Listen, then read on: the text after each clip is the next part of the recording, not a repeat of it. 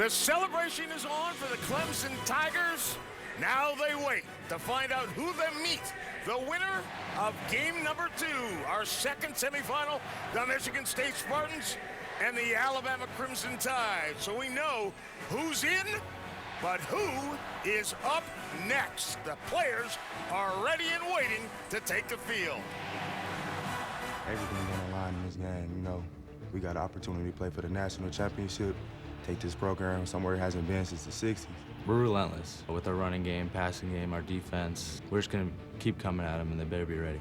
Obviously, our season's on the line. You know, this is a semifinal, so if we lose, we're done. Well, if you've ever been in a fist fight, it's, you know, just think of it as that. That's what it's going to be like.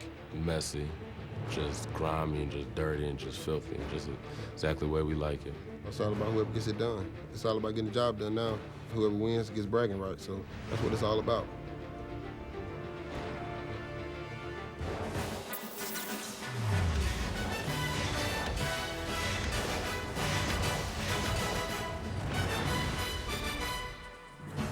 Welcome to the TurboTax College Football Pregame Show. And welcome everyone to AT&T Stadium. It's the Goodyear Cotton Bowl. John Saunders alongside of Matt Brown and Mark May. We should be in for a great second semifinal. As I said earlier, that's like the finesse guys who battle it out on the toe. But now it's time to go toe-to-toe with the heavyweights. Michigan State, what is the key to their squad? Michigan State on offense has to stay balanced, and they've got to win third down, especially with Connor Cook.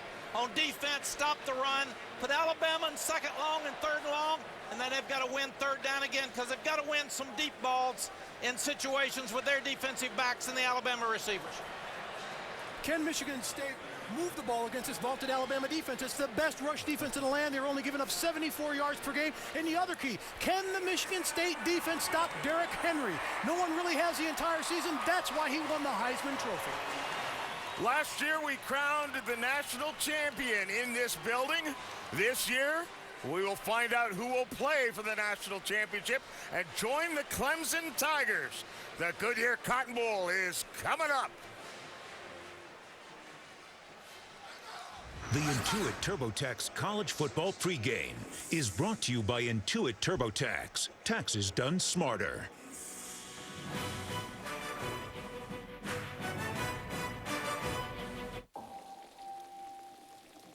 I don't want to live with the uncertainties of Hep C. Or wonder whether I should seek treatment. I am ready. Because today, there's Harvoni, a revolutionary treatment for the most common type of chronic hepatitis C. Harvoni is proven to cure up to 99% of patients who've had no prior treatment. It's the one and only cure that's one pill once a day for 12 weeks. Certain patients can be cured with just 8 weeks of Harvoni. With Harvoni, there's no interferon, and there are no complex regimens. Tell your doctor if you have other liver or kidney problems, HIV, or other medical conditions, and about all the medicines you take, including herbal supplements. Taking amiodarone with Harvoni may cause a serious slowing of your heart rate. Common side effects of Harvoni may include tiredness, headache, and weakness. I am ready to put Hep C behind me. I am ready to be cured. Are you ready? Ask your Hep C specialist if Harvoni is right for you. The Battle Frog Fiesta Bowl, the Rose Bowl game presented by Northwestern Mutual, and the All-State Sugar Bowl, New Year's Day on ESPN and streaming live on Watch ESPN and the ESPN app.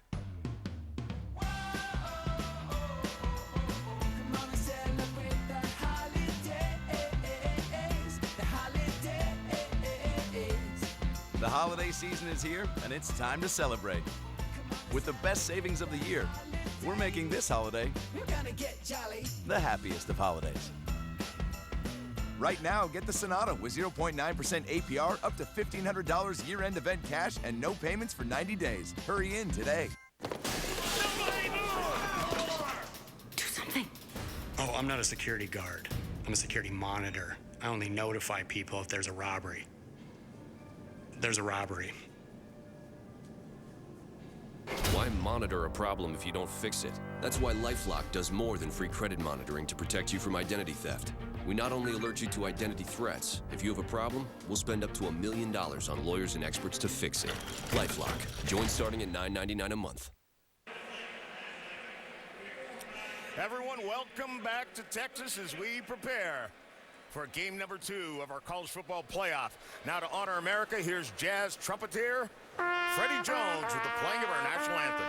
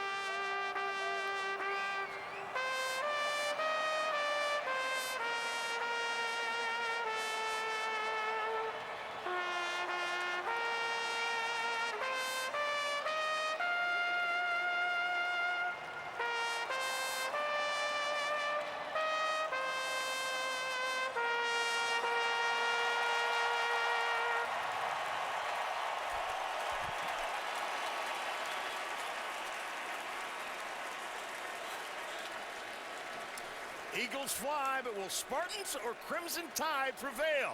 The Nissan pregame rush from Arlington is coming up next. But first, a look inside Nissan's Heisman House.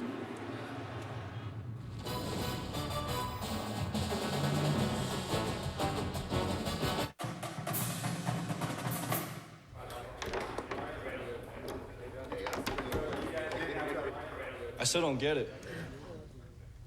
Get what, Marcus? All of it, man. We all live here? Seriously? Rob, I thought you lived in Virginia. Coach, aren't you supposed to be in South Carolina? Those Nissans outside, when we drive them, they don't get dirty. And all this food. Who put this ham here? I didn't put it here. Did you?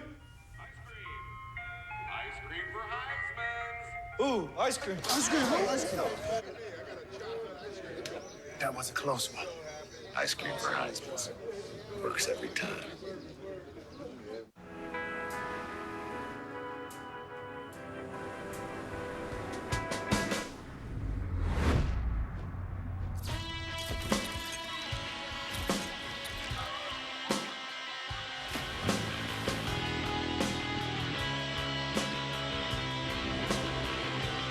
Why fit in when you were born to stand out? The 2016 Nissan Altima has arrived. It isn't always easy to know where you stand financially. Multiple accounts, investments, insurance. It can leave you wondering how it all fits together. At Northwestern Mutual, we help you see your whole picture, find out what you truly want, and then together we design a plan to go get it. There's a confidence that comes in knowing what financial security is and doing what it takes to achieve it. At Northwestern Mutual, we help you live life differently. Yeah. I thought we said +1. Oh, so no pants is okay here. Jeez. Welcome to the Nissan pregame rush. Nissan, premier partner of the Heisman Trophy.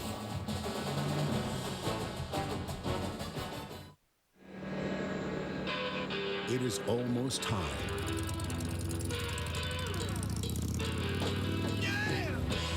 The building is revving, lurching, wild and limitless. Nothing matters now but ending the wait. It's New Year's Eve. It's party time. It's game time. Dancing on the ceiling, they're dancing on the floor. People everywhere coming through the door. They know there's a party going on.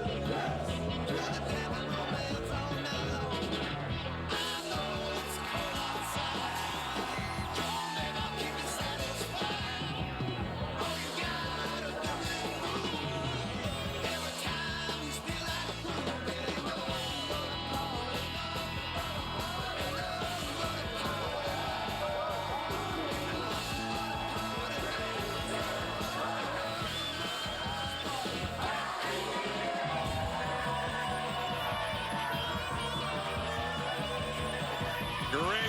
energy inside AT&T Stadium in Arlington, Texas. In the heart of Texas tonight, the second ticket to the title game up for grabs. It's the Goodyear Cotton Bowl Classic, the second semifinal between the Big Ten champion Michigan State Spartans and the Southeastern Conference champion Alabama Crimson Tide. They will battle for the right to face the unbeaten, top-ranked Clemson Tigers in the championship game, brought to you by AT&T a week from Monday in Glendale, Arizona. And welcome, Chris Fowler, Kirk Herbstreit, Heather Cox, Tom Rinaldi will join us, and thank you for spending the final few hours of 2015 down here in Texas. Kirk, experts were wrong in the semifinal number one. The Spartans are big underdogs tonight against the Crimson Tide. They've thrived in that role, but two teams who've stumbled this season and then responded spectacularly. That's why they're here. It is why they're here. And I think with all the emotion in this building, with the layoff and the buildup and the hype, when you're the underdog, you need to start well. Michigan State needs to come out of this game with Mark D'Antonio, and they need to establish some confidence, whether it's on defense against Derrick Henry or the offense with Connor Cook making a play through the air. They need something good to happen early to get themselves to believe that an upset can happen for them as well. Familiar turf. This is where they came from 20 points down to beat Baylor in last year's Cotton Bowl. This is the place where Alabama began their campaign this season. It's a veteran team. They're 20 fifth-year seniors, a very accomplished group, but this is the one thing this group hasn't yet done: play for and perhaps win a national championship. Imagine what's going through these players' minds. Big opportunity. This is what you dream about when you start to play football as a Pee-wee football player, and you select your college and you hope one day to win a championship and be able to get to a national championship, and Michigan State now has that opportunity, and the wait is over. They have a flair for the dramatic. They beat Ohio State and Michigan, leading for 0 seconds in either game, and of course the long march, a 22-play touchdown drive to beat Iowa for the Big Ten championship.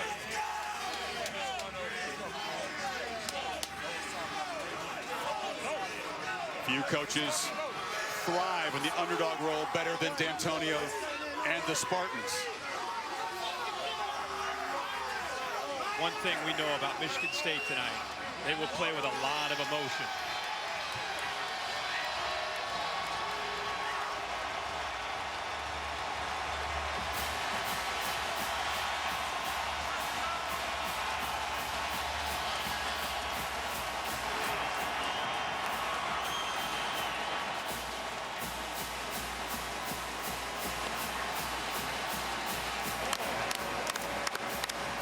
Connor Cook, the quarterback who injured his shoulder, missed the victory at Ohio State and nursed it through the final two games, told us the other day, Kirk, the shoulder is 100%. Do you buy it? I do.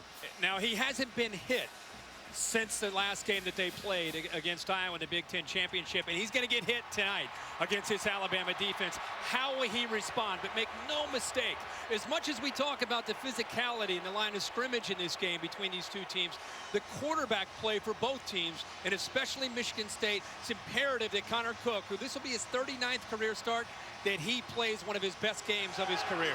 Most experienced quarterback in the playoff against the least experienced. Nick Saban hoping that Jake Coker, the senior who's waited his whole life for a chance at a championship, can come through tonight.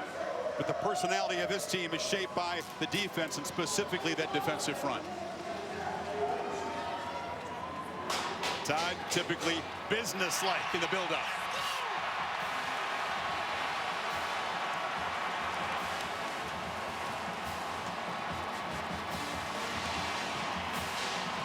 We've been amazed, Kirk. We've seen plenty of Alabama practices, but they have practiced with a ferocity right up until this high-stakes game. This is a team that won a championship in the last 2 years. They have admitted the focus just hasn't quite been there. You and I have been around this week down here in Arlington. If they lose this game, it will not be because they don't respect and they're not focused on Michigan State. And Derrick Henry, wins the Heisman Trophy. Chris, you and I made the same comment that I don't know if I've ever seen a Heisman Trophy winner handle the accolades and the hype as well as he has. It's business as usual. He's out here practicing, working as hard as he ever has. Michigan State has got to put everybody at the line of scrimmage to stop him, especially early in this game, which will give Jake Coker, Calvin Ridley and company opportunities to make big plays in a pass game for the Tide early in the game.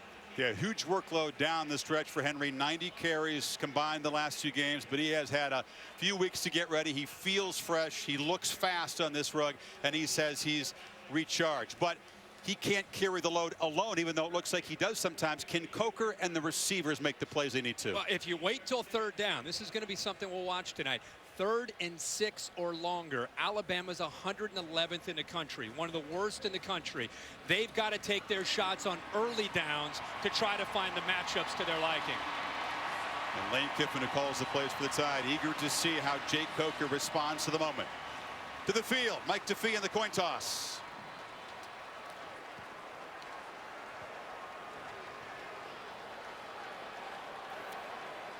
Okay, gentlemen. Congratulations and welcome to the 80th Goodyear Cotton Bowl Classic. This is our coin for the toss today. This is the Alabama logo, and this is the Michigan State logo. The winner of the toss will be the logo left up. I want to introduce to you Mr. Dan Novakov, chairman of the Cotton Bowl Classic. He will do the tossing of the coin.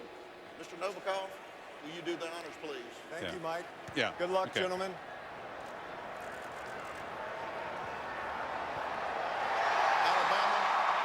Alabama's won the toss. Defer. You want to defer the option. You want the ball. Which end do you want to kick from? I want to kick that way. Kick this way. Spin this direction. Michigan State.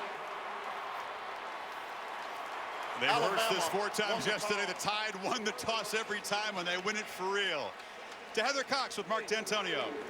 Chris, thanks so much. Coach, your quarterback, Connor Cook, by his own assessment, said he hasn't played in a game at 100% since injuring his throwing shoulder 6 weeks ago. Yeah, what do you need from him tonight? What do you need from him? Got to play. Got to play. He's ready to go. We got to go, man. Coach, what's the single most important thing you can do? Don't flinch. Oh, all right, Coach, thanks. Now let's head to Tom Rinaldi with Nick Saban. Coach, after all the practice and the preparation, what's the single greatest unknown in your mind in this game? Well, I think the 26 days off and how you're going to come out and play. So I think our guys have prepared well. They practiced well, and I think we're ready to play well. It's just going to be a matter of the discipline that we have and how we execute and how we can play for 60 minutes in the game. Appreciate it. Good luck. All right, thank you. Chris. 15 years ago, Nick Saban was the boss of Michigan State. Mark D'Antonio worked for him, but I think he's more than tired of being called a Saban disciple. How about that? I mean, he's ready to go. He said, "Don't flinch." To Heather about the key to this football game for his team. That's the message. Now, this has been the Nissan pregame rush, and a lot of feel the rush in here. This is about, I would say, an Alabama crowd of 55-45, but pretty close to 50-50. It sure is. Great scene, great atmosphere, great build-up, and let's just have a great game now. Let's take a look at each team's plan for success presented by Northwestern Mutual. We have talked throughout the day about Connor Cook. Big night throwing the football to set up the run. The defensive backs, they've got to hold up in one-on-one coverage, especially when Alabama takes shots downfield in man-to-man coverage. For Alabama, it's attack through the air on early downs, and also on defense, disrupt the timing between Connor Cook and his receivers. Iowa did a very good job of that. It's not just about Connor Cook. It's about the Spartans wide receivers. Can they get away from press coverage from Alabama? So the Tide's junior Adam Griffith to boot it away. Aaron Burbridge and Delton Williams deep for the Spartans. Semifinal number 2 and a ticket to the title game at stake right now.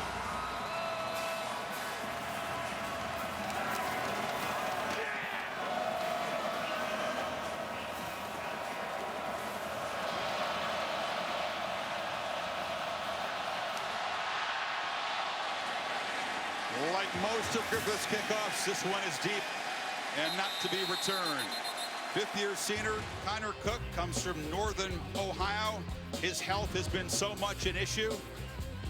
His leadership has been questioned. He's been very defiant about that. But look at the big game resume. He's won 3 bowl games the last 3 years. Yeah, people could say whatever they want about why he wasn't elected captain as a 5th-year senior, a 3-year starter. All I know is this guy wins football games. 34-4 in his career, making his 39th start tonight. He's got to be on top of his game to give the Spartans a chance to be consistent moving the ball.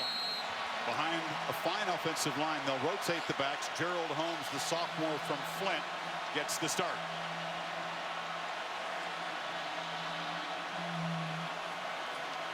And a first down throw. Cook fires far side into strong coverage, and right away a pass interference flag.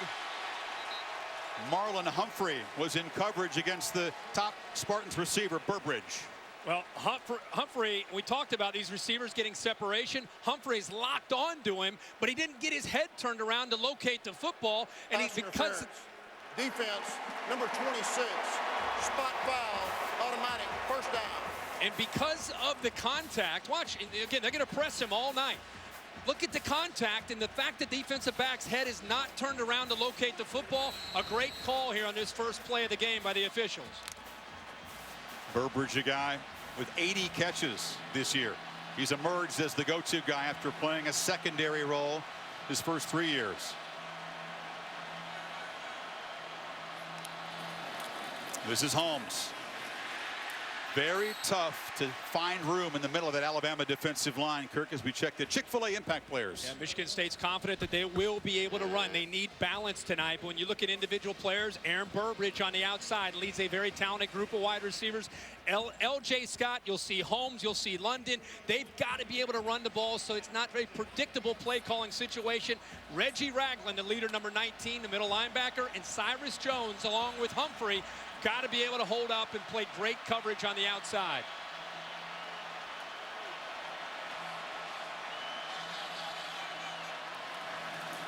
Holmes collides with Cook and is able to muscle forward, but the timing on the play disrupted, and it'll be third down. Jaron Reed, Denzel Duvall combining. Yeah, the timing's disrupted because, as you said, a quarterback and running back run into each other. Look at the left guard in the background. He also is affected by the penetration by Alabama. The play did not have a chance, but Connor Cook running into Holmes definitely did not help the cause. A little bit of jitters here maybe early as far as Holmes and Cook are concerned there on that play, but it does set up our first third down of the ball game.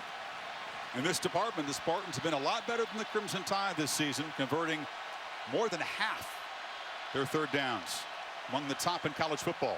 Empty backfield. Cook fakes and then takes off, not known as a runner, and wrapped up by Reggie Ragland, the middle linebacker, one of the leaders of that defense. Yeah, they also brought in Ronnie Harrison, a defensive back, so they had 6 defensive backs in the game. Watch Harrison right here. You see him stay home, gets off his blocks, and it allows Reggie Ragland to be able to clean it up. But 15 involved here. The 6 defensive backs, Allen 93 involved as well. Interesting that Michigan State, after all their scouting report, quarterback run against Alabama has given them problems, but Connor Cook, not the most fleet-footed in that time, did not have a chance. Jake Hartbarger is the redshirt freshman punter. Cyrus Jones deep for the Tide, and he makes a fair catch. And the Tide will take over inside their 20.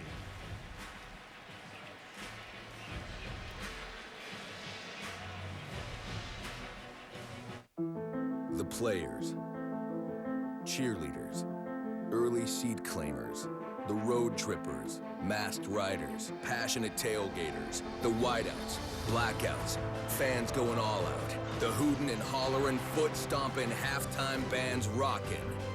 Every team has a tradition that inspires superior performance, and for the last 60 years, we're proud to be the one they all have in common.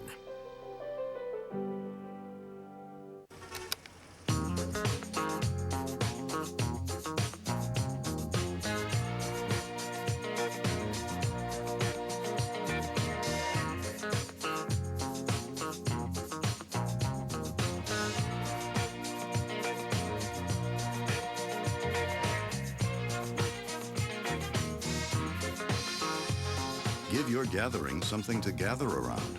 Try catering at Chick-fil-A.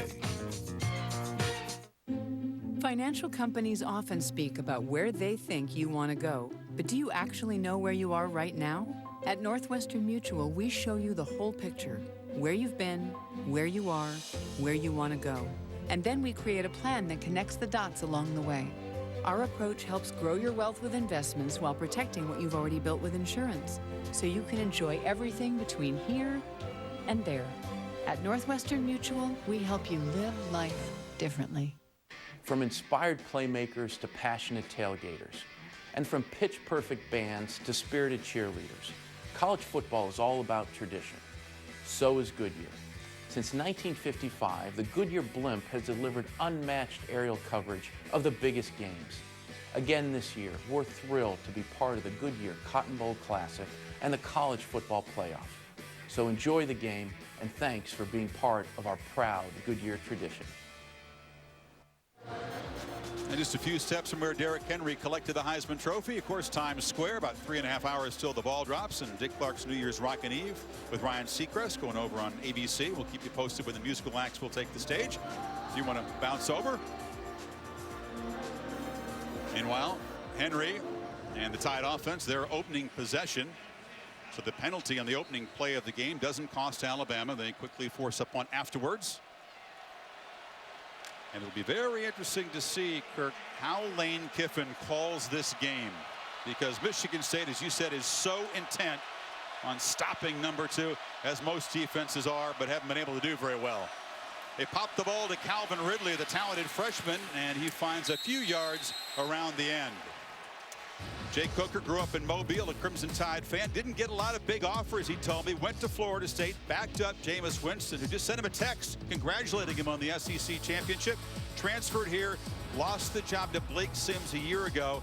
And boy, it was a troubled start to the season, wasn't it, for Coker? Benched against Ole Miss, but came off the bench. They lost the game, but he won the team that night. He sure did. They were down 17-3 when he was inserted, and he played with a different attitude, a different edge to him. And they really found their identity after that game. It's a second down throw. Catch made by Ridley, who darts across the 30 for a first down as we continue with the Chick-fil-A impact players. In the first couple plays, they're trying to get the ball out to the perimeter, away from the teeth of that Michigan State defense. Derrick Henry, we know that they want to be able to throw the football. Calvin Ridley has got an ability to get downfield. You have Riley Bull in the middle and Calhoun on third down. Coker's pass batted down at the line by Lawrence Thomas, the fifth-year senior defensive end. And the D-line also a strength of this team. Absolutely. It really is, Chris. I think Mark D'Antonio would tell you the difference between some of the great Michigan State teams that he's had over the last 4, 5, 6 years and where they've been the last year or two is up front. Guys like Lawrence Thomas, Malik McDowell, we know about Shalik Calhoun, Joel Heath. They're deep as well. They'll rotate up to 8 guys up front.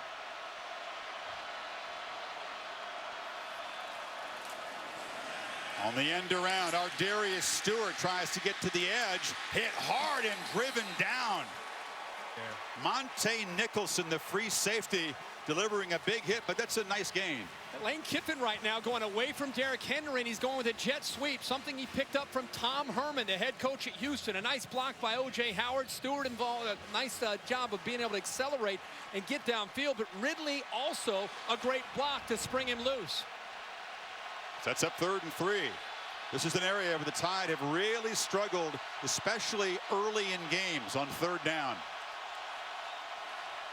Again, they fake it to Henry. Coker backpedaling, flips it to Stewart.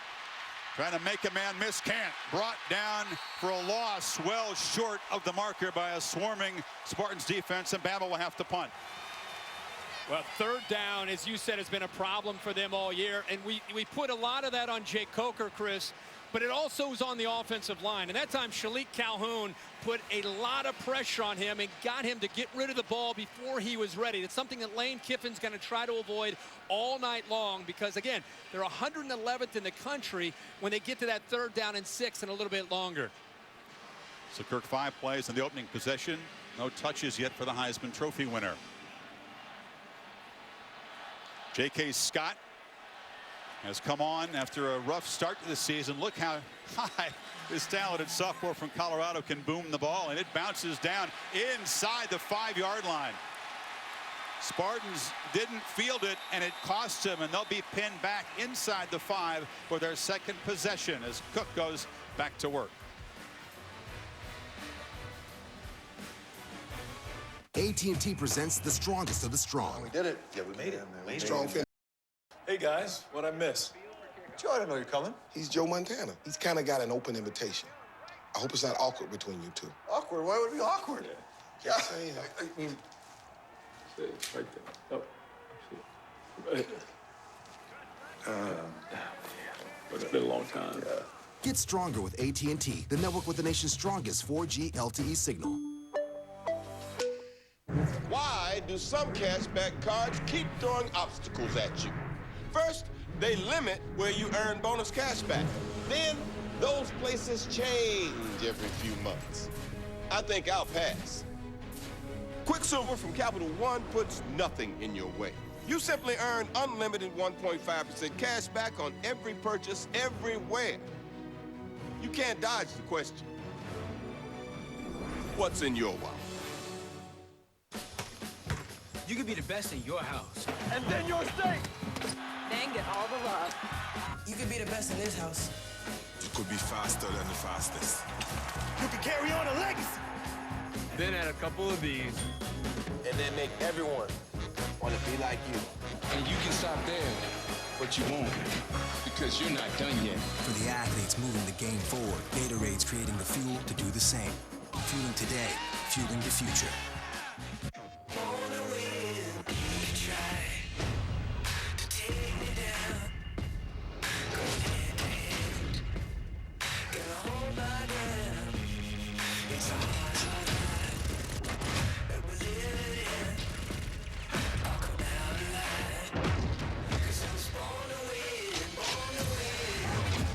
Rated M for mature. PS4 bundle available now. PlayStation. The Goodyear Cotton Bowl Classic, brought to you by Goodyear. Follow at Goodyear on Twitter for big daily prizes. #Goodyear. AT&T, mobilizing your world. The Capital One Quicksilver Card. Earn unlimited 1.5% cash back every purchase, every day. Chevrolet, find new roads. And Gatorade, fueling today, fueling the future. Nice night to fly in Texas, and our aero coverage provided by Goodyear. Kick off your drive with tires that return superior performance. Goodyear, more driven. Because McGarrett King, who was lined up really deep, Kings didn't come up and fielded Kirk. It bounced all the way down inside the 5, a 56-yard punt by Scott.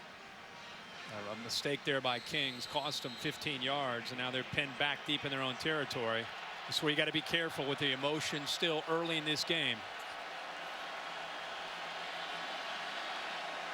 L.J. Scott, a talented true freshman, the workhorse in that marathon drive against Iowa in the game.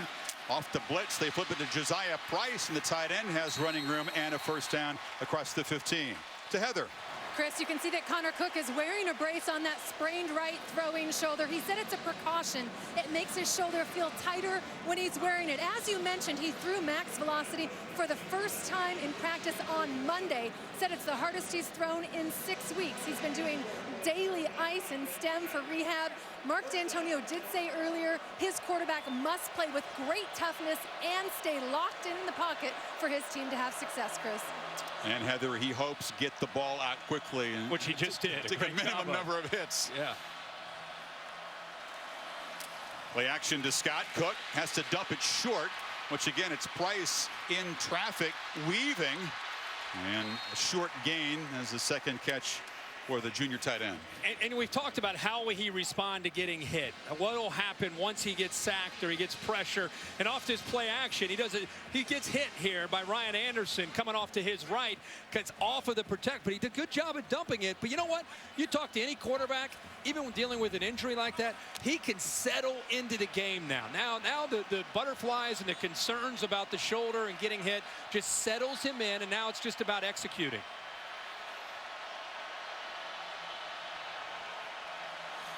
On 2nd and 7, they feed Scott, who tries to bounce it, but is going to be dropped for a loss. Ryan Anderson again involved in the tackle. It'll be 3rd and long. Boy, watch the pit here. A'Shawn Robinson, number 86, who is going to be a handful tonight. He's right here. Watch him be able to deal with one lineman, another one. He's the one who actually jams that hole. Anderson, 22, is involved, and there's the pursuit of the Alabama defense. But A'Shawn Robinson in the middle, along with Jaron Reed, number 90, that's who Michigan State's going to have to contend with, and that's why I think they're trying to go more to the perimeter, because it's tough sledding right now in between the tackles. Cook is brilliant against the blitz, but the Tide don't often have to blitz, and they rush only 3, and they flush him immediately. Cook around the corner, throws, incomplete. On the sideline, Kings was trying to haul it in. He says he made the catch. Well, he did make the catch, but he didn't get a foot down. Officials were right on top of that. They flushed him. Actually, Michigan State got him away from the pressure. He tries to get a foot down. Boy, that's why he was arguing it. He's trying to say that his left toe was down before his heel ended up getting down. In that situation, his toe has to stay up. When the heel comes down, he's out of bounds. It's incompletion. Antonio checking the giant jumbotron overhead. But the call will stand, and Cyrus Jones back to receive the punt from Hartbarger, which is a high one, and drives Jones back to the 30. No fair catch, hit immediately. Excellent coverage there by Tyson Smith. So Derrick Henry, when will he touch the ball for the first time? The Tide's second possession coming up. Welcome. How you doing? Thanks for coming. Today you're going to choose a mobile office to drive to a remote work site.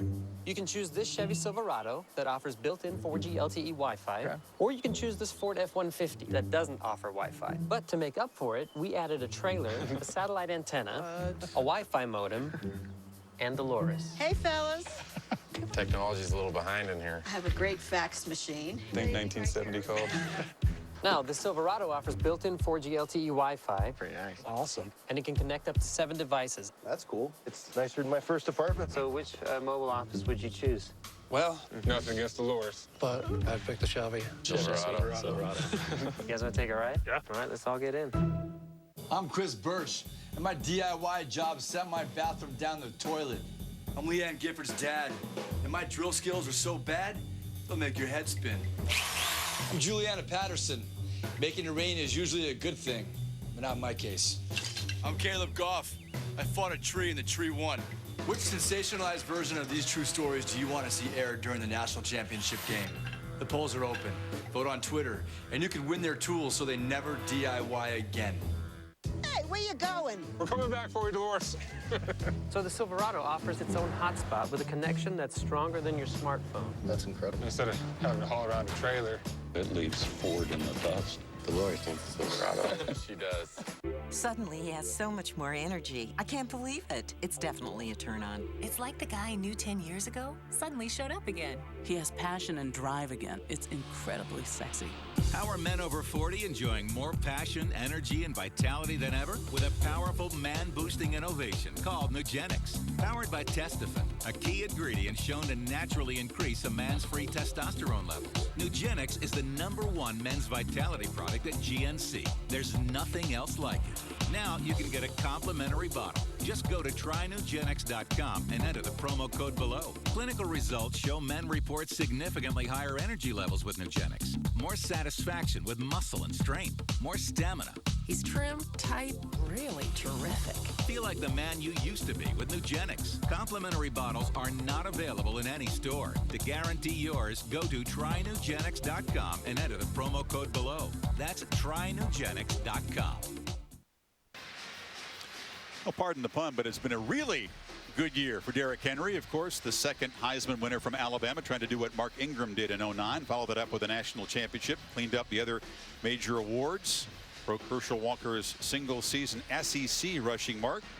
23 rushing touchdowns, and Kirk needs 14 yards to hit 2,000 this season. Lane Kiffin has chose to use him as a decoy, emphasize other guys so far. And I think Lane Kiffin knew, because of the respect he has for the style of defense Michigan State plays, early he wanted to give him another look going outside. When they get into this pistol formation, usually they hand it off to number 2.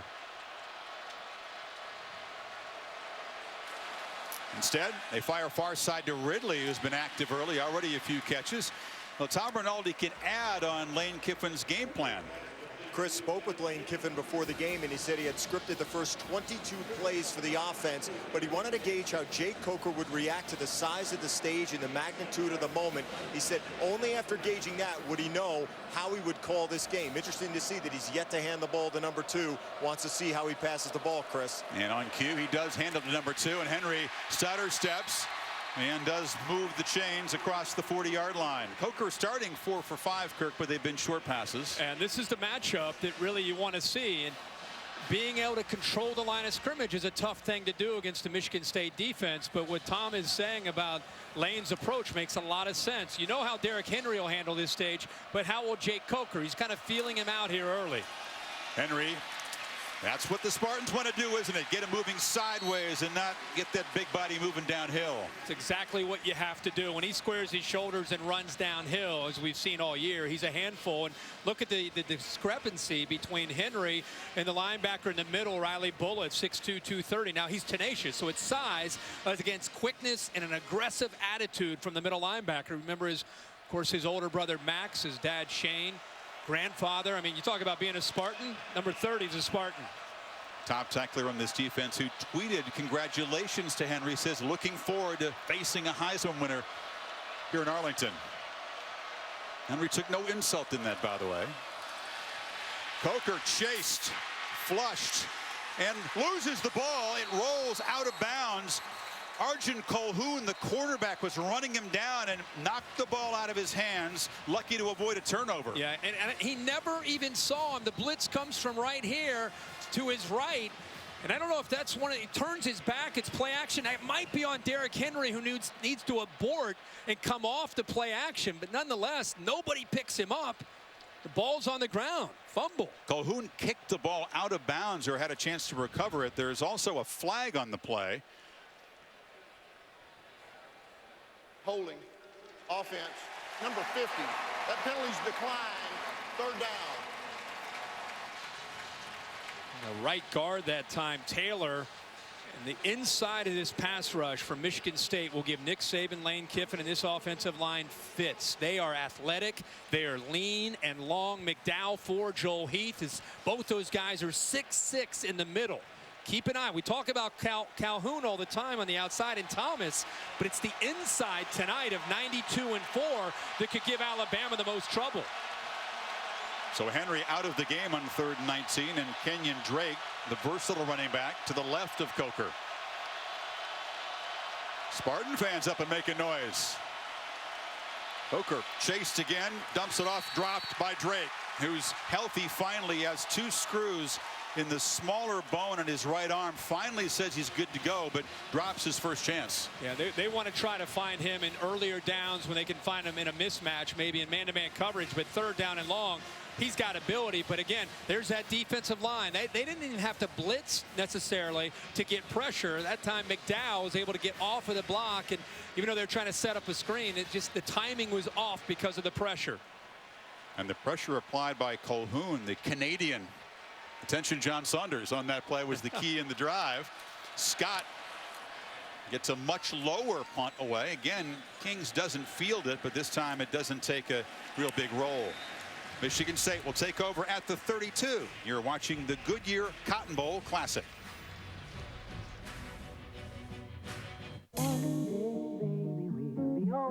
Oh, baby, we'll be old and think of all the stories that we could have told. One day, baby, we'll be old. Oh, baby, we'll be old and think of all the stories that we could have told.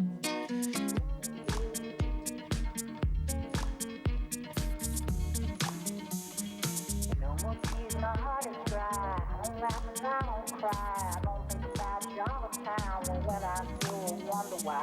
One day, baby, we'll be old. Oh, baby, we'll be old. Think of all the stories that we could have told. One day, baby, we'll be old. Oh, baby, we'll be old. Oh, baby, we'll be old. Oh, baby, we'll be old.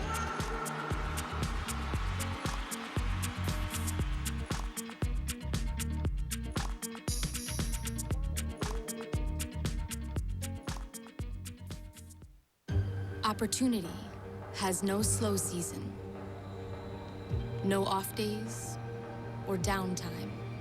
Opportunity is everything you make of it. This winter, take advantage of our season's best offers on the latest generation of Cadillacs. The 2016 Cadillac ATS. Get this low mileage lease from around $269 per month or purchase with 0% APR financing. Dear, why don't we switch to DirecTV? Now, Mother, we are settlers. I've settled for cable all my life. But DirecTV has been #1 in customer satisfaction over cable for 15 years. We find our satisfaction elsewhere. The boy has his stick and hoop, the girl, her faceless doll, and you have your cabbages. And you have your foot stomping. I sure do. Don't be a settler. Get rid of cable and upgrade to DirecTV. Call 1-800-DirecTV. A reminder, we've taken two things that you love, made it one thing. Watch ESPN is now the ESPN app. If it's on ESPN, it's going to be on the app. You can download it, start live streaming now. So far, Bama's defense has been typically suffocating in the early going. They've only allowed 19 first quarter points all season. That's 1 touchdown by Tennessee and 4 other field goals. You see Alabama right now playing with safeties that are back. It makes it very tough to be able to get the deep ball.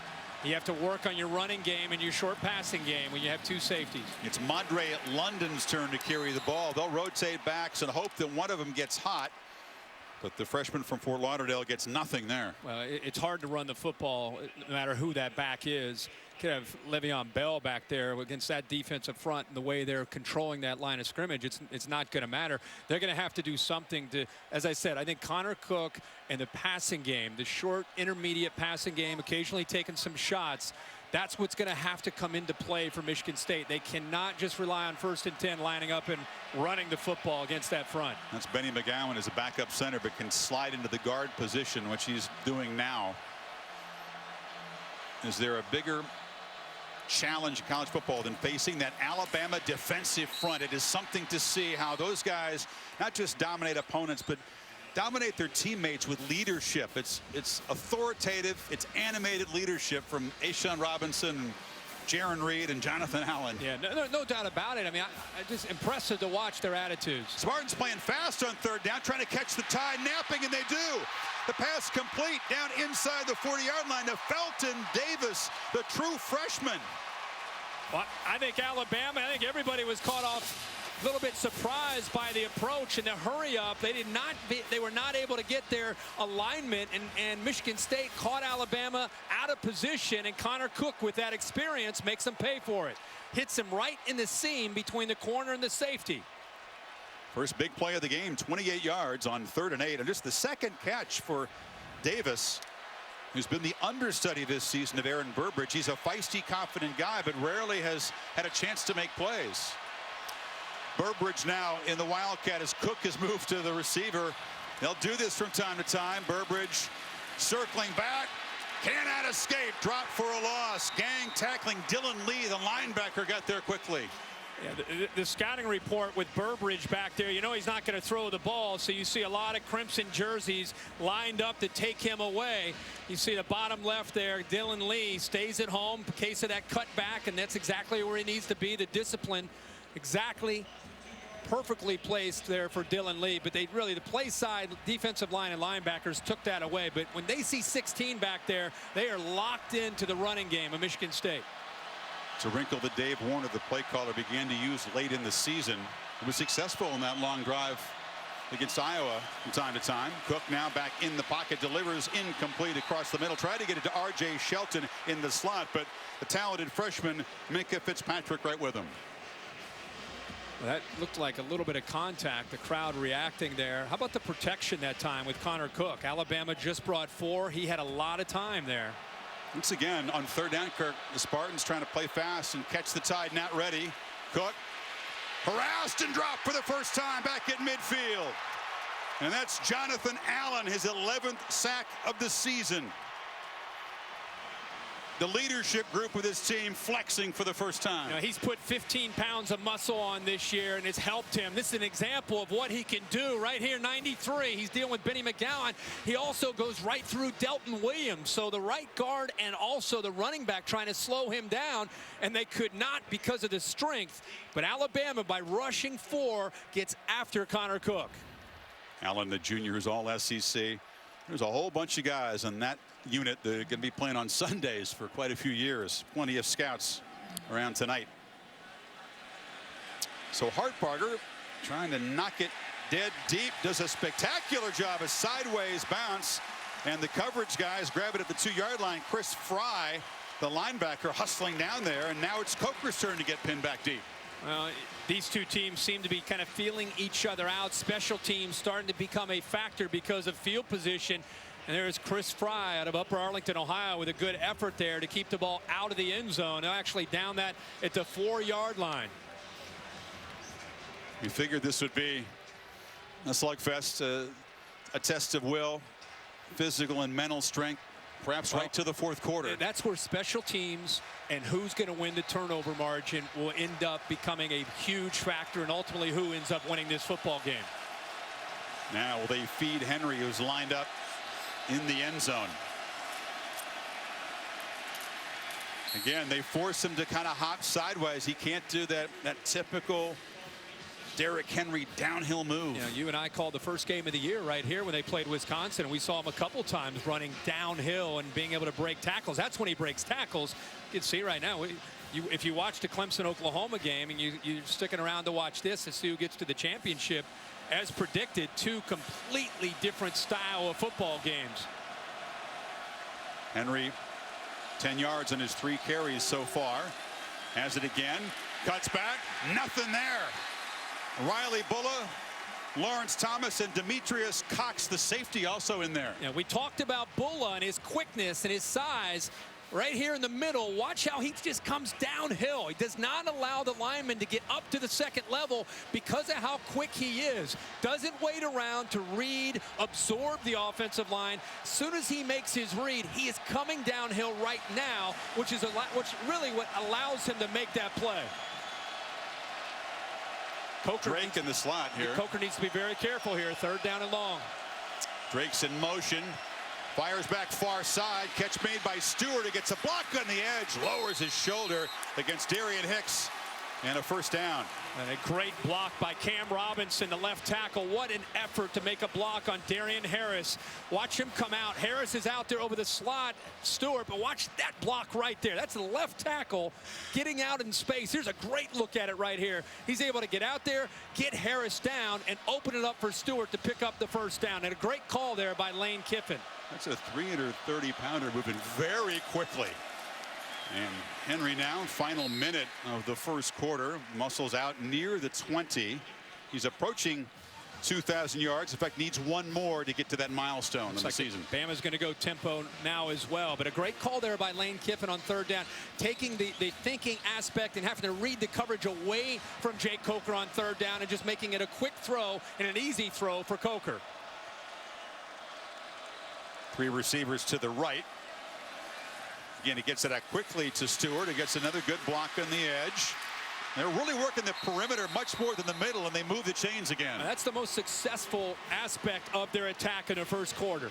And Lane Kiffin told me actually today that he's concerned early in the game about Derrick Henry and being able to get on track. His answer, he thought coming in, would be to get the ball to the perimeter in a hurry. Michigan State will blitz. They play a lot of man-to-man. They're soft right now in coverage, so it's an easy throw. And because of the quickness of these receivers, it's a smart call for Bama. Can Coker snap it before the clock expires in the 1st quarter? No, did not get it off.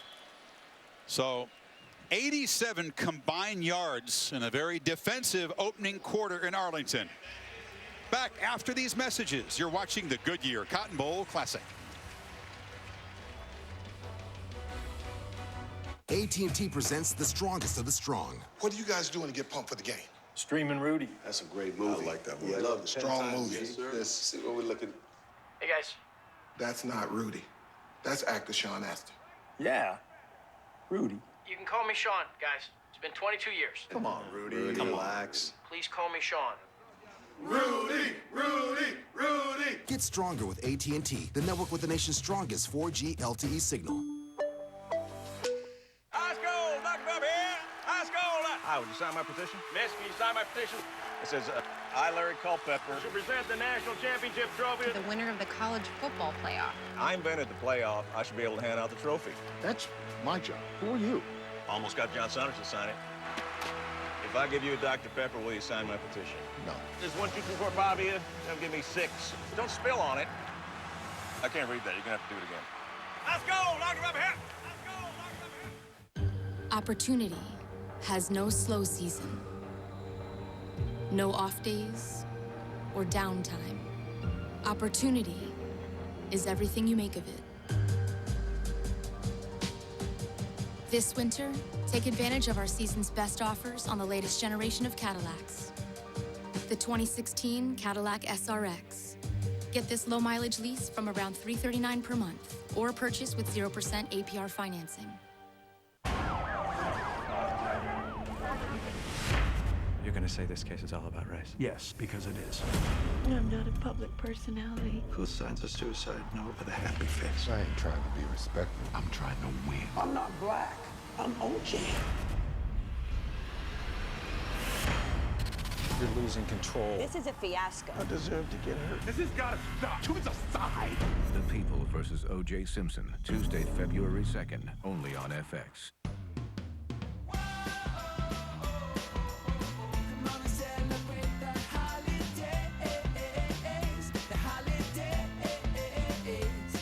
The holiday season is here, and it's time to celebrate. With the best savings of the year, we're making this holiday the happiest of holidays. Right now, get the Sonata with 0.9% APR up to $1,500 year-end event cash and no payments for 90 days. Hurry in today. Sage Steele here in Times Square. Okay, I was just outside and everybody down there is multitasking and watching the game on their smartphones while helping Ryan Seacrest and company count down to 2016. That's all over on ABC right now, so trust me, you can multitask too. Check it out. All right, Sage, Happy New Year to you. I live in New York. I was one and done in Times Square. Did it once. That was good. That'd be enough for me, too. Back here at the Goodyear Cotton Bowl Classic in Arlington, a scoreless first quarter. Bama has held opponents now scoreless 10 times this year in the first quarter. Michigan State 7, so nothing unusual here. Nothing we didn't expect. That's right. Knowing Lane Kiffin, at some point, he's going to have to take a shot against man-to-man pressure from Michigan State. Try to stretch this Michigan State defense. Flip it to Drake out of the backfield, and Kenyon, who brings an element of speed and versatility to the offense, scampers quickly out near the 40. And right now, we're in the second quarter, and you're thinking, where is Derrick Henry? He only has 5 carries for 15 yards. And early in this game, Lane Kiffin is thinking that Michigan State's entire month of preparation has been geared to stop number 2. And he's trying to take advantage of some other areas and eventually get back to Derrick Henry. But right now it's been quick throws to the perimeter, getting the ball to the speed of this Alabama offense. Guys like Drake and Stewart and Ridley. He's got 2nd and 1, so the potential to take a shot right here if he wants to. Instead, they feed Henry. Henry barrels forward for a first down, and that puts him over the 2,000-yard mark for this spectacular junior season. Yeah, what a year he has had, and such a big part of the way Alabama responded to their loss to Ole Miss at home. When they started Cooper Bateman, they were still trying to be kind of the offense with Blake Sims from a year ago, and then settled on the running game of Henry and the play-action pass. Now it's a 2-back look. Henry just runs over a man and spins for a gain that doesn't look like much, but he gets 5. It doesn't look like much, but the wear and tear of those kind of runs, they're like body blows in boxing. Body blow, body blow. Hicks took a blow. Yeah, he sure did. Into the fourth quarter, those blows start to really add up. Hicks is a 180-pound corner, so he's giving away about 60, 65 pounds to Henry. Yeah, and he came in there actually late. It looks like Cox took the initial, the brunt of the hit. He's up and walking off, which is good. He's been such a big part of getting healthy these last 4 games for Michigan State, and affected the entire secondary, which affected the entire defense. They played their best 4 games in the last 4 games of the year. Hicks missed some time this year with a concussion, also missed some time with mono. Injuries in the secondary, one reason why the no-fly zone for a while that the legendary Spartan secondary slogan. It became the friendly skies for opponents. They were throwing the ball downfield a lot. 48 passes of 20 yards or longer. That's the most that Mark D'Antonio's defense has ever given up. Coker to Henry, who powers forward near the marker. It'll be 3rd and short for the Tide. More body blows. It's interesting that the first quarter, it looks like, and again, he talked about this with Tom Rinaldi, he kind of had a vision or a plan, and as soon as we've gotten into this second quarter, he flipped that play sheet, and he's gone back to number 2. Also flipped the tempo. Henry knocked down near the marker. Monte Nicholson cut him down. It's going to be short. So a decision for Saban from the plus 45. You can see he's inclined to do here. They tried to play fast there against Michigan State. Yeah, both teams are kind of, and they have it as part of their arsenal. They don't hang their hat on it the way you see some of the other teams around the country. But it's a nice little change up to try to get the defense out of position. We've seen Cook do it, and also Coker. So the offense staying on the field, huddling around Lane Kiffin and the white visor. They get a measurement here to see exactly how much they need on 4th down. Tide, not a real good team in terms of 4th down efficiency. Just 11 of 23 this year. Chris, I'll just say this, that because of the size and athletic ability of Coker, the quarterback sneak seems the most obvious because of the respect you have to have for Michigan State's defensive line. They can slip a gap, and if you go deep and hand it off to Henry and you get penetration, the play gets blown up. It seems like the quarterback sneak would be the safest call. The 11th play of this drive. Need about a football. Coker with big number 2 driving behind him does make the 1st down. Yeah, I mean, I know Derrick Henry's a great player, but it's a big play because if you get stopped here, Michigan State gets the ball right at close to midfield. You can see the surge there led by the veteran Ryan Kelly in the middle. Howard, the tight end, and Henry just helping the quarterback. Yeah, and that's legal now. Henry with a nice little push from behind. Yep. Remember, everybody gets caught up in the Bush push, and that's illegal, but now you're allowed to do that. A breather for Henry. It's Drake. Lined up at midfield. They fake it to him. Coker takes a downfield shot. Ridley has a step. Jump ball. Incomplete. Good coverage. Jermaine Edmondson was picked on a lot this season, Kirk. Made a nice play. Great coverage and a perfect time to call it on 1st and 10. They get man-to-man. This is a matchup that Ridley 3 will take every time.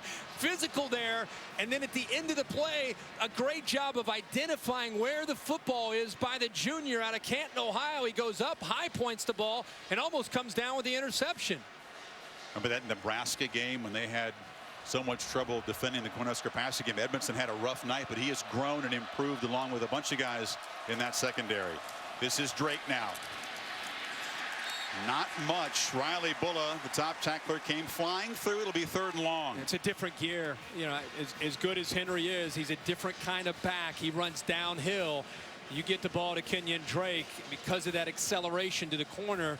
Michigan State's got to be able to react. And how about Riley Bulla that time? Back-to-back plays by the Spartans defense individually. Edmondson on the play downfield, and then Bulla that time on the run by Kenyon Drake. Both teams just 1 of 4 so far on 3rd down. Both offenses have faced 3rd and long a lot tonight. There's Shalik Calhoun, the pass rush guy. Coker gets protection, finds Drake, who spins free but does not get near the 1st down. Dropped at the 40. Demetrius Day Cox, the safety, came up to disrupt things. And how about R.J. Williamson back? He has been out since week 5, where he had a bicep injury against Purdue. It's first time he's played since week 5. A veteran, a 5th-year guy with great knowledge, did enough there to slow down Drake to allow the rest of the Michigan State defense to be able to corral Drake before he got a 1st down. Williamson, a leader who brings a lot of knowledge and helps the communication, but he hadn't played football in 3 months. I wondered how he'd be able to hold up tonight. So far, so good. It's a big stand by the Spartan defense, forcing a punt, which lands into the end zone. Who can break through first? It's Cook, and the Spartans back to work next. Floyd doesn't believe he can get his taxes done for nothing. So we brought in Dr. Michio Kaku to explain exactly what we mean by nothing. Nothing is the absence of something. Zero is absolutely nothing. So it costs nothing? Well, it costs you zero, which is nothing. Nothing. Right. File for free with Intuit TurboTax.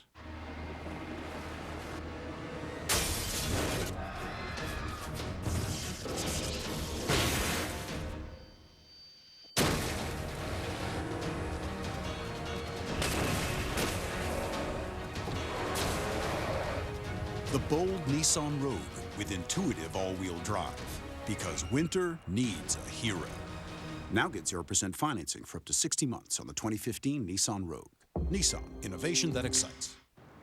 Oh, man, that's good. Des, have you tried Coke Zero yet? Reese, Coke Zero? Man, I wish every fan could try this. How you gonna do that? Watch this. Everybody at home, grab your smartphone, open up Shazam.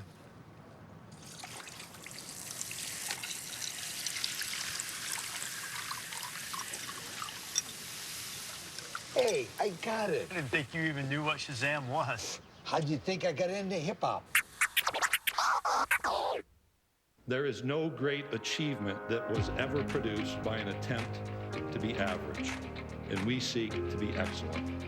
We do it through education, through competition, and through opportunity. We cannot fully lead unless we successfully educate. Educating scholars, supporting champions will provide us the platform from which we can develop leaders, literally to influence the world.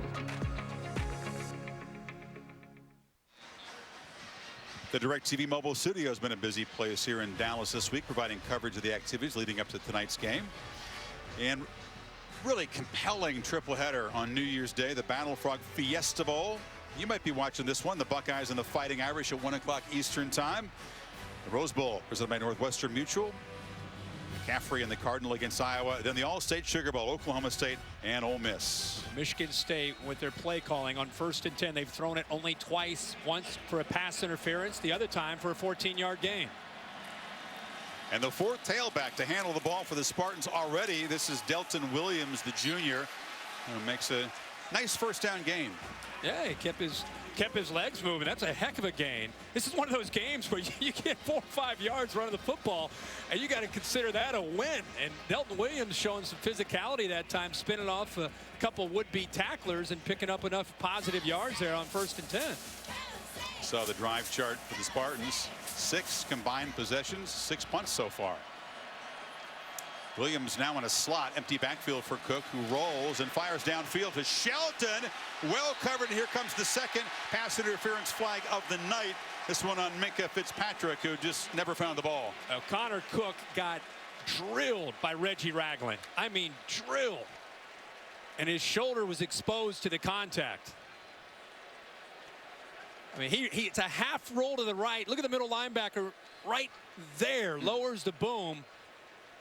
And if you see it in real time, you'll really appreciate what he dealt with there. I mean, he came in hard. Defense, number 29, 15-yard penalty, automatic, first down.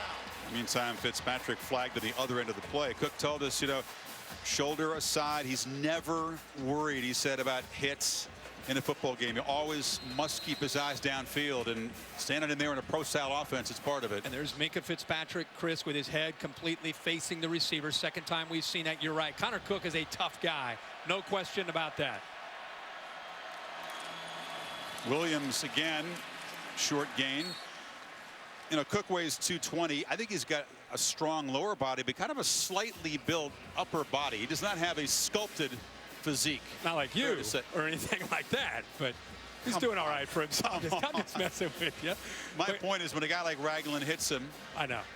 I'm just messing with you. He's 6'4", 220, and the thing about Cook is he's playing 39 games. Think about that. All-time winningest quarterback in school history. As good as Alabama is, there's nothing he hasn't seen or dealt with when it comes to the pressure of this kind of football game. You fake it to Williams. Cook stands and delivers again, and a drop. That's a drop by Burbridge, who's a terrific receiver, all Big Ten competitor, but that was right in his hands. I keep talking about separation against press coverage. Can he do it? He does. He gets the separation. Now he just has to catch the ball. Perfect job by Burbridge. He's one of the top receivers in the country. He just couldn't hold on to it. Cook delivers over the middle again. Catch made by Paul Lang, the senior tight end. Just his 11th of the season. They're finding space in the middle. Confused here by Alabama. There's a mix-up here with Reuben Foster. Look at the middle. There's nobody in the middle. Foster's over here. He might be confused with the alignment, but he's wide open, and Cook sees him quickly for the big gain. It kind of laps the Nick Saban and Kirby Smart just 17 yards on that 3rd and 9 play. They put the formation with the receivers into the boundary, and it opened up the tight end to the field. We got an offense threatening here, Kirk, for the first time tonight in plus territory.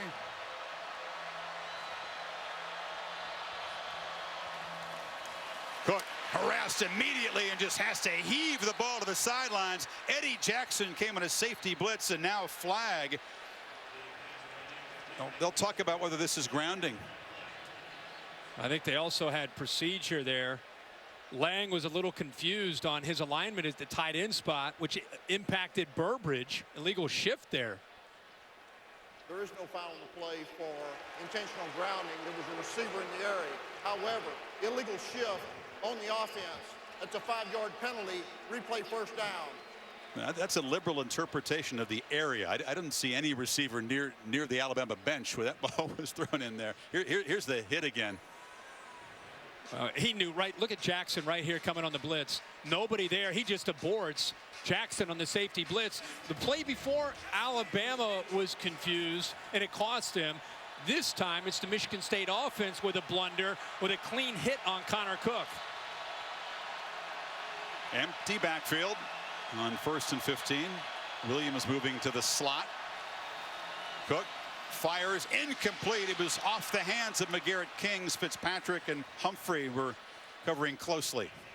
Well, Humphrey, 26 on one side, will be playing man-to-man all night. And you have Jones on the other side. Humphrey, 26, is much more physical because of his size. He's 6'1", about 195 pounds. He's a freshman, but because of his physicality, it makes it very tough to be able to get separation. And as tough as it is to make plays in this defense, Cook thinking, come on, guys, give me a little help. That's a drop from Burbridge and now from Kings already. Cook fires in, no chance, over the head of Josiah Price. It'll be 3rd and 15. So a promising drive, then the penalty, and now Cook is backed up. And that's why we don't see a lot of first downs in this game, because against these two defenses, 3rd and 9 ain't going to work very often. No, and you'll see Alabama, they'll show pressure in many cases. Now they pressure 17% of the time. They like to show pressure and then drop, and they'll rush 3 or 4 and count on that defensive line to be able to get the pressure on the quarterback.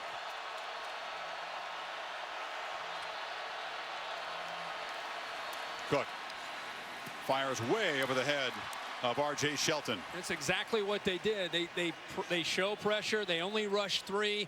And now you're talking about having 8 guys in coverage. And as good as Connor Cook is with his accuracy and his anticipation, makes it very, very hard to be able to find somebody open with 8 guys in coverage. So the mental mistake with the Tide defense, but then they knuckle down, helped by that illegal shift penalty on 1st down. And another punt as Hartbarger tries to pin the Tide deep again.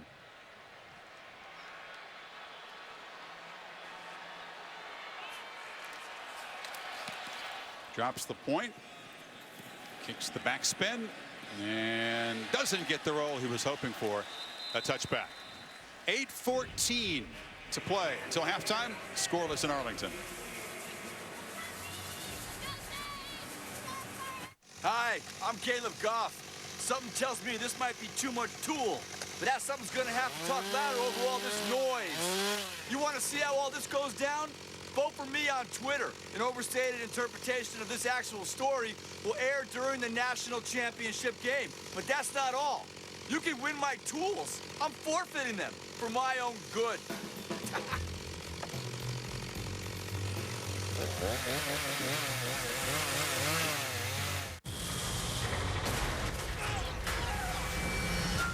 We got 3 hours, and then we sink.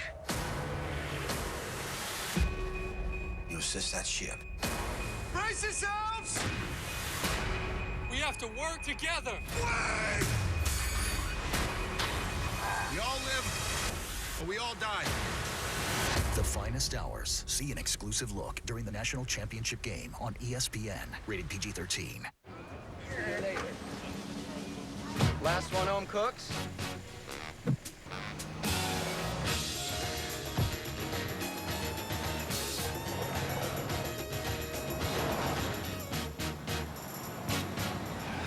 Another tie. Order in? Next time I drive. The right size Nissan Rogue. Nissan, official sponsor of the College Football Playoff.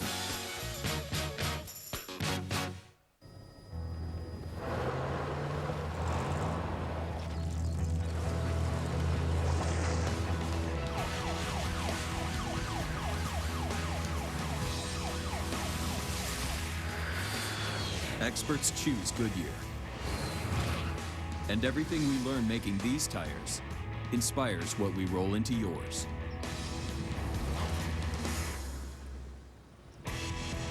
Goodyear, more driven. The Goodyear Cotton Bowl Classic, brought to you by Allstate, proud supporters of college football. Are you in good hands? Taco Bell's Crunchwrap Sliders, 4 full-size flavors, just $1 each.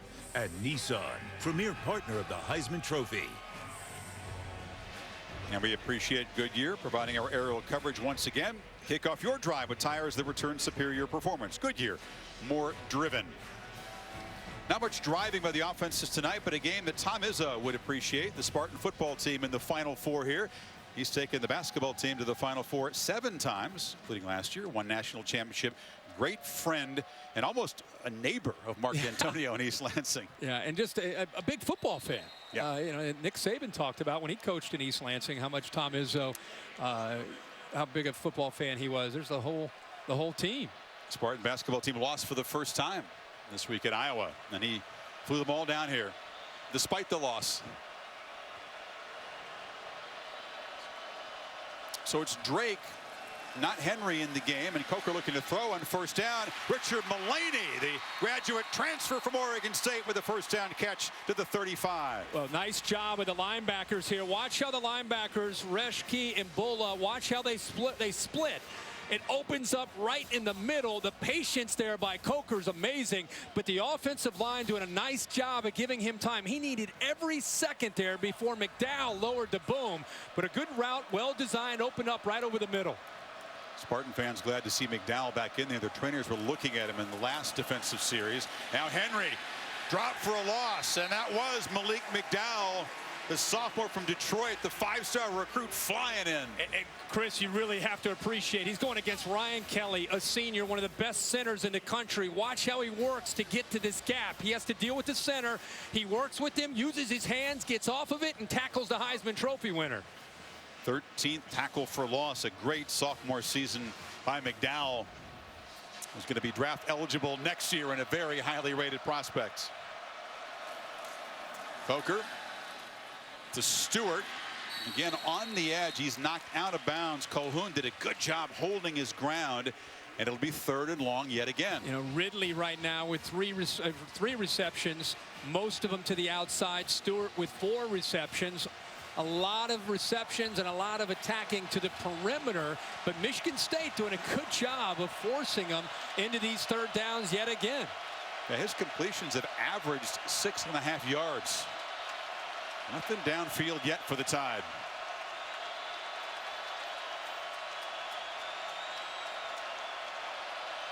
Spartans bring pressure. Coker delivers complete once again. A catch made by Stewart, and it was knocked out of bounds near midfield by Nicholson. You know, it's 3rd down and long. You've been giving Coker fits. You press, or you bring the blitz, but look at the cushion. makes it so easy for Coker to anticipate and get the ball out to Stewart. Very surprised that Calhoun was not tighter with the cover, with the blitz from Michigan State. It made it easy for Coker to recognize it, put the ball out there to Stewart, and it's a first down. Almost like they're wary of that downfield shot you keep anticipating. Play action on first down. Coker will take a shot. Ridley holds it in.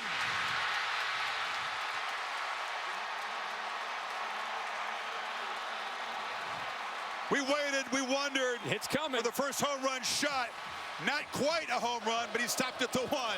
And they don't reroute him. A little inside move, and he gets one-on-one matchup against Demetrius Cox. It's exactly what they wanted. What they do is they play fast after a big play. The Spartans were still running guys off of the field as Henry took the handoff. They don't use tempo very often, but they often do after a big play. Yeah, they try to catch him off guard. Michigan State ready for it. But how about the throw by Jake Coker? He puts it right on the money to Ridley. Really trying to get that ball across, but he's definitely short. Substitution defense, more than 11 players on the field at the snap. The offense did not substitute. Half the distance to the goal, replay first down. You can almost expect Bama's going to do that after a big play, and the Spartans tried to get the short yardage guys in there, but couldn't do it. Yep, smart for Alabama without substituting. They're able to go as fast as they want. Michigan State not able to substitute, and they catch them with more than 11 on the field. A 50-yard play to Ridley, moves the ball inside the 1. 3 in the backfield. Henry, that's easy. Pure muscle, and Alabama strikes first.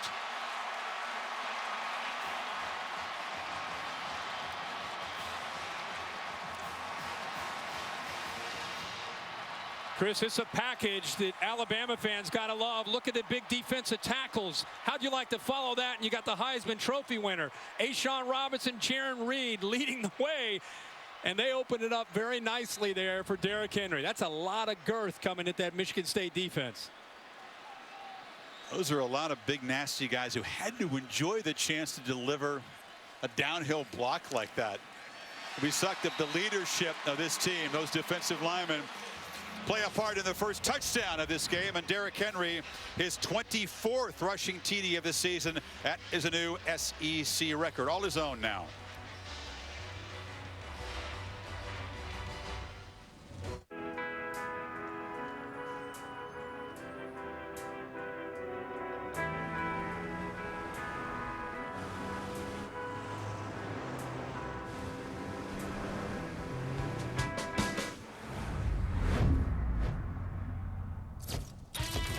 You've never been good at blending in with the crowd. And you've always been better at making waves than riding them. Your idea of a good time was different from everyone else's. There might be those who shy away from the spotlight.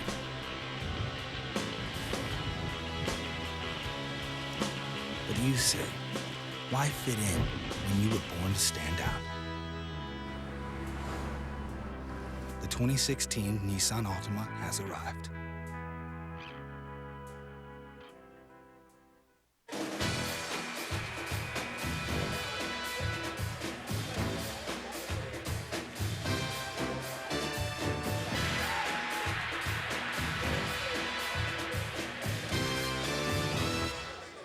Benghazi is under attack.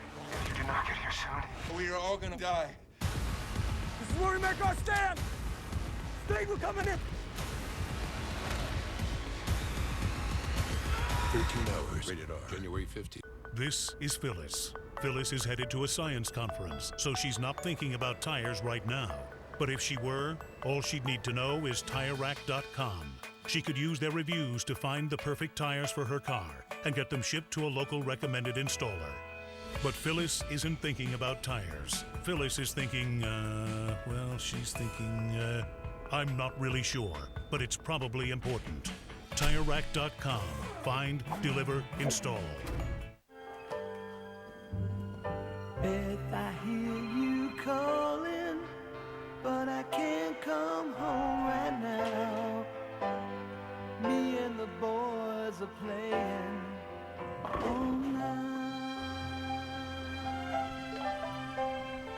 Text Beth. What can I do? Message. Pick up milk. Oh, right, milk. Introducing the newly redesigned Passat from Volkswagen.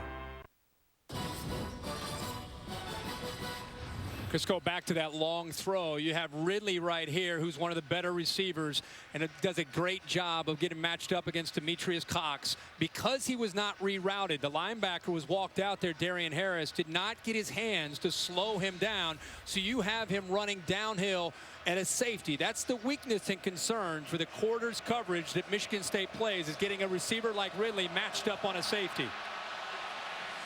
Griffith's kick goes out of bounds, so Michigan State will take over at the 35. That play covered 50 of the 80 yards in that drive, and Coker 4 for 4 on the drive.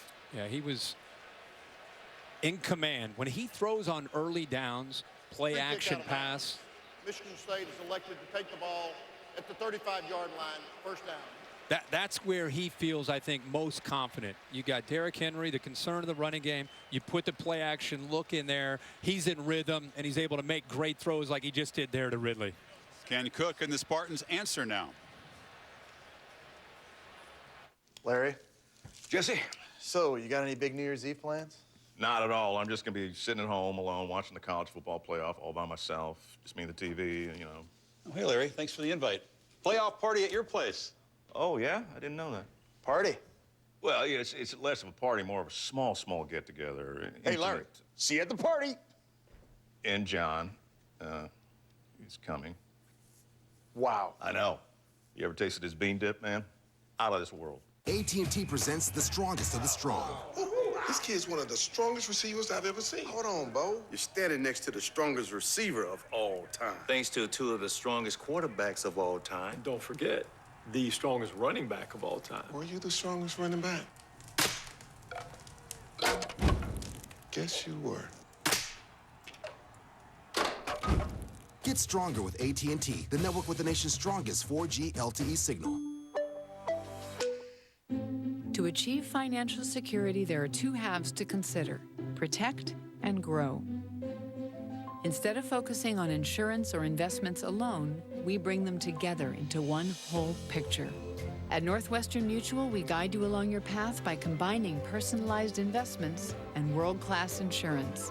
That's one of the reasons 96% of our clients stay with us year after year. At Northwestern Mutual, we help you live life differently. We enjoy bright, sunny days at the University of Alabama. In fact, we're conducting leading-edge research that will harness solar energy to power everything from personal electronics to manufacturing plants. Innovative solutions like this often come from taking advantage of what's all around you. Innovation is one reason why the University of Alabama is the capstone of higher education.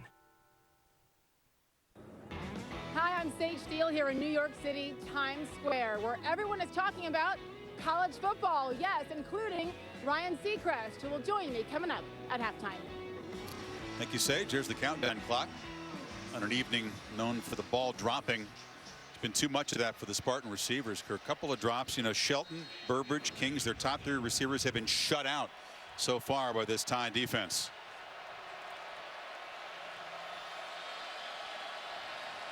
LJ Scott, freshman late season workhorse, is the back now. Takes the handoff from Connor Cook, who himself has certainly been hit a lot. Kirk, he's 4 for 10, but he's been taking some punishment. He has, and that was a big question coming in, how the right shoulder would hurry up. And it's not so much the sacks. He has 1 sack, but and he knew coming in, Chris. We talked to him a couple days ago about, are you ready to be hit? Because you're going to be hit a lot. And he said he was. And so far, he's stood strong, but he needs help.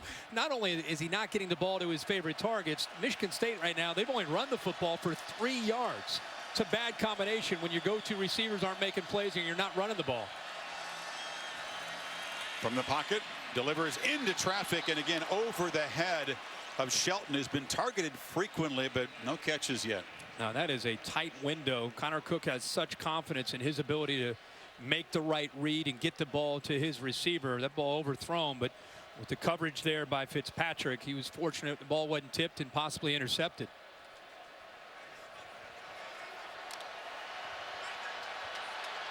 once again. Spartans facing 3rd and long.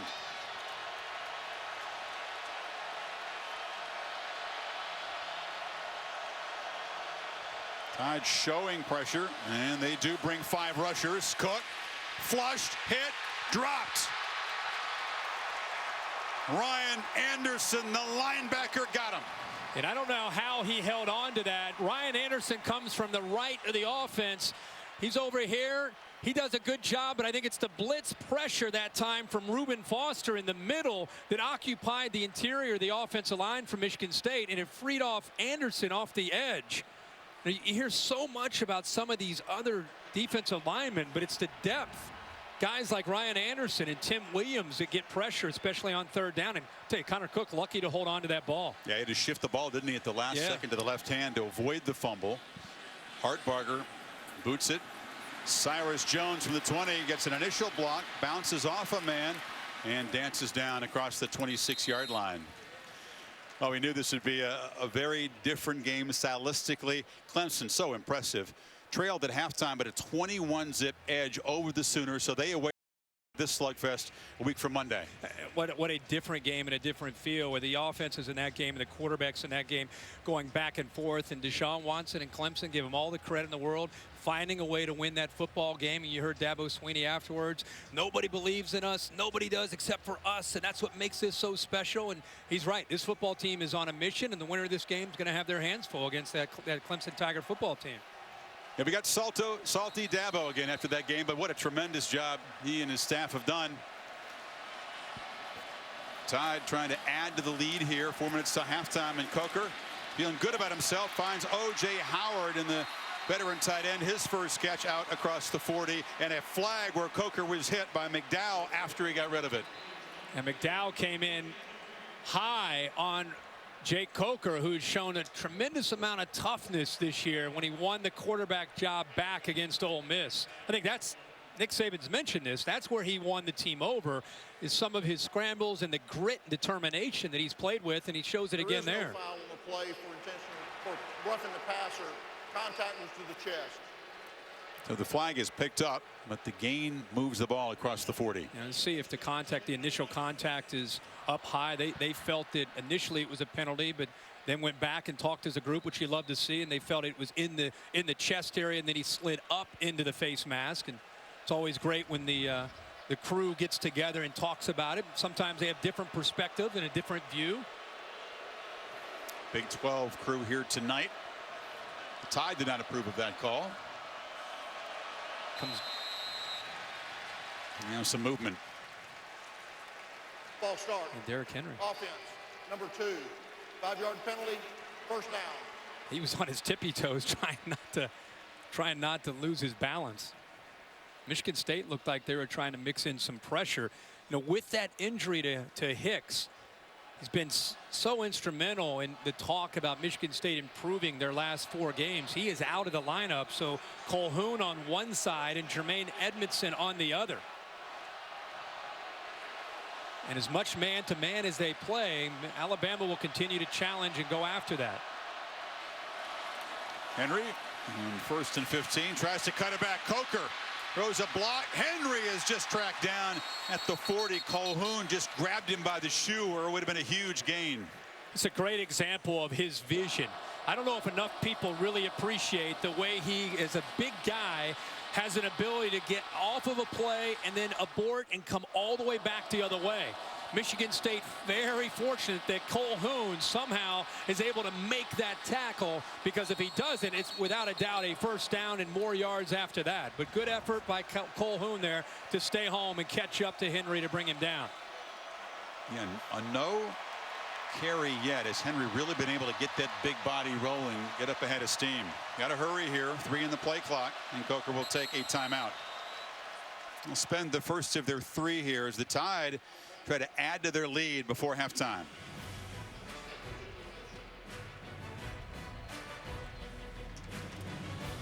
Love smart solutions?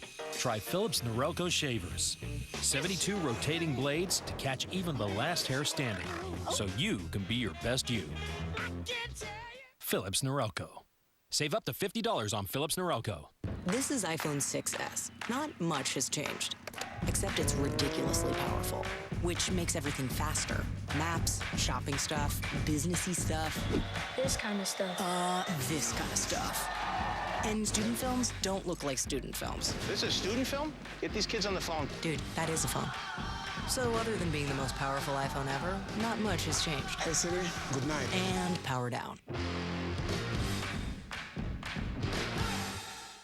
Love smart solutions? Try Philips Norelco shavers. 72 rotating blades to catch even the last hair standing, so you can be your best you.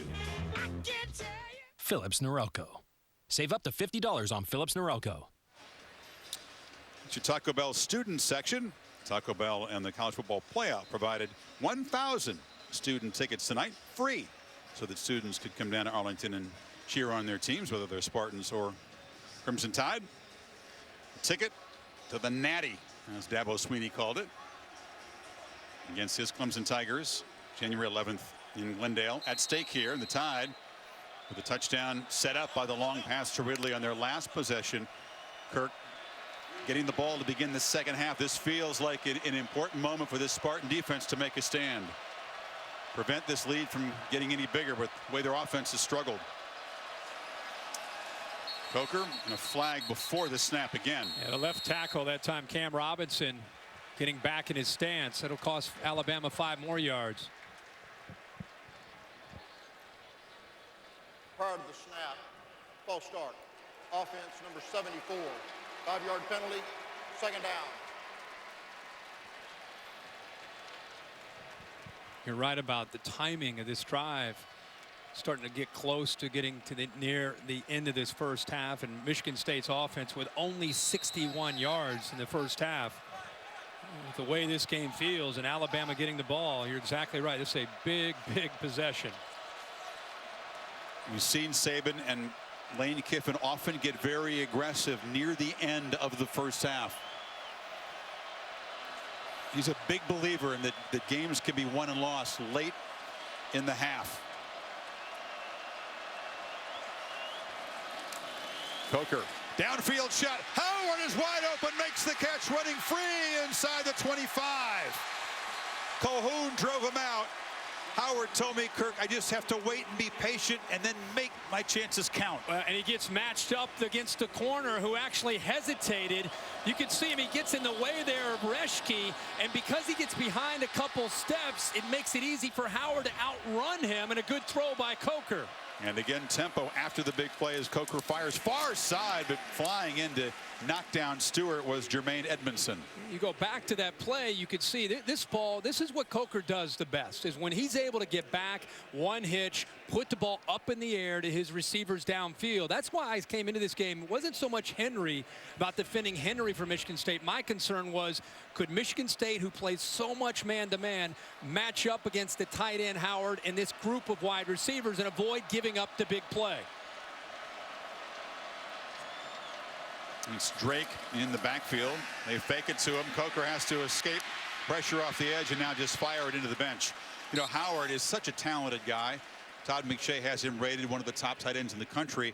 He says he has to avoid pouting because he doesn't see the ball, all that much. That was just his 31st catch this season. Yeah, and I mean, Ridley has caught majority of the balls as this season has progressed, and Stewart has also done a nice job of coming up with some big plays. But Chris, it's not about keeping O.J. Howard happy. This offense has found an identity, and it's Derrick Henry, and it's play action pass and playing great defense. Oh, he knows that. He's a great blocker, so he contributes to that run absolutely, game. he does contribute to it. And I get that, it gets a little bit frustrating, but it sure is working.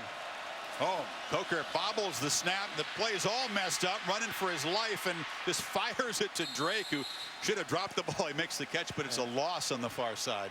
Yeah, but every yard matters when you're trying to get a field goal, and he's better off throwing that football away instead of throwing it there to Drake. Yeah, who instinctively is going to make the catch. Yeah, I mean, it is a loss. Because it was a perfect snap, goes right through his hands. Luckily, his face mask was in the way, or that ball would have gone right by him. They brought pressure again, Michigan State did, with Bulla on the blitz. It backs up Adam Griffith, who's had a terrific season since he got off to a rough start. He missed 2 field goals here in the opener against Wisconsin. Missed his first 4, but he's come on strong. 21 of 29 for the season. This from 47 for a 10-point lead.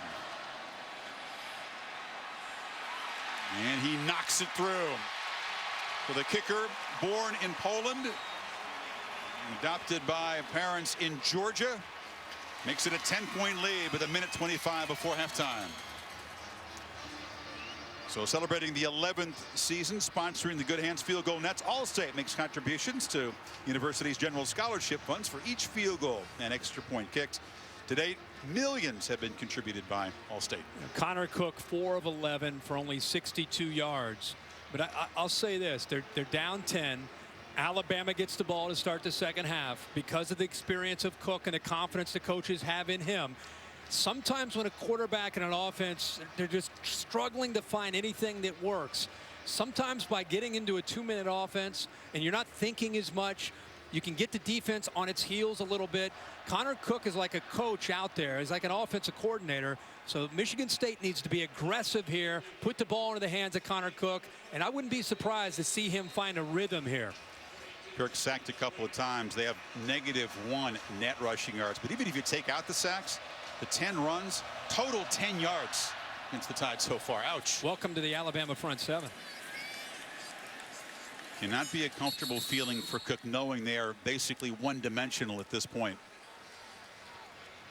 Well, we talked about Capital One Bowl Mania continuing tomorrow, 11 o'clock on ESPN2. The Wildcats of Northwestern take on Tennessee in the Outback Bowl. So Big Ten versus SEC, 1 o'clock over on ABC. Another Big Ten SEC collision, the Wolverines and the Florida Gators, the Buffalo Wild Wings Citrus Bowl, also streaming live on the Watch app. That's an intriguing matchup, Wolverines and the Gators. Yeah, it's anytime you get a chance to see these big conferences compete against each other, you know, you always have bragging rights on the line. This might be high scoring compared to what we're going to see in that game, right? Right. Let's see if Connor Cook gets aggressive here and see if his receivers can get open and try to get off this coverage, this tight coverage from Alabama. We got 3 timeouts and 1:25 to work with. Gerald Holmes stays in to block the blitz, and it's a low throw. They finally moved the chains. That's a catch by Burbridge, his first. Yeah, one of the rare times that Burbridge and Cook in sync. And as I said, now you get aggressive here. You get this defense, try to get this defense on its heels. Spartans do employ tempo. Cook in the pocket, flips it short. Holmes cannot escape Reggie Ragland, a short gain. Yeah, Michigan State has 3 timeouts. They'll use 1 here. They're thinking at the very least they want to give Michael Geiger a chance, the junior, a chance to at least have a shot at a field goal. Well, John Saunders, Mark May, Mac Brown perched in their set. I can see him over there on the concourse level. The Buick halftime report is coming up. We'll recap Clemson's emphatic win in the Capital One Orange Bowl. Houston, a nice win on the Chick-fil-A Peach Bowl over the Seminoles earlier today. And of course, they'll break down first half here and look ahead to what this group right here is going to have to do to try to solve a very stout defense. It'd be nice to be able to, again, trying to get Connor Cook into a rhythm is tough to do against this Alabama defense. Remember, they apply pressure. They keep 2 safeties high, which makes it tough to get the ball thrown downfield. Then they've got 5 guys underneath, which makes the windows, the passing lanes, just tough for Connor Cook and his receivers. The timing and anticipation has to be perfect for Connor Cook.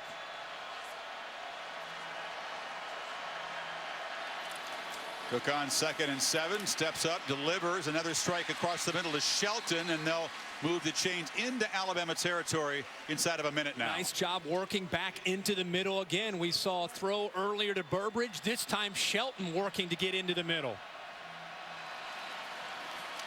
Cook again. Tight coverage over there. Tried to get it to Price, but Ronnie Harrison, the true freshman, was there. Yeah, you go back and look at the pressure. Robinson off the pinky, so close to knocking that ball.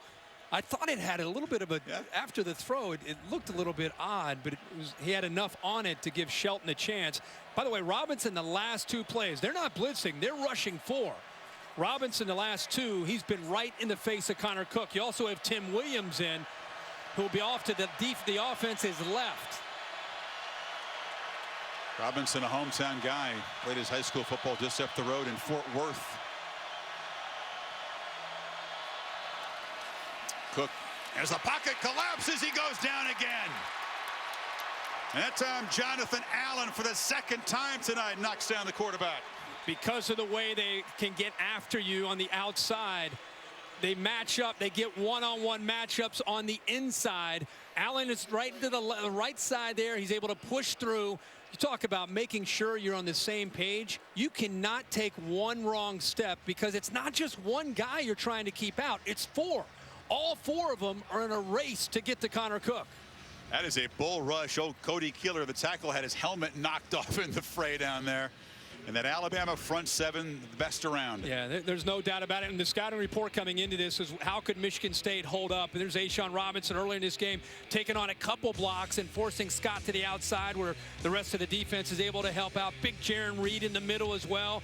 Just too much to handle. It's not just the size at 313 pounds. All these guys have made an effort in the offseason to drop about 15 to 20 pounds. You know, the days of big Terrence Cody playing in Alabama are over. You go and watch these guys and you see them in person. They're 313 pounds, but their stomachs are flat and they move quick. So it's a combination of power and quickness. And the intangibles that they bring, we've both been impressed by the leadership of these guys. They basically run the team, don't they? The defensive line. Without a doubt. In terms of the players. Yep. 3rd and 18 for Cook. Fires complete to Kings, who makes the catch, takes a hit at the 30-yard line. Clutch with 35 seconds left. That is a big 3rd down throw and a great job of anticipating. That's where the relationship and experience between Cook and Kings comes in.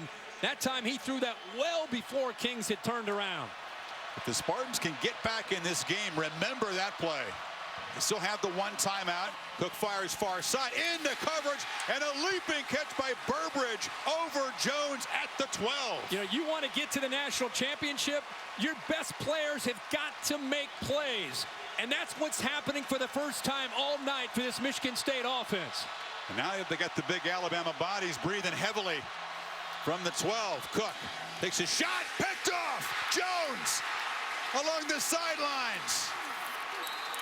And Cook with a crucial mistake as the time pick him off for the first time with 6 seconds before halftime. Burbridge makes a big play the play before. Chris, that is textbook by Cyrus Jones. Anticipating, looking back over his shoulder. Watch his technique at the top. Watch how he's anticipating and waiting for it, and he goes up and makes the play. Connor Cook telegraphs the throw. He completely stares down his wide receiver, which allowed Jones to be able to be ready to go up and make the play and take the ball away from Burbridge. Cook is normally very smart in the red zone. That's only his, you see Kirby smart. That's just his 2nd red zone pick this year. They had, at the very least, they had a chance at a field goal and possibly a touchdown.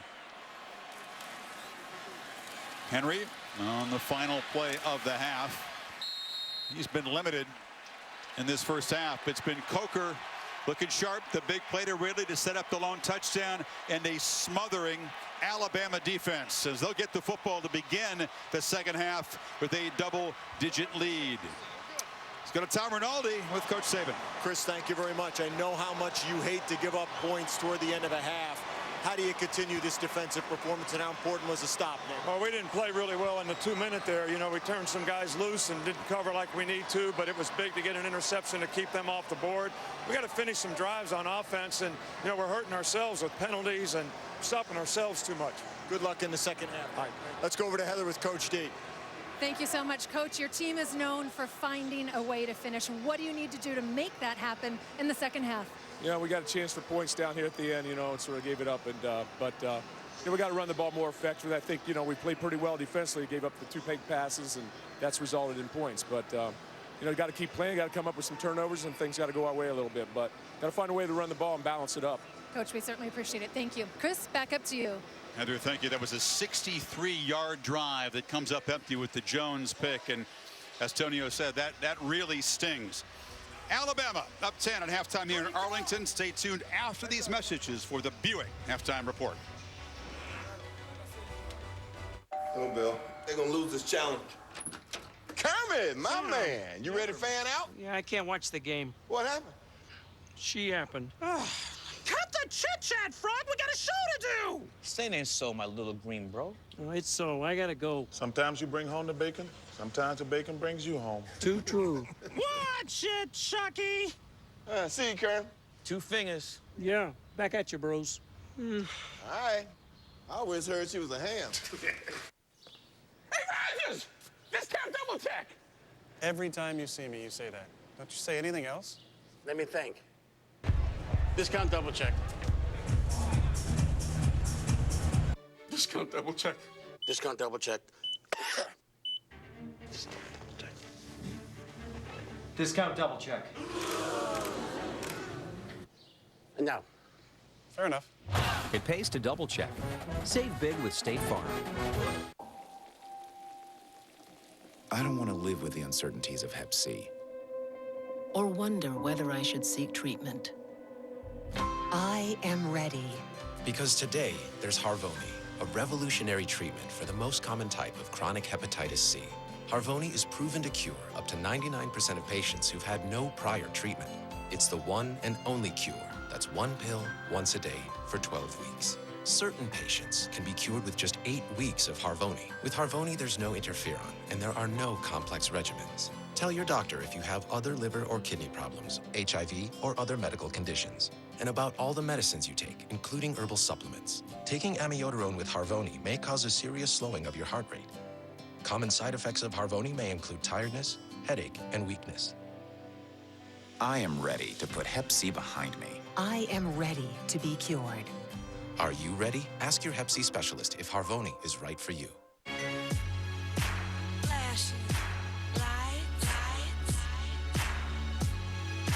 Flashing lights. Flashing. No other big event feels quite like this. You're in the doorway of greatness. Something special is about to occur. I'm really into this car, but how do I know if I'm getting a good deal? TrueCar knows exactly how much people have been paying for the car I want. I tell TrueCar my zip and what car I'm into, and it shows me the TrueCar curve. This shows the range of prices people in my area actually paid for the same car. Looks like these folks paid a little more than everyone else. And this guy got the deal of a lifetime. This is how car buying was always meant to be. This is TrueCar.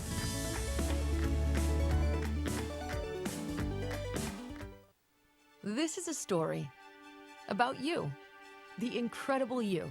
It starts with your DNA, your 23 pairs of chromosomes that make you who you are. 23andMe.com is a genetic service where you can receive personalized reports online about your health, traits, and ancestry. See how your 23 pairs of chromosomes help tell the story of one incredible you. Order your DNA kit today at 23andMe.com. Oh, hey, you ready to shave? But I've been using you forever, and you don't look so hot. Me? Oh, no, I'm fine. Maybe I should change blades. Oh, sure, just change blades, money bags. Buy a new wig for the hospital, too. Let's shave. Don't shave with a deathbed razor because new ones are so expensive. Dollar Shave Club. Amazing razors for a few bucks. Shave with a fresh blade anytime. Try DollarShaveClub.com.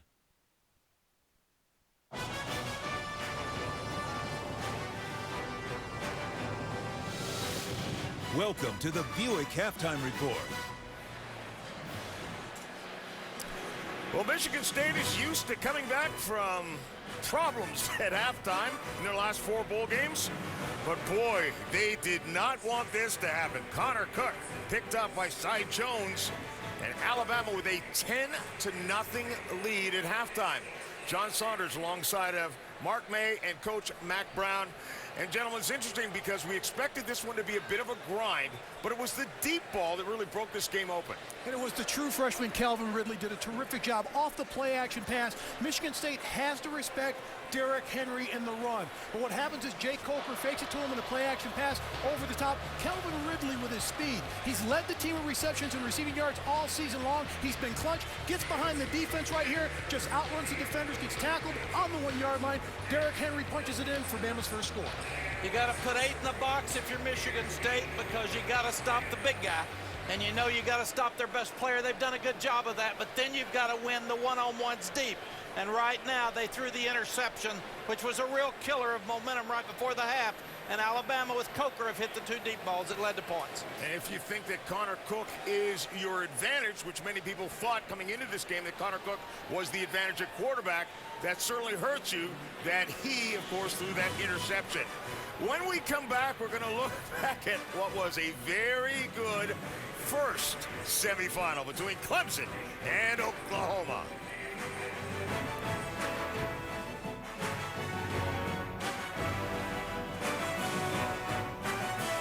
Of the NCAA.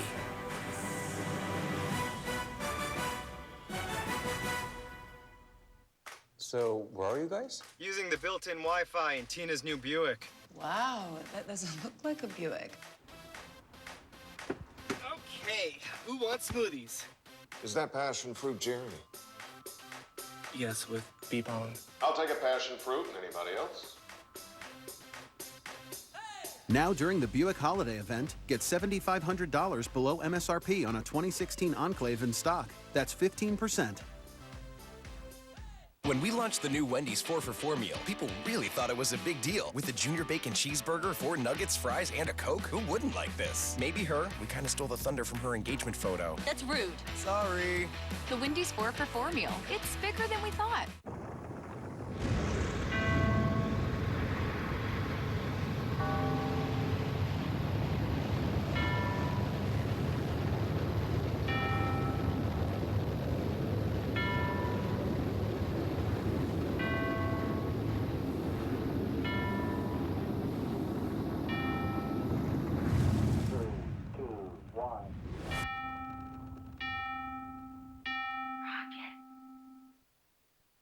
Okay, the typical bacon cheeseburger is all bacon. But what if you sneak in some serious cheese? Here, Gouda, Gruyere, and Swiss all connect with fresh cooked bacon, and boom! Wendy's new Gouda Bacon Cheeseburger. And finish it off with bacon fondue fries. What's gonna beat that? Today, I'm thrilled to announce the biggest innovation in the history of sports. Anything that you can watch on ESPN, you can now stream live on the ESPN app. But that's not all. Actually, that's it. Live streaming right in the app.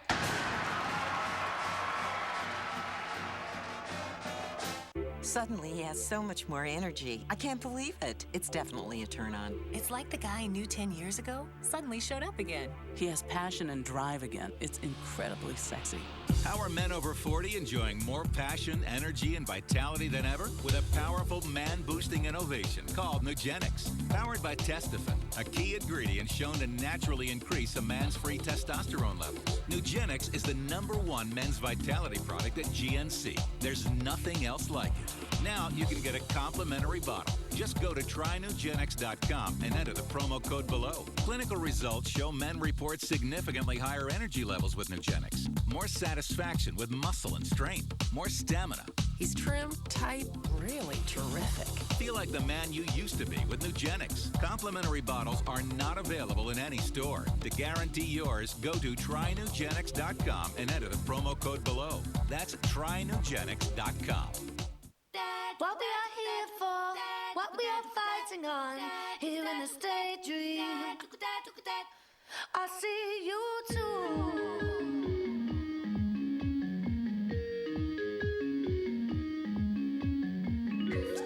What we are here for, what were we waiting on, here in the space I'll call on you.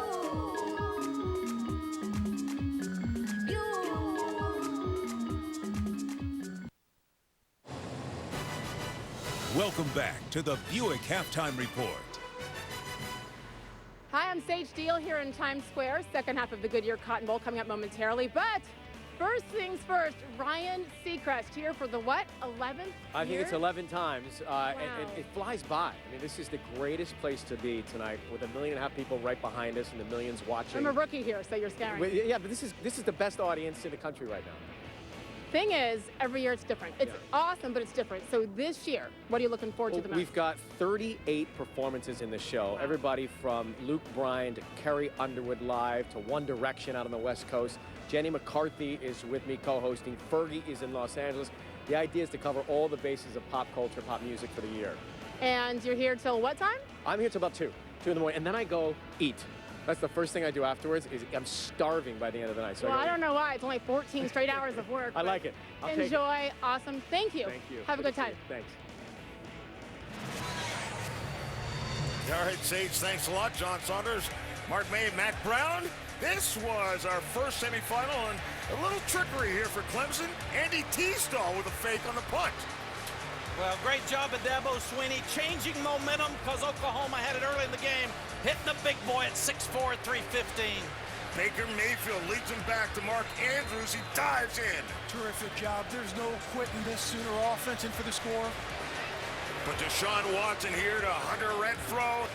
30-17 at that point, and they would tack on another touchdown. Clemson winning this one, going away 37-17. They await the winner of this one. And with 1/2 to play right now, Derrick Henry and crew lead it by 10. This halftime report is presented by Buick, proud partner of the NCAA.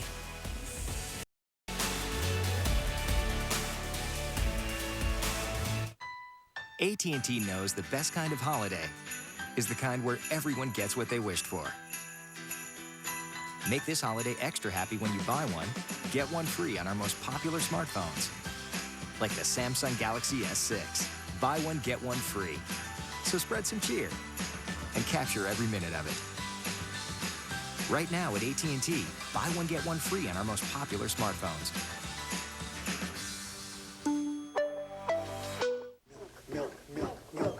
Okay, phone's over.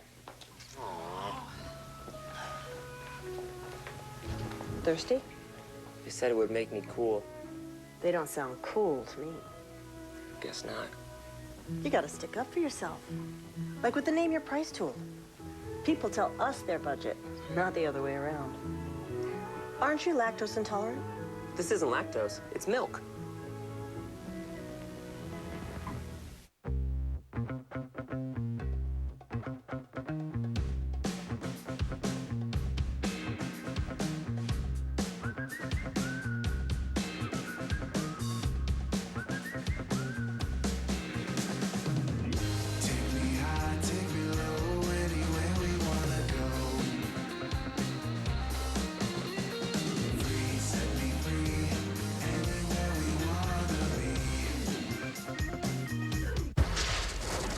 January 11th, during the College Football Playoff National Championship game on ESPN.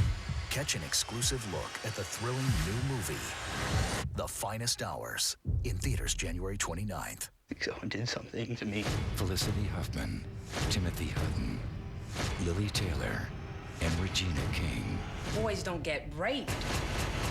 American Crime premieres Wednesday on ABC. Viewer discretion advised.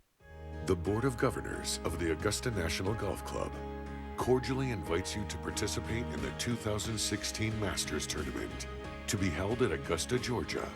The Masters, coming in April to ESPN.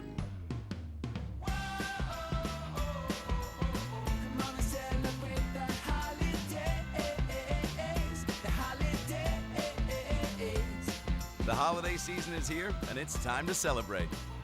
With the best savings of the year, we're making this holiday the happiest of holidays.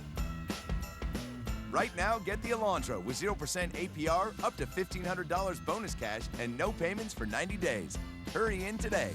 The new face of HR is surprisingly human, so give your employees a more human HR platform, namely payroll, benefits, talent management, and more. Our software makes it easy. Namely just crossed off every single thing that we were looking for. Payroll administration, benefits administration, performance management. It was imperative that we find a solution that fits our culture, and Namely was a perfect fit. Namely, HR for humans. Schedule your free demo today at namely.com.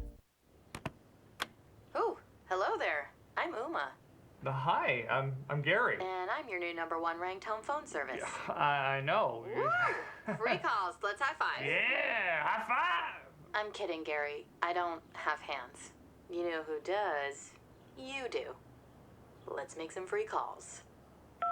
Ooh. Oh. Am I doing it right? Oh, yeah. Crystal clear nationwide calling for free. Ooma, the smartphone for your home.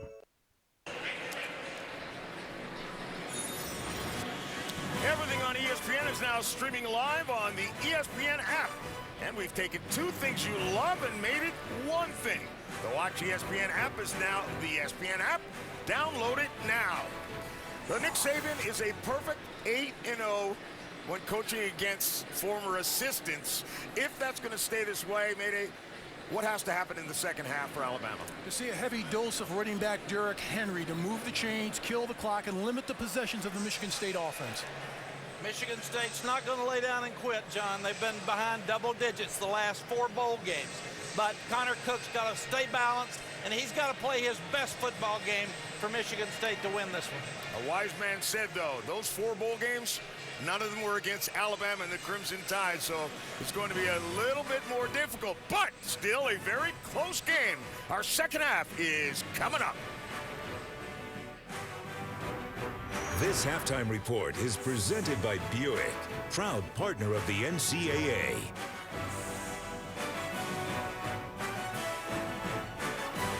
Oh, Mike. Hey. It's quite the snowman you got there. Yeah, it was quite the sale. I saved hundreds. You? Yeah, I saved thousands. And mine lights up, too. Very handsome. Stop. This holiday season, save on something you really want with great year-end offers during the GMC holiday event. Now get $10,300 below MSRP on a specially equipped 2015 Sierra SLT Crew Cab 1500 model in stock. That's 20%. We're family. We'd do anything for each other. But this time, those bonds were definitely tested. Frog leg for my baby brother. Don't frogs have, like, 2 legs? So I should have 2 of these? Since I'm active duty and she's family, I was able to set my sister up with a sweet membership from Navy Federal. If you hold it closer, it looks bigger. Eat your food. My big sis likes to make tiny food, and I'm okay with that. Open to the armed forces, the DoD, and their families. Navy Federal Credit Union. I really want a cupcake, but not the calories. Little sweet sliding down the banister. Someone crying because they can't have a cupcake? I didn't cry. On the inside, you did. Little Sweet can hear that. You can? Don't worry. Little Sweet brought you some sweet zero-calorie treats called Diet Dr. Peppers. Oh, yeah. That is sweet. Little Sweet defying gravity. Is that Little Sweet? Diet Dr. Pepper. It's the sweet one. Celebrate the soggy shoes and the slow starts. Celebrate the lessons learned along the way.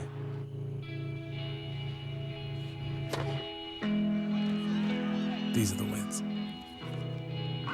Not the shiny nail-biting kind. These are the last a lifetime kind. Kyrie Irving. Clearly he's the X factor on this Cavaliers team. The X factor is back.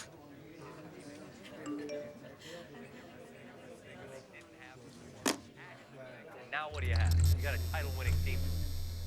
Needs a score for a win. This is an all or nothing. Rainbows high and deep. Throws it for the airport down the sideline. Caught for a touchdown. Are you kidding me? Yes! Oh, you like that? An unbelievable finish. Things could be stranger, but I don't know how. I'm going to change just now.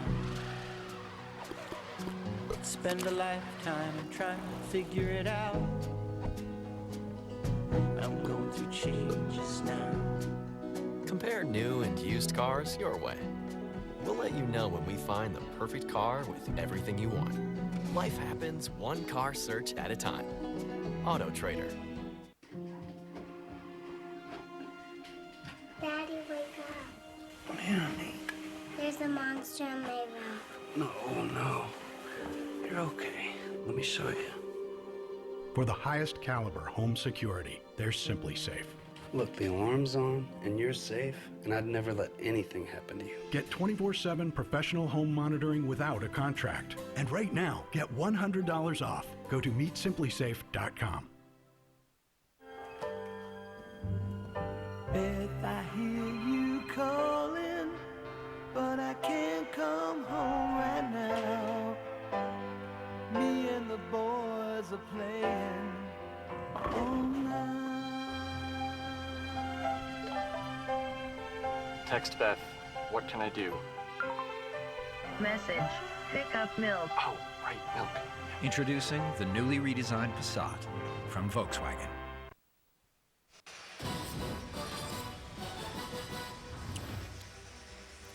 The Goodyear Cotton Bowl Classic set for the second half. A ticket to the championship game in Glendale, Arizona, opposite the Clemson Tigers at stake here. Alabama leading 10-zip as Connor Cook drove the Spartans into scoring position, but threw an interception to Cyrus Jones at the end of the half. Derrick Henry, Jake Coker, and the Tide offense will get the ball to begin the third quarter here. Drive came up empty, which stings. Only Cook's second red zone pick, but did they seize on something that they can apply in the third and fourth quarters? Yeah, we talked before they got the ball about how sometimes a quarterback that struggled in the first half has a sense of urgency, and it allows him to get up to the line of scrimmage, and it puts the defense a little bit more in reactive mode. I think we saw that.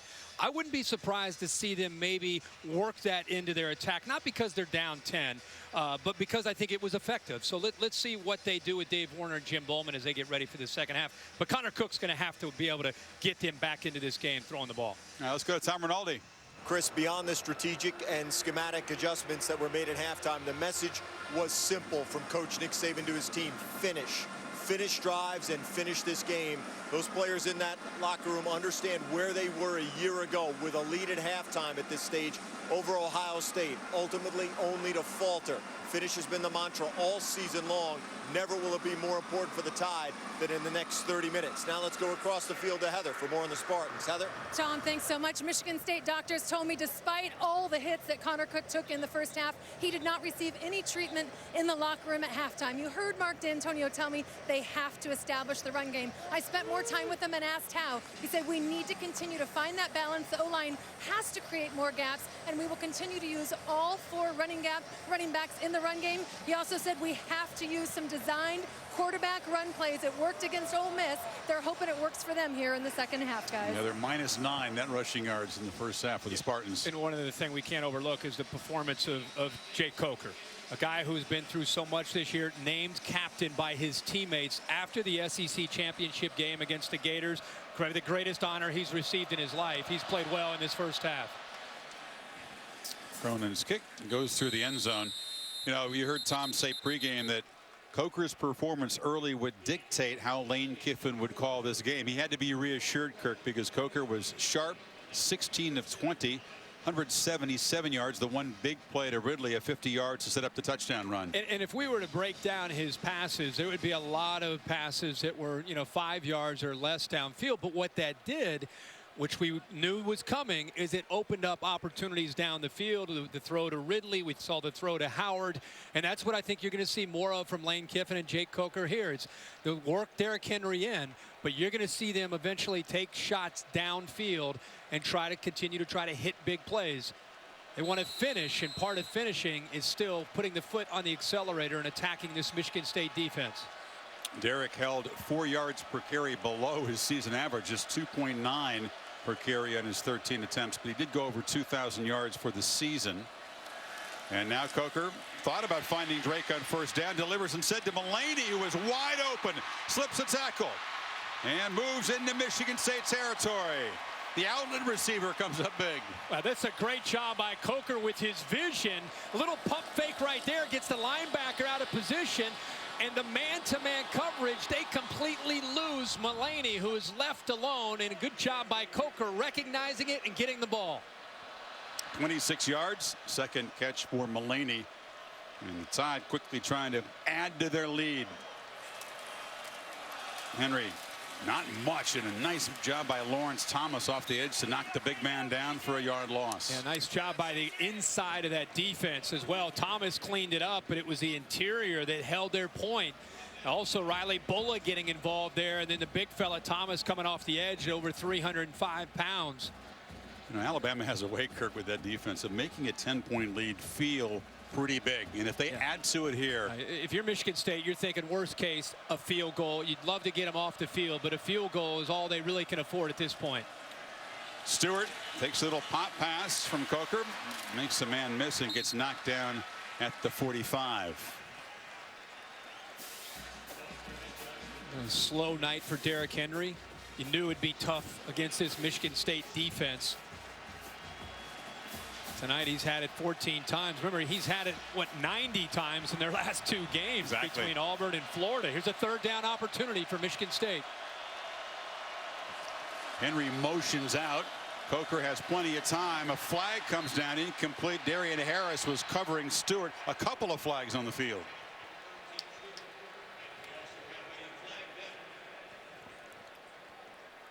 Two separate fouls may have been spotted. One's in the holding zone, then one was out near where Harris was covering the receiver. I think these will be offsetting. You had holding on the offensive line and pass interference by the defense.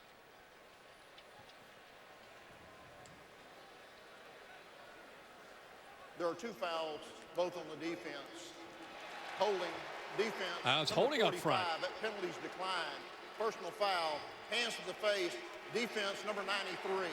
15-yard penalty from the previous spot, automatic, first down. Nose tackle, Damon Knox guilty of the personal foul. I thought Taylor right here, the right guard, and Knox right here. I thought it might be a hold, but watch his hands. Knox's hands get up right there. The umpire right on top of it. He was actually behind Knox. Somehow was able to be able to see that, but thought there might be a hold, but instead it goes against Michigan State. Yeah, it's the first major penalty on the Spartans, and it stings. It moves the ball to the 30. Gives the Tide a first down, of course. Eventually, Drake's going to get matched up against a linebacker and run a wheel route. Could be wide open down the sideline.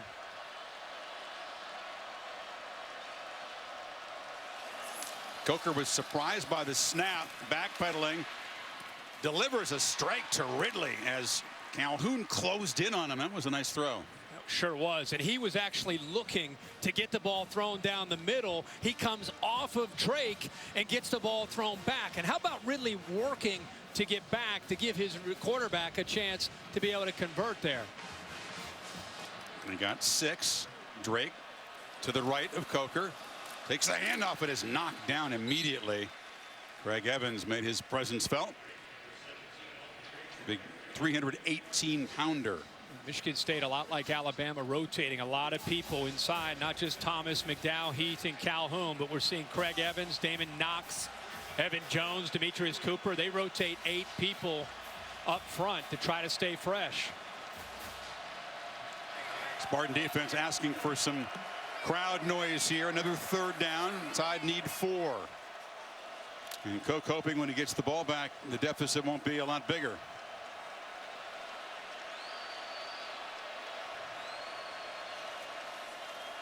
Fake it to Henry. Coker bootleg. Howard, another catch, driven out. First down, Alabama at the 18. He's lined up as an H-back. They go play action this way. Here's Howard, who slips out into the flat and gets lost from the linebackers in coverage. All the action goes to the left. He boots because of the athletic ability to get outside in case there's pressure. The confidence right now that Jake Coker is playing with, Chris, very, very impressive. You said his journey has been a long one, a difficult one, a challenging one to get to this season. And he said he's living a dream now, quarterbacking Alabama to a SEC championship, perhaps bigger things. And Coker keeps it. Flag comes down as he is driven down hard by Lawrence Thomas.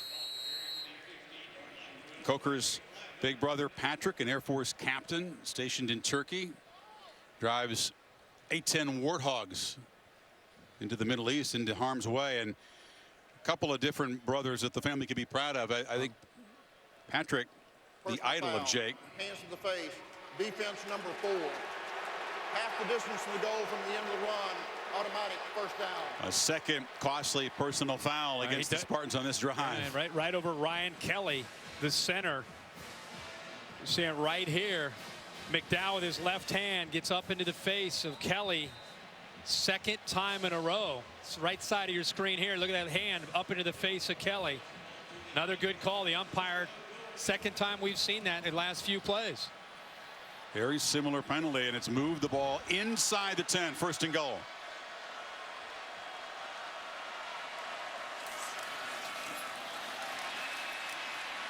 Big Henry diving to the 5. Jay Coker's parents from Mobile. Again, we send our salute to Jake's brother Patrick, the Air Force captain. Hopefully able to watch this game. Was able to get home and watch one Alabama game in person just before he had to go back and get redeployed. Must be really cool to have a chance to watch your brother play in a semifinal game after everything that he's been through. No doubt. Coker. End zone. Ridley. Jump ball. Incomplete. Edmondson was battling him and made the play. You know, for a guy that wasn't expected to play a lot tonight, with the injury to Darian Hicks, Edmondson is out there playing, and he is working hard on an island. Last second, gets his hands up, recognizes the football, and because of that effort there, and the crowd's reacting, but Ridley did not have complete possession of the ball while he was inbounds. He's still battling for the ball. Then Ridley may take a peek at this. He ends up catching it. Is the ball moving is the one question. There's a pylon cam look at it. He definitely does catch the ball, but does he have possession when he steps out right there? Let's bring in Dave Kataya, our rules expert. Dave, how did you see this one? Ruled incomplete on the field. Well, based on these two shots, the ball is moving, and it looks like that play's going to stand as called. I don't see enough there to change it to a possessed pass. Take a look at it here. You can see, as Kirk said, it's still moving. Both players are moving the ball. All right, right now, it looks like it's going to stand because of that ball moving. What a great catch by Ridley. Whether or not it stands, I mean, you talk about hand strength. Great effort by both Edmondson and also Ridley in the focus, as you said. And I don't think his heel is out of bounds. So if they end up saying that the ball, in fact, did not keep moving, both his steps are in bounds. That step and that step. Doesn't have it yet. Does he have it there? That's the question. Yeah, both his feet, Dave, are in bounds there. I thought the heel might have come down out of bounds, but it's in bounds. Watch this. This is a great view. No question, both feet are in bounds. That's not the issue. The issue is, does he possess the ball before he crosses the sideline? It looks like he does, but again, we've got to be 100% before they're going to reverse the call on the field. Right. Just at the last second, the ball seemed to be sliding up the jersey of Ridley. He certainly thinks he made the catch. Fans are getting repeated tremendous looks at this on the giant screen above us. Ridley, of course, who made the 50-yard play to set up Henry's short touchdown run. You know, with this offense changing their approach. Mike DeFee.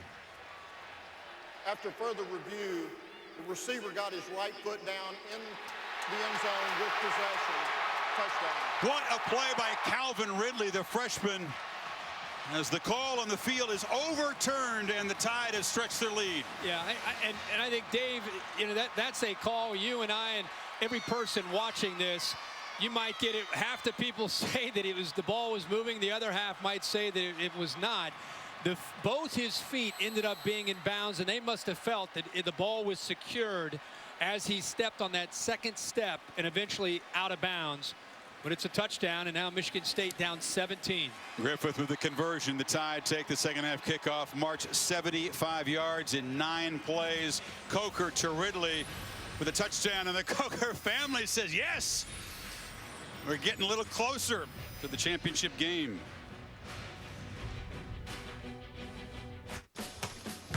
You could be the best in your house. And then your state. Then get all the love. You could be the best in this house. You could be faster than the fastest. You can carry on a legacy. Then add a couple of these.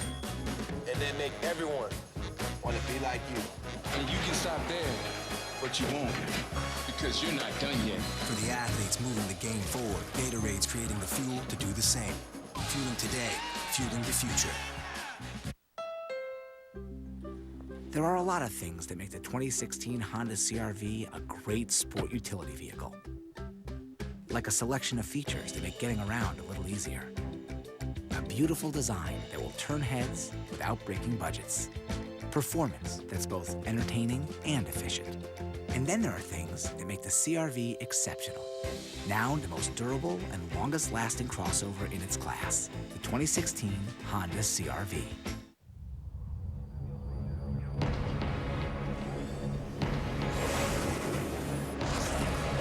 Around the world, around the clock, in defense of all we hold dear back home, America's Navy.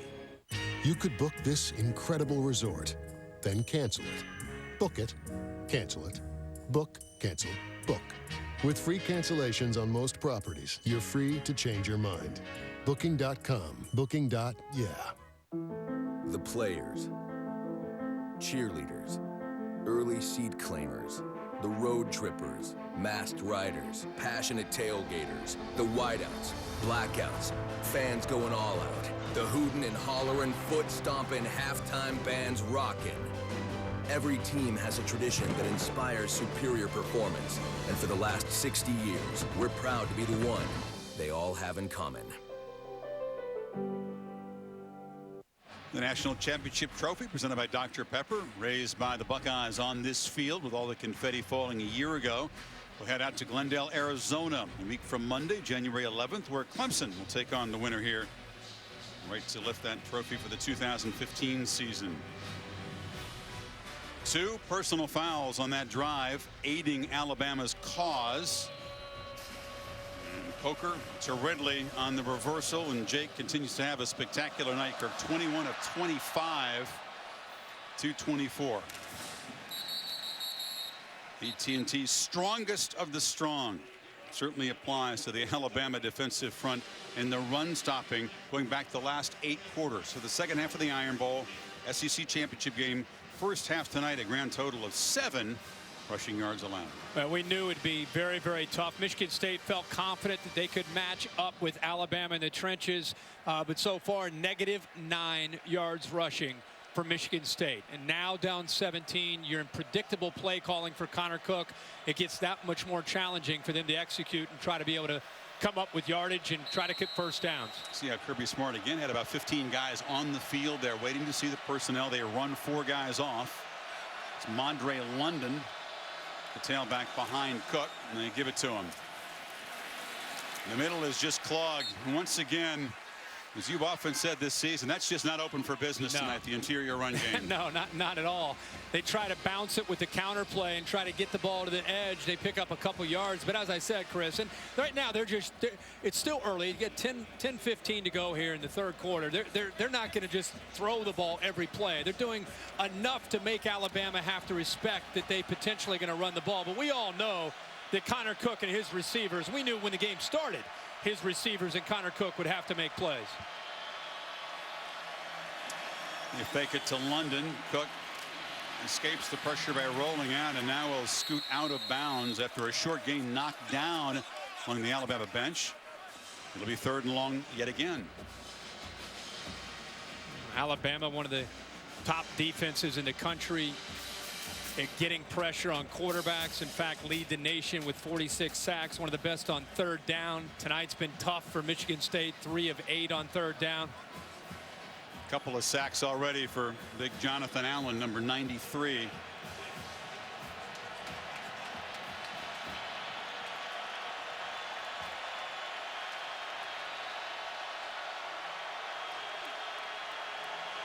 can feel the urgency. White and green on 3rd and 6. Cook has protection, but the ball's batted up in the air. Caught by a Spartan. It's McGarrett Kings off the carom. Allen knocked the ball down. The catch made short of the first down, however. You're actually going to see Aaron Burbridge work right here, right there. If he sees him right there, it's a first down and maybe more yards after the catch. Instead, he's not able to locate Burbridge. He ends up coming over to the outside, and of course Alabama ends up deflecting it. But Aaron Burbridge working away from his defender. That time Connor Cook just not able to find the open receiver.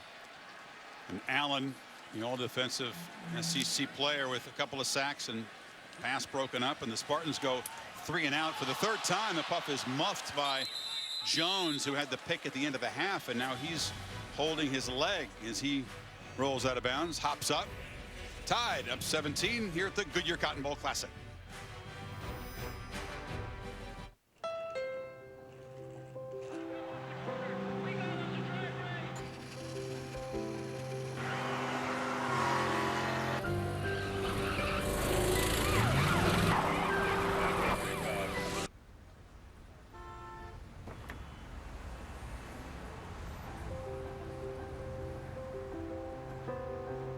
Keep the dream alive with restyled Honda Accord. AT&T presents the strongest of the strong. We did it. Yeah, we made it. Strong finish, boys. Hey, guys. What'd I miss? Joe, I didn't know you're coming. He's Joe Montana. He's kind of got an open invitation. I hope it's not awkward between you two. Awkward? Why would it be awkward? Yeah. I mean... See, right there. Oh, right. But it's been a long time. Yeah. Get stronger with AT&T, the network with the nation's strongest 4G LTE signal. Over the years, Clementine saw a lot. She saw Mark grow up. She saw him tempted, but she never felt threatened until Taco Bell introduced $1 Crunchwrap sliders, and Clementine began to worry for her personal safety. But little did she know that under her own body was a weird rubber plug. 4 big, full-size flavors that won't break the bank. Crunchwrap sliders, including new spicy beefy nacho and sriracha chicken for just $1 each, only at Taco Bell. Gentlemen, we're gonna be very busy. Yep. Tailgating here at the Capital One Orange Bowl and flying out to Phoenix for the national championship. What do they call people from Phoenix anyway? Phoenixers? Phoenixites. Chuck, you from Phoenix. Take all y'all. Phoenicians, like the blinds. No. You mean Venetians. Why would people from Phoenix be called Venetians? Why, indeed. The Goodyear Cotton Bowl Classic, brought to you by Honda. AT&T, mobilizing your world. Taco Bell's Crunchwrap sliders, 4 full-size flavors, just $1 each. And Sherwin-Williams, make the most of your color with the very best paint. Ask Sherwin-Williams. A spectacular billion-dollar palace. Good view from the Goodyear blimp. Everything Goodyear has learned, making tires that go the distance, inspires what they roll into yours. Goodyear, more driven. Ty drove 75 yards to the end zone to pad the lead the last possession. Coker and company back to work from the 27, and you wonder if you begin to see a more typical second half steady diet of the Heisman Trophy winner right now. That's what I said. You know, I think now you'll see Derrick Henry. Let's mark this. He's at 39 yards with 8:34 remaining in the third quarter. I think they'll still be aggressive with Coker, but I think you're going to see a lot more of Henry trying to wear down Michigan State. Running left with a wall of blockers. Hurdles a man, dives across the 40 before Cox could stop him. That's Henry's best run of the ball game. Watch the left tackle here, Cam Robinson. Just follow him. Look how he gets outside as a big man. He's taking the Michigan State linebacker, Darian Harris, for a ride. And we've seen Robinson get out in front on pass plays. Ryan Kelly with a nice block. But a great job by Cam Robinson. He was 15, 20 yards downfield, pushing the veteran Darian Harris. A rare dude who can start as a true freshman in the SEC at left tackle, huh? He's a sophomore this year. Henry, that time, a short gain. It's not like the Alabama offensive line has had their way at all with this defensive front. Not up to this point. No, not at all. I mean, it's running the ball obviously has been tough. I mean, only 54 yards rushing as a team. It's been holding up against Coker, who has really found a great rhythm. He's been sacked just once, but he's gotten it out quickly. Yeah, that's the thing. Lane Kiffin's put him in a position to have success. This time they move the pocket. Coker wanted a downfield shot. Escapes the tackle of Bulla, but dropped for a short loss. Talked about the Alabama offensive line. They won the Joe Moore Award, the inaugural award named for the great offensive line coach. As a group, they're very proud of that. The trophy weighs about 350 pounds, so only a lineman can nudge it. And 3 new starters there at the left guard, the right guard, and the right tackle. And this offense had to completely retool itself. You lose Blake Sims, you lose T.J. Yeldon, you lose Amari Cooper. 3 new offensive linemen. Spartans need to get off the field here. Tide need 11 on 3rd down. Grit protection. Coker delivers a strike again. It's Mullaney, who came here from Oregon State, picked up this Pro-Sal offense very quickly, and has been a big contributor tonight. How about Coker here? Just sits in that pocket, does a good job here at giving Mullaney a chance, who adjusts back to the football, knows exactly where he needs to go. But that ball was thrown right between the two safeties that time. Henry. Flag comes down as Henry muscles for about 13 before he's driven out. Marker was very early in the play.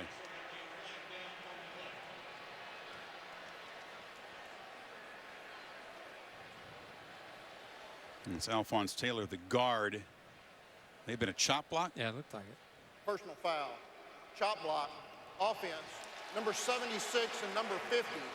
15-yard penalty from the previous spot. Replay 1st down. Taylor and Jackson on the right side.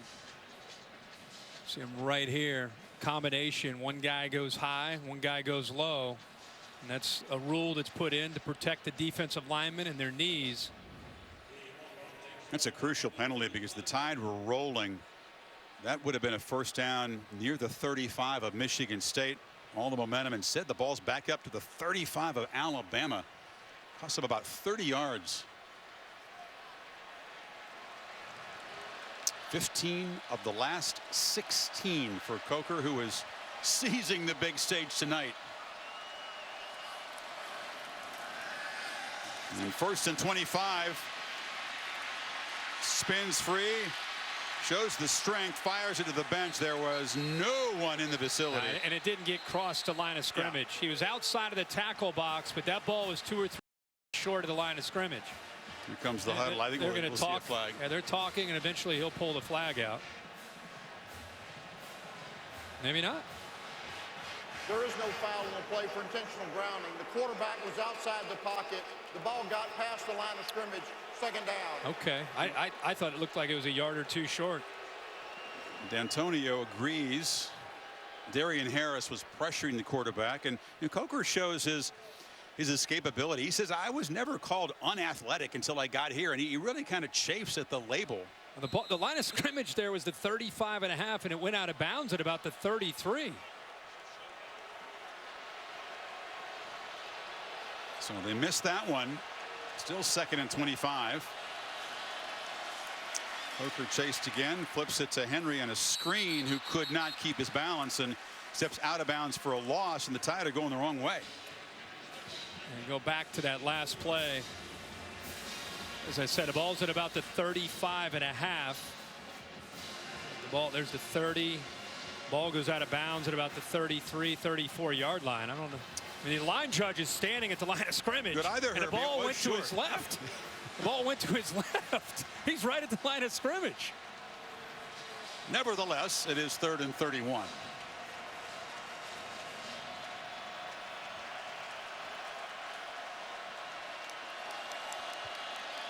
See if they check it deep or just call a safe play. Yeah. Feed Mr. Henry, who gets up ahead of steam, but it'll be dropped down at the 42, and Alabama will have to punt. Riley Bulla, they haven't called his name much, didn't make the tackle that time. Yeah, mistakes that time cost Alabama. Alabama, remember what Tom Rinaldi said? Finish, finish, finish. We've heard it all week. We've heard all the bowl preparation from Nick Saban. They were up 21-6 against Ohio State. They've been talking about being aggressive. There was an opportunity to go for a knockout punch, possibly to go up by 20 or 24, and instead the miscues cost him, and Michigan State still has hope and still alive here.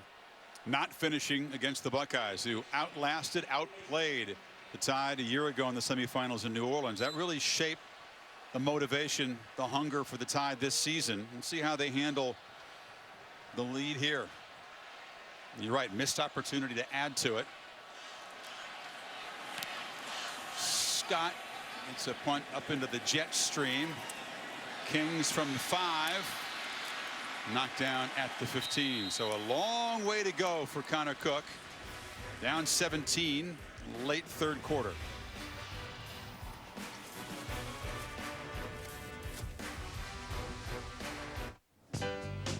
Type 2 diabetes doesn't care who you are, man, Woman. or where you're from. City. Country. We're just everyday people fighting high blood sugar. Farxiga may help in that fight every day. Along with diet and exercise, Farxiga helps lower blood sugar in adults with type 2 diabetes. One pill a day helps lower your A1C. And although it's not a weight loss or blood pressure drug, Farxiga may help you lose weight and may even lower blood pressure when used with certain diabetes medicines. Do not take if allergic to Farxiga or its ingredients. Symptoms of a serious allergic reaction include rash, swelling, or difficulty breathing or swallowing. If you have any of these symptoms, stop taking Farxiga and seek medical help right away. Do not take Farxiga if you have severe kidney problems, are on dialysis, or have bladder cancer. Tell your doctor right away if you have blood or red color in your urine or pain while you urinate. Farxiga can cause serious side effects, including dehydration, genital yeast infections in women and men, low blood sugar, kidney problems, and increased bad cholesterol. Common side effects include urinary tract infections, changes in urination, and runny nose. Farxiga. We are everyday people. Ask your doctor if Farxiga is right for you, and visit Farxiga.com to learn how you can get it for free.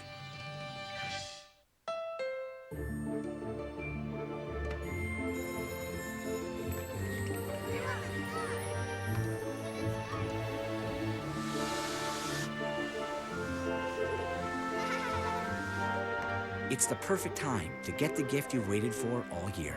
The Odyssey Special Edition, featuring the Honda Vac and a rear entertainment system. Happy Honda Days end soon. Hurry in and you could get a great deal on the Odyssey, a best value in America. Now at your Honda dealer. AT&T's strongest of the strong, taking a look at the senior class of the Spartans who have achieved a lot. A couple of Big Ten titles, a 43-10 record. The 25th-year seniors signed right after Michigan State was hammered by Alabama, the only previous series meeting in the Capital One Bowl. And a lot of work for the veteran leadership, Connor Cook included, to try to get back in this game, but they can draw on the fact that they've been down and battled back before. 10 of 19 for Cook. That one crucial interception just before halftime when the Spartans were threatening. Flying before the snap. False start. Offense. Number 76. 5-yard penalty. First down. It's one of those seniors, Clark, but every time you get a flag and you back up 5 yards against this Alabama defense, the hill just seems a little steeper, doesn't it? Yeah, and part of the reason, Chris, this has been so tough tonight is not only is Alabama so strong up front, and they're rotating bodies, they've been able to play almost every snap with two safeties deep.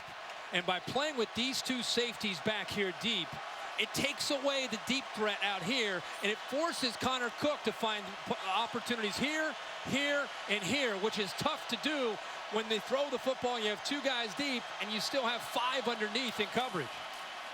You know, 1st and 15, they feed it to Scott. There just hasn't been any running room for any of the 4 Spartan backs tonight. Usually the answer for coaches when they have safeties that are staying deep, when you especially have 2 safeties that are deep, they're going to run the football all day on you. They're going to force Kirby Smart to bring one of those safeties down, because without that extra safety down, you're going to be able to run the ball. When you bring that safety down, then you get some one-on-one opportunities. But Alabama's been able to keep, for most of the snaps, 2 safeties high and still stop the run where Michigan State has negative 2 yards rushing. Cook takes a downfield shot. Kings could not make the catch. Fitzpatrick defending him. And if the Tide can protect this lead, it looks like Kirby Smart may prolong his stay with the Tide and not take over full-time as the Georgia head coach. But Garrett Kings would love to have an opportunity to be able to hold on to that ball. The senior who has had a career where he's had chances to make plays. It's been, at times he makes big plays, other times he's had a problem with drops. That time that ball gets through, and pretty good coverage there by Minkah Fitzpatrick, the true freshman out of New Jersey. That's about the 3rd drop. You've got to make those plays against a defense this good. And now they got to get 12 to stay on the field here. Cook pressured, fires it away, incomplete to avoid the sack. Tim Williams, the speedy edge pass rush specialist. That time got in the quarterback's face, and here comes the intentional grounding flying late.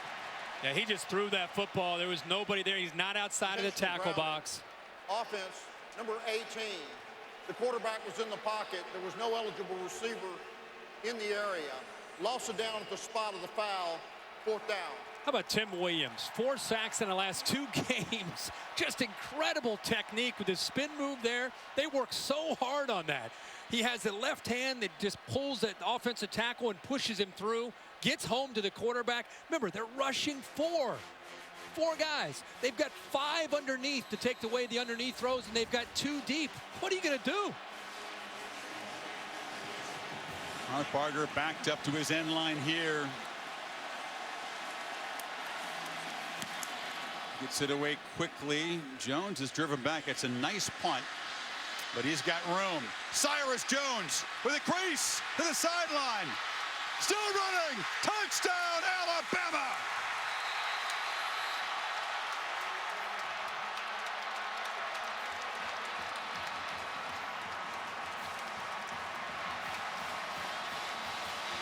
"57 yards, and the Tide can smell that title game."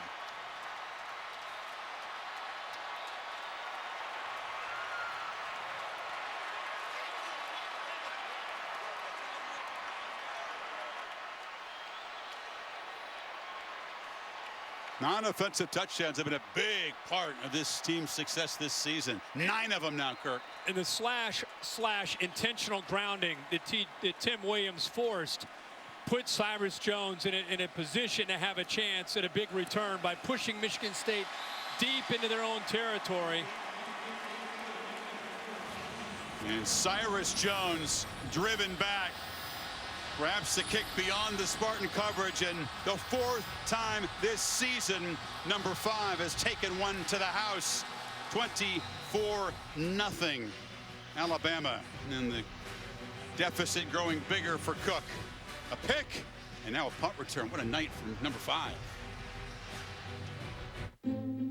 It isn't always easy to know where you stand financially. Multiple accounts, investments, insurance. It can leave you wondering how it all fits together. At Northwestern Mutual, we help you see your whole picture, find out what you truly want, and then together we design a plan to go get it.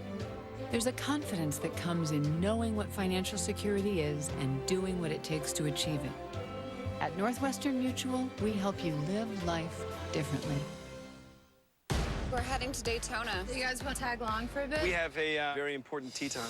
And you also take a nap before you play Mahjong? Nice girl. Creeper! We're not going to Daytona. Let's go. I remember you in high school. You were talking about traveling the world. Now you're pushing some papers in a law firm. You're ridiculous. For one night, just chill. I appreciate you doing this for me, Jason. It's actually kind of fun. Did you just get naked? That's the best way to sleep. Oh, my God. Dirty Grandpa, rated R, in theaters January 22nd. AT&T presents The Strongest of the Strong. What are you guys doing to get pumped for the game? Streaming Rudy. That's a great movie. I like that movie. Yeah, Love the strong movie. Yes, sir. Let's see what we're looking at. Hey, guys. That's not Rudy.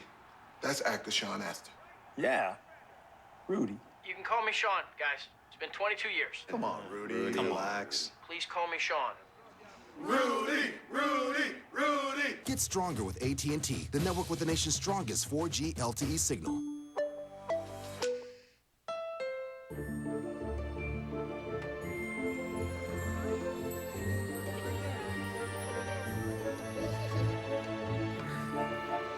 It's the perfect time to get the gift you've waited for all year. The redesigned Honda Accord, complete with a new look, improved fuel efficiency, and Pandora compatibility standard. Happy Honda Days end soon. Hurry in and you could get a great deal on the Accord, the most durable, longest-lasting car in its class. Now at your Honda dealer. After the game, stay tuned for SportsCenter with Scott Van Pelt. Complete wrap-up on both semifinal games and a peek ahead of the championship game in Glendale a week from Monday. Alabama tightening its grip on this semifinal in Arlington as Cyrus Jones with something special. This is Shelton trying to answer. Knocked down across the 25. The whole repertoire of Mr. Jones on display here. Well, the ball did not hang up in the air very long on the punt. But look at this move right here. And the poor punter. Poor punter. He just kind of set him up. He just olayed him. And then he's feeling pretty good into the end zone. And Nick Saban pretty excited about that. Let's go 1-1. He's thinking about finish. That's Nick excited. That's excited. He's thinking one. We're going for one. Well, Jones made that, as you called it, the perfect technique interception at the end of the half to kill the Spartans' drive. And now a punt return to make it 24-0. Will it be pure hurry up now from the Spartans? Urgency here. This is Burbridge, but just nowhere to run after the catch. Crowd of crimson jerseys knock him down for a 1-yard gain. Go look at this entire night for the Michigan State offense. Look at this. Look at the far right. I mean, are you kidding me? Only one drive longer than 33 yards. That, of course, was the drive that ended in the pick at the end of the half. Cook rolling out, batted in the air, almost intercepted. Sean Dion Hamilton, the linebacker, is the guy who got a hand on it, and then they were lucky not to have that picked off. Yeah, he puts his throws back into the coverage. Hamilton gets the hand. How about the effort there by big Denzel Duvall? Also goes up, almost comes down with the interception. 3rd and 9 pressure. Cook gets it away. Burbridge could not make the catch. They brought heat that time. But again, a catchable ball for a Michigan State receiver. Still a tough catch. I mean, it's still a tight window. You had a linebacker, Foster, getting back there. You could see that internal clock. I mean, Connor Cook knows he's got to get the football out. You can see, yeah, Foster 10 got back there and got a hand on the ball to knock that away. But Jones waiting for another one. SEC is the chant from the Alabama faithful on the far side. And Jones, another chance, this time to the left side.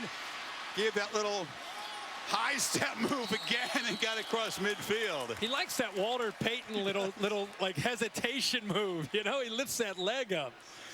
He's feeling it. You're right tonight, though. The All-State bus. Curtis Wilson piloting it around the country. Happy to have him here in Arlington. Curtis will be heading out to Glendale, Arizona. 83 schools, 26 bowl games, millions donated in scholarship money by All-State across the country. So Bama at midfield. Will they begin to feed Henry now? No.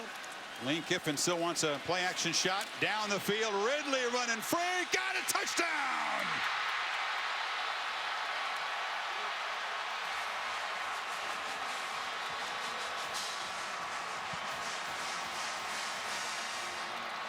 Second 50-yard connection between Coker and Ridley tonight.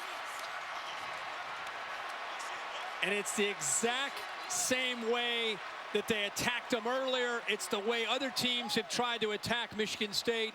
When you get a receiver matched up in the inside against a safety who's 8 to 10 yards off the line of scrimmage, Calvin Ridley is full speed by the time Demetrius Cox has a chance to try to defend him. It's really, really tough without being rerouted with that slot receiver. Lane Kiffin deserves a ton of credit for finding ways to get Ridley matched up against the safety. He's right here. He's actually right here. And look at the man who's going to try to cover him. Look at the distance that you have right there. And a little bit of play action, which gets the linebackers up. And now it's just one-on-one right here. He gets exactly what he wants, steps up into the pocket to buy time, and then throws it away from the defender. But it's Calvin Ridley against Demetrius Cox for the second time in a row. Sets him up to the outside, back to the inside. The ball is thrown way to the inside to give the true freshman a chance to run away from Cox, just like Lane Kiffin envisioned it in these 3 weeks of preparation. If you ask him, how do you attack Michigan State? You attack the slot receiver against the safety in man-to-man coverage. It's happened a lot this year to the secondary. Kiffin going for the kill shot, and the smile from Kirby Smart perhaps, and Jake Coker in the biggest game of his life, the game he's waited his whole life to play, his best game. Career highs in completions and yards, 24 of 29, 280 yards, and the 2 touchdown passes. And I think that Michigan State felt that in the quarterback matchup, Cook far more experienced, he's been steadier. They had to win that head-to-head matchup, perhaps by a big margin. It's gone the other way tonight. It sure has. He has one of the best games of the year for Jake Coker. But let's give Lane Kiffin kind of a lightning rod. Give him a lot of credit for the game plan and what he's put together tonight.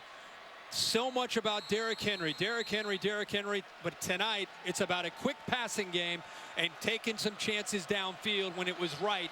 And again, Lane Kiffin gets criticized. People need to start embracing him for the offensive mind that he can be.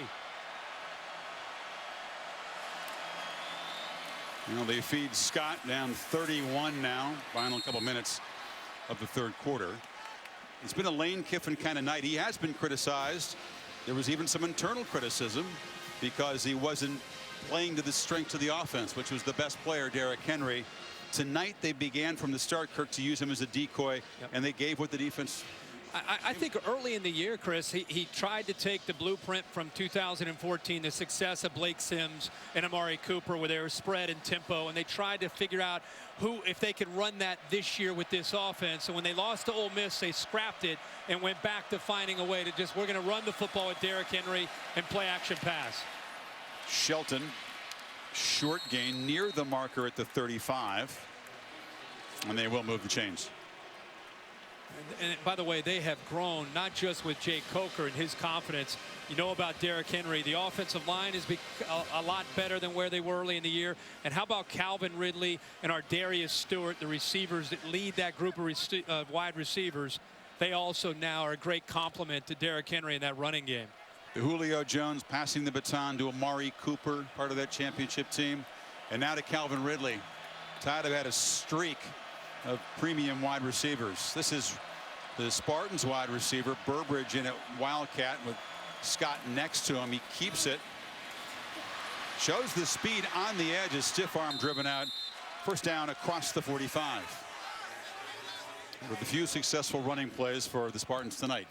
Yeah, it's been a rough night for that offensive line of Michigan State.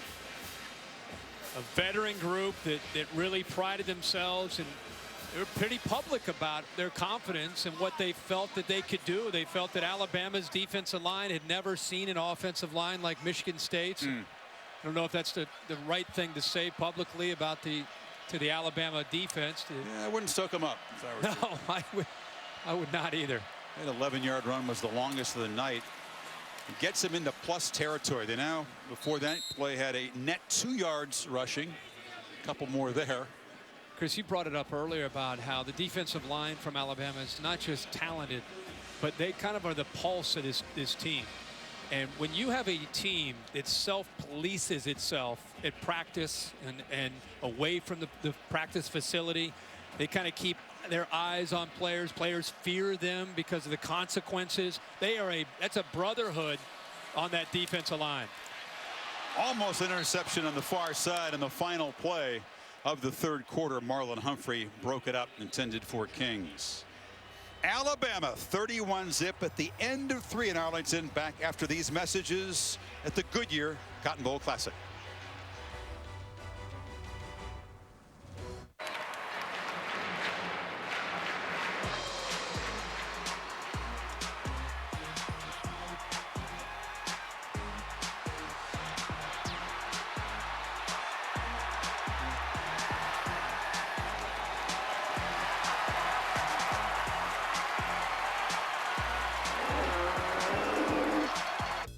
Give your gathering something to gather around. Try catering at Chick-fil-A. High school, knock him up here. High school. Hi, would you sign my petition? Miss, can you sign my petition? It says, I, Larry Culpepper, should present the national championship trophy To the winner of the college football playoff. I invented the playoff. I should be able to hand out the trophy. That's my job. Who are you? Almost got John Saunders to sign it. If If I give you a Dr. Pepper, will you sign my petition? No. There's 1, 2, 3, 4, 5 of you. Now give me 6. Don't spill on it. I can't read that. You're going to have to do it again. Let's go, Dr. Pepper here. I'm Leanne's dad, and I feel a bad case of ambition coming on. My wife is redoing the bathroom, says I'm not handy enough to help. But my coffee mug has my confidence racing. Let's see how handy I can be. You want to see this spin out of control? Vote for me on Twitter, and a dramatized exaggeration of this real situation will air during the national championship game. You can even win my tools, right? Huh? I might be the greatest dad, but I'm a terrible DIYer. Open up.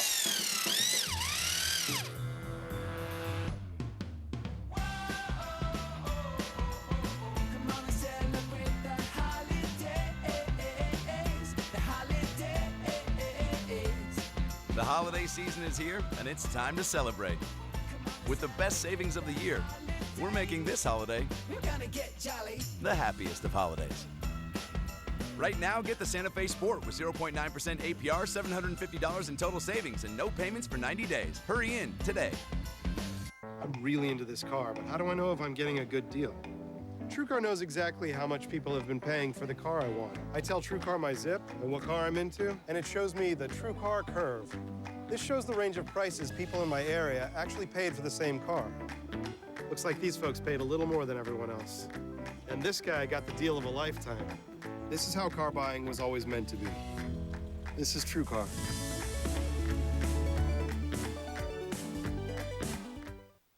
And welcome back to the College Football Playoff semifinal number 2 at the Goodyear Cotton Bowl Classic. Beginning of the final quarter, all Alabama. Michigan State threatened at the end of the half, but Cyrus Jones picking off Connor Cook just short of the goal line. Alabama took the second half kickoff. 75 yards for a touchdown. The Spartans self-destructing with a couple of major penalties in that drive, and then the momentum really began to build. Cyrus Jones, a punt return for a touchdown, and Ridley on a deep ball from Coker. On 3rd and 8, shovel pass to Price inside. The tight end has some room, a first down and a lot more inside the 35. Yeah, really good execution here by Cook, who draws a defender to him. Jonathan Allen, the defensive end, also gets Harrison 15 up to him, and because Harrison on a blitz did not recognize the tight end coming underneath, he was able to flip it to him, and he just had a ton of room to run there.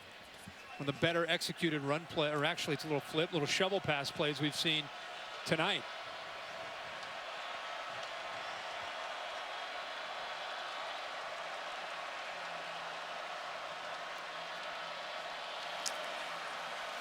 Cook, it's a 4-man rush, delivers behind Price and incomplete.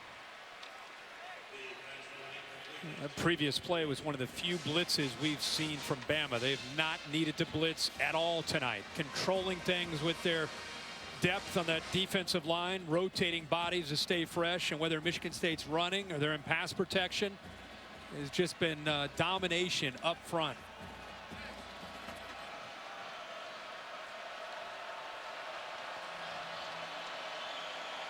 Five receivers for Cook to work with. Again, over the middle, it's Burbridge, a catch for a short gain. Go ahead, Chris. I talked about Kirby Smart. He was introduced as Georgia's head coach officially the day after Alabama won the SEC championship. He's a former defensive back at Georgia. One of the busiest guys in America, other than you, maybe in the last month, splitting duties between getting this game plan ready. And Nick does demand a little time from his assistants, doesn't he? A little bit. And then he's trying to find a staff. He's got about 5 more guys to hire at Georgia, working recruits late at night. Saying, remember about the dogs now. But he could have left, but he wanted to stay. Yeah. Not just to be there with his coaching staff, but really it's about the players and trying to finish this year off. Scott on 3rd and 5 gets nothing, and it'll be 4th down. Talked about the Saban coaching tree. D'Antonio, of course, worked with him about 15 years ago at Michigan State. Jimbo Fisher was with him at LSU. And then you got 3 guys in the SEC East. Muschamp, McElwain, of course, and Smart.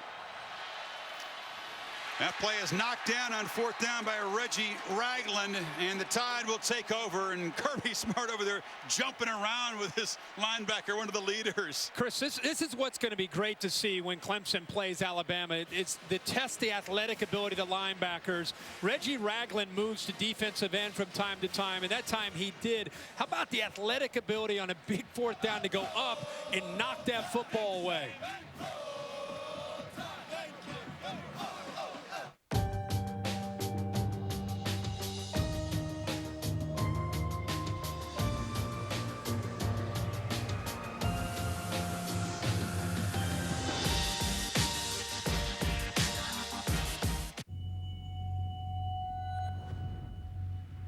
Starlight, star bright, the first star I see tonight. I wish I may, I wish I might, have the wish I wish tonight. Wishes do come true. The Lincoln Wishlist event is on. Right now, get exceptional offers on the entire Lincoln family. During the final days of the Lincoln Wishlist event, get your choice of MKC, MKZ, gas or hybrid for $369 a month with zero due at signing. Did anybody catch that play? No. Okay, we're going to act like we're debating about it. You two do the bouncy football thing. You rub your head like it's a real tough call. No, that looks like you're having a migraine. I'm going to break the huddle confidently. Mike's on! First down! Save big with State Farm. We are Fjallraven. We were born in the Arctic, tested in the ice fields and snowstorms. Winter is in our DNA. The cold has never stopped us. For over 60 years, Fjallraven has proven that great gear matters. When winter comes, are you ready to own the cold? Go to fjallraven.us to experience the difference. Now playing on DirecTV Cinema. Where is Hunt? He's deep cover. The Syndicate is real. A rogue nation trained to do what we do. You ready? You want to bring down the Syndicate? It's impossible. Movies start at Channel 125. And none of Nick Saban's former assistants have come close to beating him. Look at the Nick with a grin there. 8-0 against him. And Jim McElwain, it was a 14-point margin. The SEC championship game, that's actually the closest margin. Antonio looks like he's going to drop to 0-2 against Saban. I asked him, why do you think that is? Because Nick really doesn't enjoy coaching against guys that work for him, that he's close to. And he said, well, because he's got really good teams, the obvious answer. Not because he tries harder, not because the guys who work for him are intimidated by coaching against him. Bama's just really good, and they are again tonight. Henry knocked down for a loss. Derek has not been the story for once. With that loss, it's going to drop his total back to about 63 yards tonight. He's a tough guy to compete against. I mean, he's built a dynasty in Tuscaloosa. He's got the resources. He's got a machine, what he's able to do. He loses great assistant coaches. He's able to bring in great assistant coaches. It'll be a tough hit losing Kirby Smart to Georgia. But he will restructure and get this staff ready and just continues to go. But it's tough. It's tough to compete against him no matter who you are, let alone one of his former assistants. Well, Jeremy Pruitt will take over as defensive coordinator as Ridley takes this little pop pass, and Ridley trying to add to his big evening, driven down after about an 8-yard gain. It'll be 3rd down. Pruitt has been hanging around here, not allowed to yet coach, but he's been at the practices. An Alabama graduate who comes back home to that position. Just a couple years ago, coaching as a defensive coordinator for Florida State in a national championship season. There he is standing up there in the background. Alabama has perhaps set a world record, at least a college football record, with the number of guys that they have in their coaching box. Often it's a dozen or more. They got a whole bunch of consultants and quality control. Look at it's a good thing the coaching boxes are huge in the stadium. Good thing we're in an NFL stadium here. Coker diving, still headlong, trying to move the chains on 3rd down, comes up a couple yards short. He's still doing what he does. He's still selling out. Remember the mantra, finish. I mean, it's 31-0, and they don't even see the scoreboard. They don't even have any idea what the score is. They're trying to execute as if the game is tied right now. They've executed in just about every facet pretty well, including Scott, who's gotten off some nice punts tonight. They have won the special teams battle, an area that I think the Spartans felt they needed to look for every edge tonight. Another department in which Alabama has dominated. And that's another deep punt from the sophomore. King's driven back inside his 15, and the coverage for Alabama that time swarming down there and drops him right there. 10:53 to play. Bama rolling toward Arizona.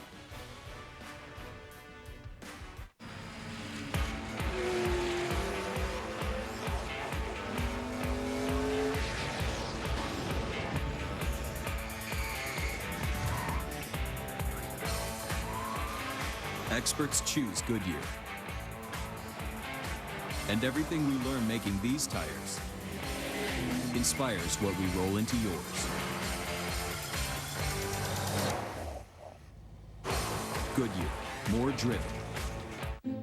It seems like every financial company talks about investing your way to wealth. But what about protecting what you're building right now? At Northwestern Mutual, we know the importance of doing both.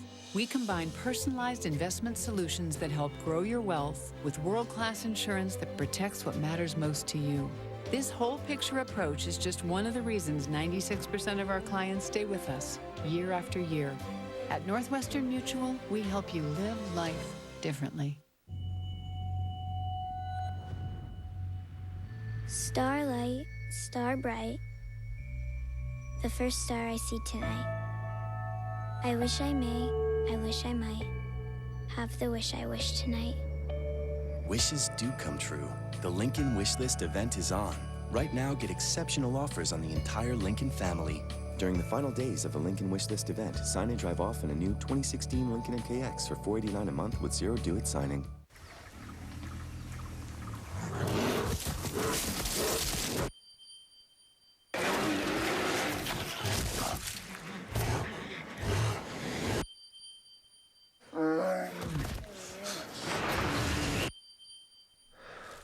I ain't afraid to die anymore.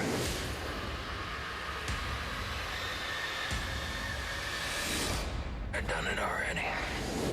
The Revenant, rated R, January 8th.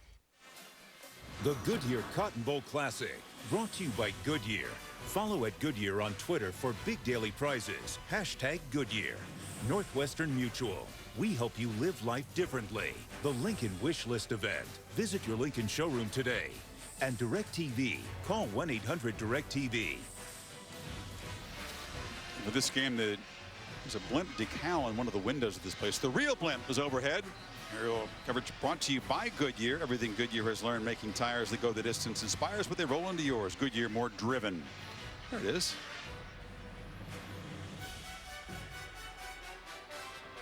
This place where Alabama had hoped to reach a year ago, stumbling at the semifinal hurdle against Ohio State in the Superdome. This is where they began this season, wearing down a Big Ten team in Wisconsin. Even more impressive tonight. They really have grown as the season's gone on. Chasing Cook again, runs out across the 15 after a short gain. We wondered, Kirk, at that time, what would the offensive identity of this team be? Who would the quarterback be? Could it be Coker, perhaps Cooper Bateman? And here we are 14 games later, and we see a fully formed Alabama team. Yeah, from that loss, they became a different team, and Derrick Henry started to get his opportunities. And I think Jake Coker just started to play with a little bit more of an edge. I think with the more success he had, you could see him smiling there. I think he became more confident. Remember, he's been through a lot throughout his career, starting in Tallahassee as a backup to Jameis Winston. Cook dumps it off incomplete out of the hands of Price. Coker, a guy, Kirk, like so many quarterbacks who are perfectionists, really was unable to do what Cook has been able to do in his career, which is shake off a bad play and a mistake. And at times, I think you'd agree, he didn't play very forceful because he was so afraid of making that mistake. Yeah, whether it was Florida State when he was trying to compete with Jameis Winston, replace E.J. Manuel, I think he put a lot on himself. and tried to execute. And if things didn't go well, I think he struggled with making a mistake. I think that carried over into his competition with Blake Sims a year ago, and maybe even this year early against Cooper Bateman. And then after being benched, he kind of got just upset. Sure did. Responded very well to that benching, played well as the Tide came close to coming back against Ole Miss, and from that point on showed his toughness. And it hasn't always been pretty, let's be honest. Sometimes the pass game execution has been pretty painful, but tonight, a night he'll never forget. No. And like I said, imagine the year that he had after everything that he's been through, transferring over from Florida State, everybody assuming he would beat Blake Sims out, not beating out Blake Sims, coming in this year, getting benched, and to be able to finish off this year the way he did, winning an SEC championship game, getting voted by his teammates as a captain, and then getting a chance in a playoff and playing the way he has tonight, 25 of 30 for 287. Jones, fair catch. Spartans and trying to work their way back into the game. 5 possessions after halftime, 4 3 and outs. She's happy he's not. You finally earned enough reward miles on your airline credit card. Now you just book a seat, right? Not quite. Sometimes those seats are out of reach, costing an outrageous number of miles. It's time to switch to the Capital One Venture Card. With Venture, you'll earn unlimited double miles on every purchase every day. And when you're ready to travel, just book the flight you want on any airline and use your miles to cover the cost. Now that's more like it. What's in your wallet?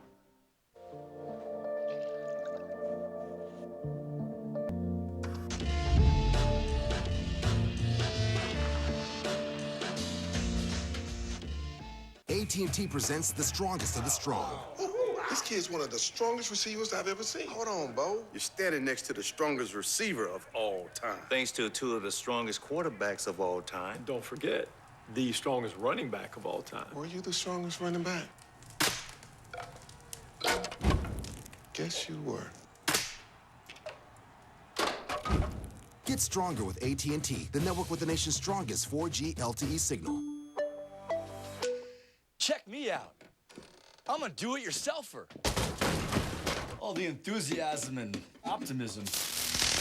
There's none of the skill or ability. It's like I've got an appetite for destruction. Whoops. And my house is an all-you-can-eat buffet. And if you got the wrong home insurance, you could be DIY. Uh-oh. You could be DIYing these payments yourself. So get an Allstate agent and be protected from mayhem, like you.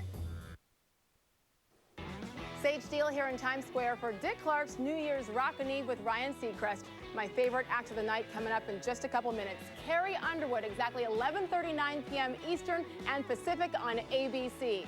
Enjoy the rest of the game. Sage, thank you. About 43 minutes left. 42:07 exactly as we count down in Times Square. 9.5 left here in the Goodyear Cotton Bowl Classic. This will not be the most exciting New Year's Eve of your life, I'm going to guess. No, I'll be in the air. Heading out to Pasadena. We got a 3-hour game day tomorrow morning. You got to be ready to go. I know you'll be ready. Oh, yeah. That wasn't what I was going for. As Drake gets the edge and shows the speed into Spartan territory. Cuts back, still running. Kenyon Drake dragged down at the 10 by Calhoun. You said he'd have a monster play tonight. It came in the fourth quarter. Well, he has such speed, and he's able to get to the outside. Calvin Ridley comes up with a block, a crack block. There's nobody left to the outside because the corner, Edmondson, followed Ridley to the inside. So Ridley essentially takes 2 defenders away, and then it's just Kenyon Drake and that tremendous speed that he has in the open field. So not Henry, but Drake, the first really big running play of the night, 58 yards. And the Tide trying to deliver an even bigger beat down here. Drake knocked down for a short gain. Talk about finish. How about the veteran, the senior, the center, Ryan Kelly. See if we can pick him up here. There's Drake. He gets to the edge because of the block by Ridley. But Ryan Kelly is downfield 60. Look at him. He's 60 yards downfield. Coach said finish. And he's trying to set an example here as a veteran. all the way down to about the 10-yard line, still running down there. Well, he is the glue to that offensive line, and with some of the issues they had at quarterback early in the year, 2 new offensive guards on the left and right, he keeps it together. Henry cuts it back, tries to bounce it, gets past Calhoun, headed for the end zone. Another touchdown for the Tide. The second for the Heisman winner tonight. Here's that stiff arm. Look at him push away Calhoun. That is a big man at 255, 260 pounds. He just throws him to the side right there with that stiff arm that's becoming legendary. And then the speed to get to that corner of the end zone for the touchdown. Pylon cam showing you the dive. So Henry up to 75 yards rushing. Only 3.8 per carry in those 2 touchdowns. They don't quit, these guys, do they? No. Midway 4th. And Griffith to make it 38-0.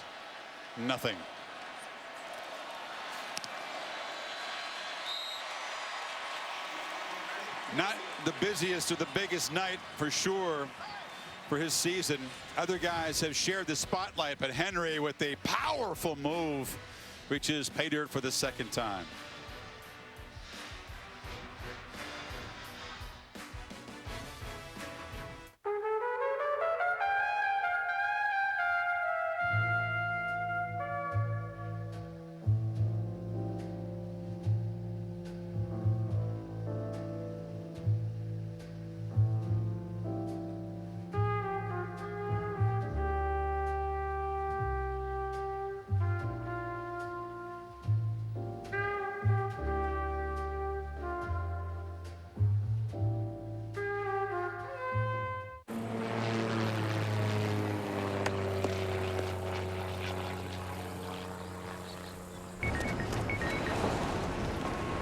Moving forward, it is very important that everyone here understands the severity of our situation.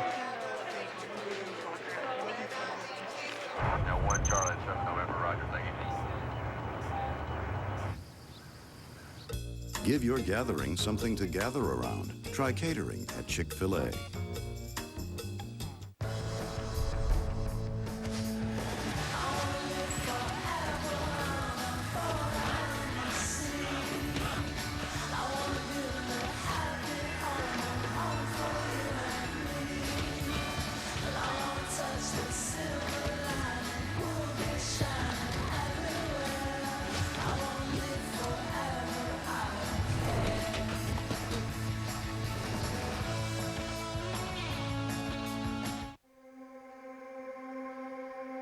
Ever wonder where courage comes from?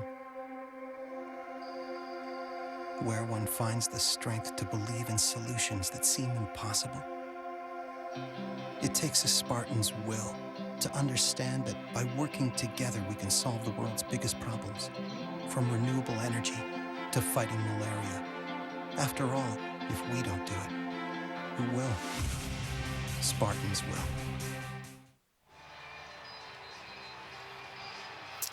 Cranking Leonard Skinner's Sweet Home Alabama, and the Tide against an Alabama alum. Dabo Swinney and the Clemson Tigers, a collision course since the 2nd edition of the playoff committee rankings came out back on November 10th. Tigers and the Tide have been 1-2. Just maybe the committee had it right again. Yeah, absolutely. Got to give them credit. You sure do.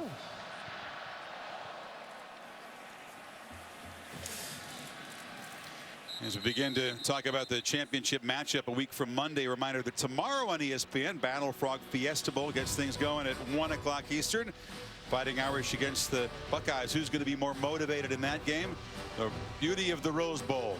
Christian McCaffrey and Stanford against the tough Iowa Hawkeyes, and then Oklahoma State and Ole Miss in the All-State Sugar Bowl in prime time. Don't forget the championship drive tomorrow, 10 a.m.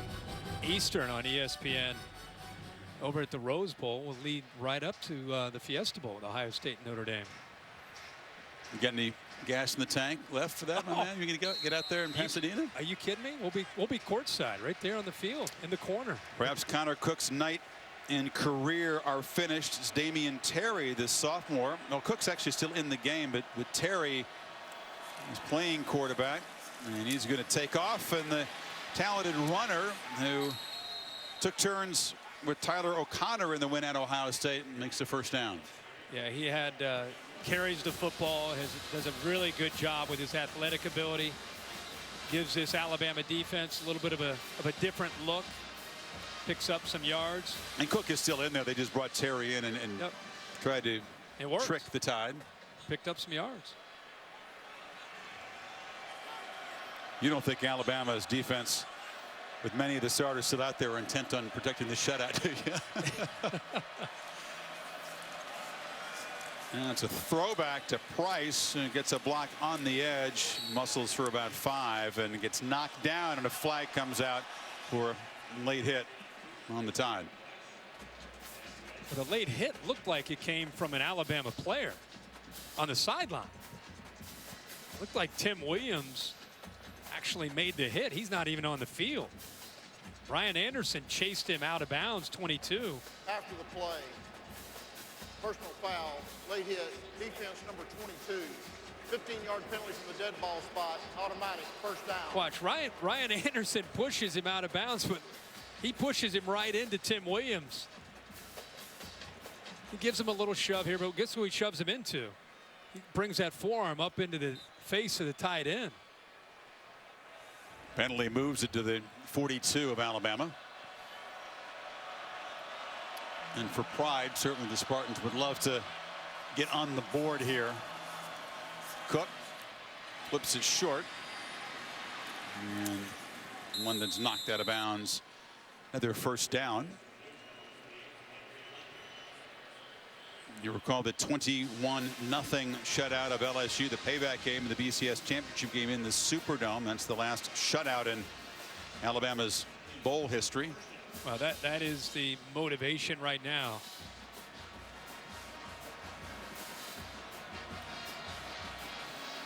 We saw them practice with such intensity.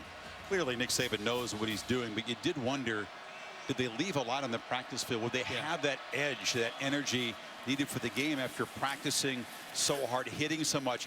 And Kirk, spending so much emotional energy. The guys we talked a lot about tonight, Allen and Robinson and Reed, very animated in practice. Tony Brown, a backup defensive back, was sent home from this bowl trip for undisclosed reasons, but I think the leadership council, those guys, had a lot to do with it. They just didn't like his attitude. That's what's different about this team than the last couple years. They've got a core group of players that, probably because of some past experience failures, losing to Oklahoma in a Sugar Bowl, losing to Ohio State last year in a playoff, they experienced that, and that has really, those defeats it's driven this team as a group to be different this year. London cannot escape, is knocked down. It's going to be third down. See, I think that's what's different.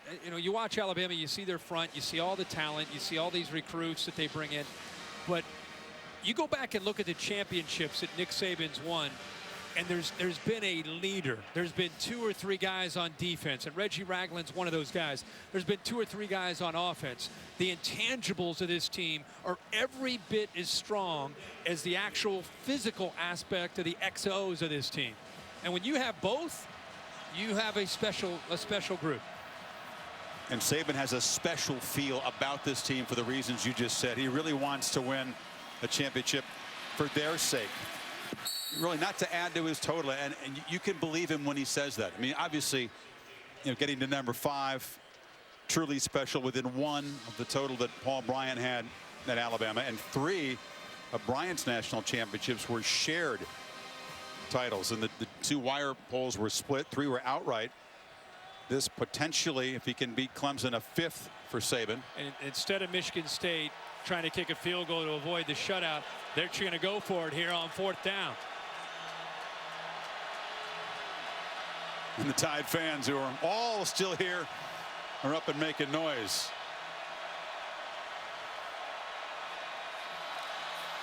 They fake it to London. Cook still has it, throws back, and incomplete. Trying to get it to Kevin Pendleton, but Bradley Silv was right there in the time. Will take over again 4:29 from the finish line. Yeah, they tried to sneak the fullback out on a wheel route, just kind of slid him out of the backfield. But yet again, the discipline Bradley Silv, the senior, right where he needs to be, playing great coverage, and Alabama holds on to that shutout.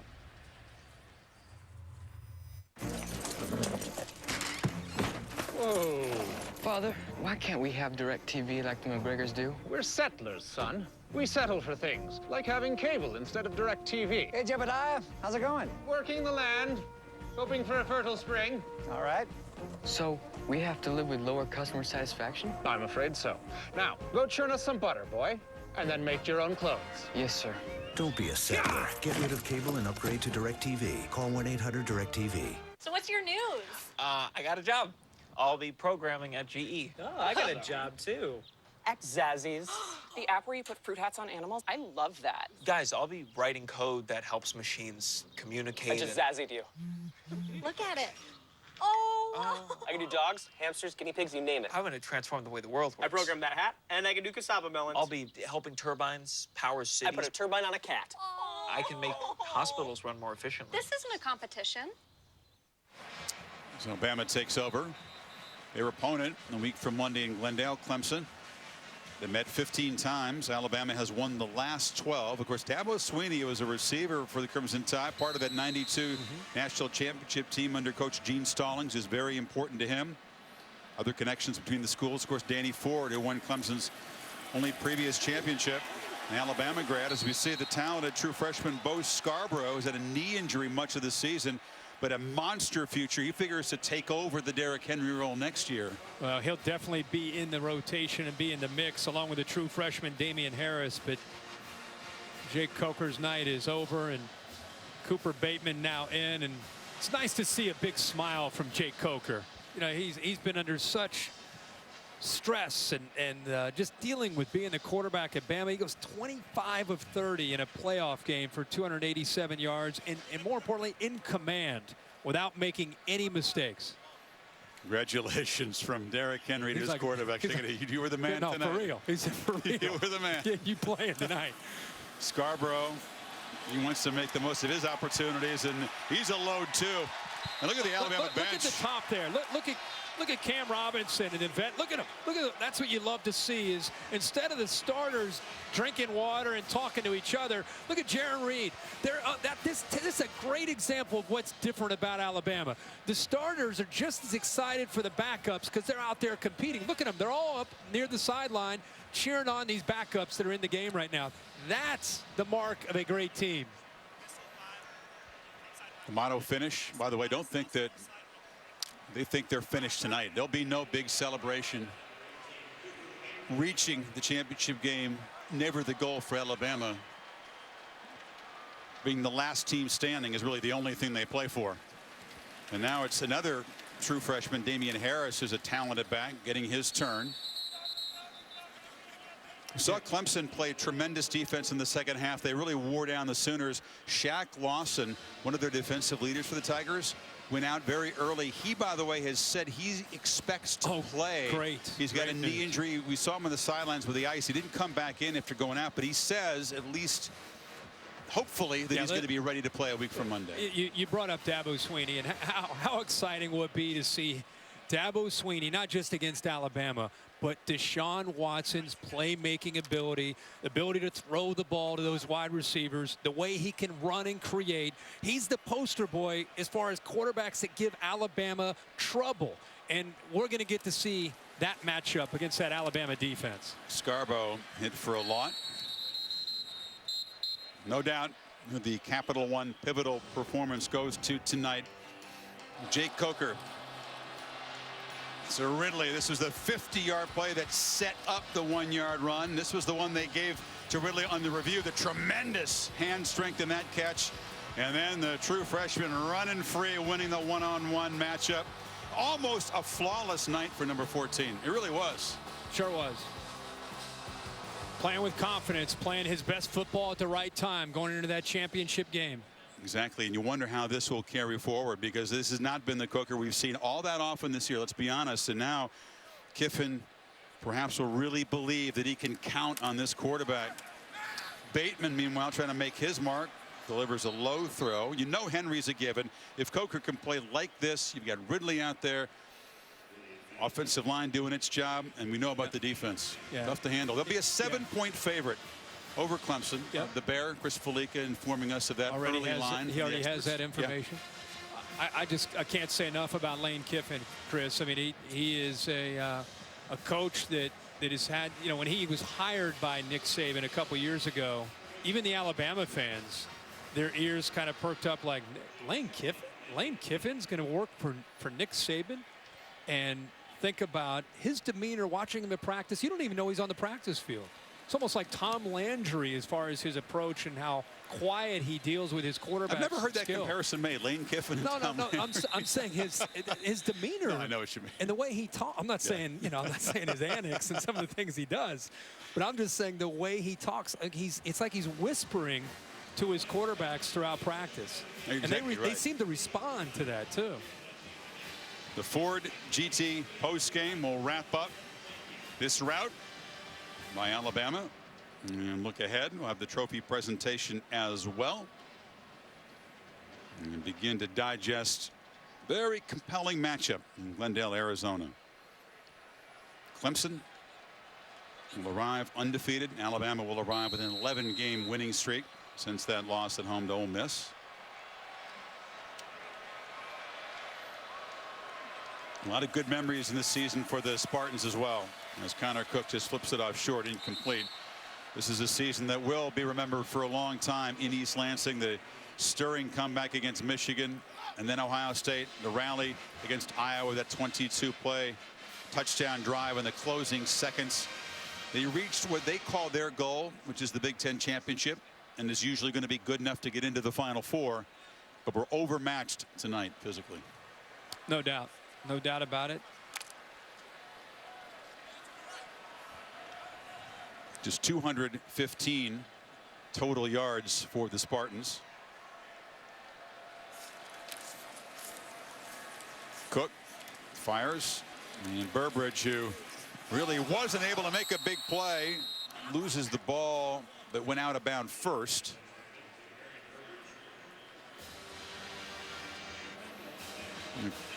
Cook, 34 games won in his career, and lose for just the 5th time. He's had great success against good teams like Alabama.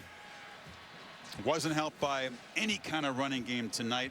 Constantly pressured. It did make the mistake just before halftime. It was crucial. One of the top quarterback prospects, all the analysts say, for the draft. Of course, his predecessor having a nice time with the Redskins. Yeah. Brian Hoyer is still out playing and contributing, obviously doing a great job starting in the NFL. Michigan State, you start to look at some of the quarterbacks they've had come through East Lansing. It is pretty remarkable what they've done. And Connor Cook, you would think, will be the next one in line to get his opportunity too. Michigan State will have to replace 20 fifth-year seniors, the nucleus of this team, the leaders, and 3 other seniors also moving on. So D'Antonio will have a lot of pieces to replace going forward.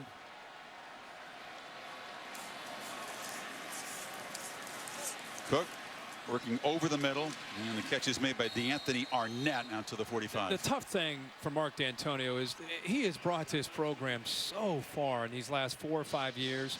You just wonder if a loss like this on this biggest stage, what that does to the brand of Michigan State.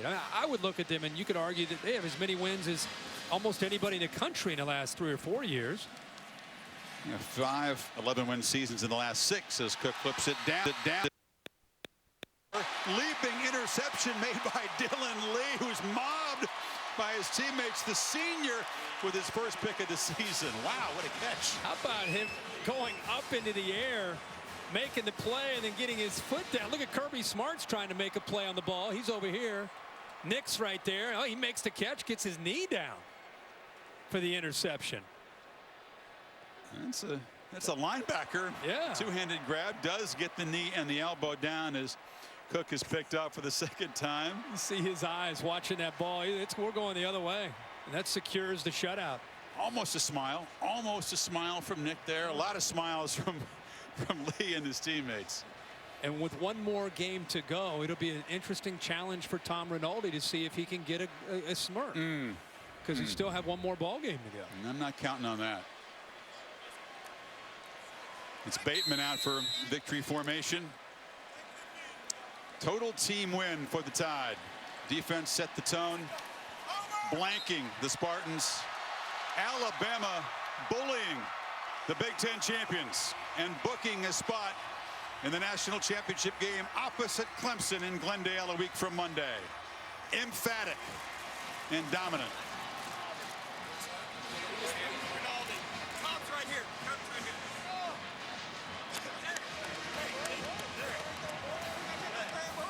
Let's get Saban's reaction with Tom Rinaldi. Tom? Chris, thank you very much. You reached this stage a year ago and didn't get the result you wanted. Why was it different tonight? Well, I think the players learned a lot from last year's game, and they looked at it like they just wanted to participate in the game. I think today they wanted to do something a little bit different and sort of kind of try to take over the game, and I think we did that in the second half. So much attention focused on Derrick Henry during the weeks leading to this game. What did you learn about your quarterback tonight? Well, I think the way they play and the way that they played us, that it was going to be difficult to run the ball, so we knew Jake was going to have to throw it and do a good job of it, and he did a fantastic job of making some big plays, and our receivers did a great job of getting downfield on their safeties. A shutout speaks for itself, but I'll ask you to speak for your defense. How would you describe their performance? Well, they played well. 2 minutes before the half, we wasn't great on, but we intercepted the ball down there. But, we did a good job today. I think the rush, affected the quarterback some, and we did a pretty good job of covering him for the most part. You now face #1 Clemson. Dabo Swinney's fond of saying, bring your own guts. What will the Tide bring to the national championship game? Well, we'd like to enjoy this game for 24 hours, but, Clemson's got a great team. They're undefeated. Got a great program. So, I'm sure our guys are going to be motivated to, try to do the best they can to play the best they can in the game. And it's a great opportunity for them. And I'm just proud as hell of them for getting to where they are and doing what they did all year long since the Ole Miss game. What are the chances we'll see a smile right now? Well, we got another game. I told you. I told you. Appreciate it. Let's go to Heather. I don't know how to follow that, Tom. We are definitely going to smile over here with Jake Coker, the winning quarterback. And Jake, you grew up dreaming about being quarterback for this team, but you had quite a detour to get here. Went to Florida State, then came here and had to sit behind Blake. What does it mean to you to be the quarterback of this team, knowing just how long and how hard it was to get to this point? It means a lot to me to play quarterback at Alabama. Like you said, I pulled for them all my life, and the thing that makes it even more special is the group of guys that just came together, and everybody plays for each other, and there isn't one guy that's not happy about how we played today, or not happy they didn't get the ball, or it's just it's a special team that I couldn't be prouder of, and couldn't ask to be a part of a better group of guys. And Jake, talk about seizing the moment. At what point tonight could you tell that this was going to be a special night for you? Well, right when the game ends, we win, and I couldn't be happier, but, this game doesn't mean nothing until, after this game we're playing here in a couple days. Coach talked so much about how things really changed, especially for you. You won this team over after the Ole Miss loss. How did this team change, and how did you change to help you guys get to this point? I think we all just came together and started playing, better team football. We understood what we had to do to get where we are right now, and everybody did a great job of doing that. And like I said, it's just unselfishness and guys playing for each other. And I love it. The back of the hat that you were just handed actually says "one not done," because you've still got a lot to do. So you face the #1 team in the nation in Clemson. What's it going to take for you guys to be one and not done and keep this momentum going? Just got to keep the focus that we had in preparation for this game. I know they're a great team, and I didn't get to see the game today, but I heard they played pretty well. So, we respect them and everything, but we just got to, be focused and play our game. Certainly a great matchup that we're certainly looking forward to. We will see you in Glendale. Congratulations. I appreciate it. Thank you. All right, Chris, back to you. Self-proclaimed country boy, very proud of the hunting and fishing trophies that he's collected. Starting to pile up some pretty important football trophies as well, as Jake Coker. And Alabama with an emphatic statement, a shutout of the Big Ten champions, will go to Glendale, Arizona, Kirk, as the favorites to win another championship. But But Dabo Swinney and the Clemson Tigers will like that underdog role. They'll play the disrespect card for the next 10, 11 days. Oh, absolutely. And the thing that's going to be great about the build-up is going to be Deshaun Watson and that offense. The tempo, the spread, the athletic quarterback against this Alabama defense. It's their entire focus has been to prepare for that kind of offense and that kind of quarterback. So we're going to get an answer there in the championship. Partner, enjoyed finishing the year with you. Safe fun. travels to Pasadena. Yes, of course, sir. we'll see you in Glendale, Arizona. In just a little while here, you can zip over to New York. Dick Clark's New Year's Rockin' Eve with Ryan Seacrest on ABC. And the drop of the ball inside 15 minutes. But in the meantime, we'll present the trophies. The Goodyear Cotton Bowl Classic to Alabama on the Ford GT postgame show. And continue to look ahead to the championship matchup between Alabama and Clemson.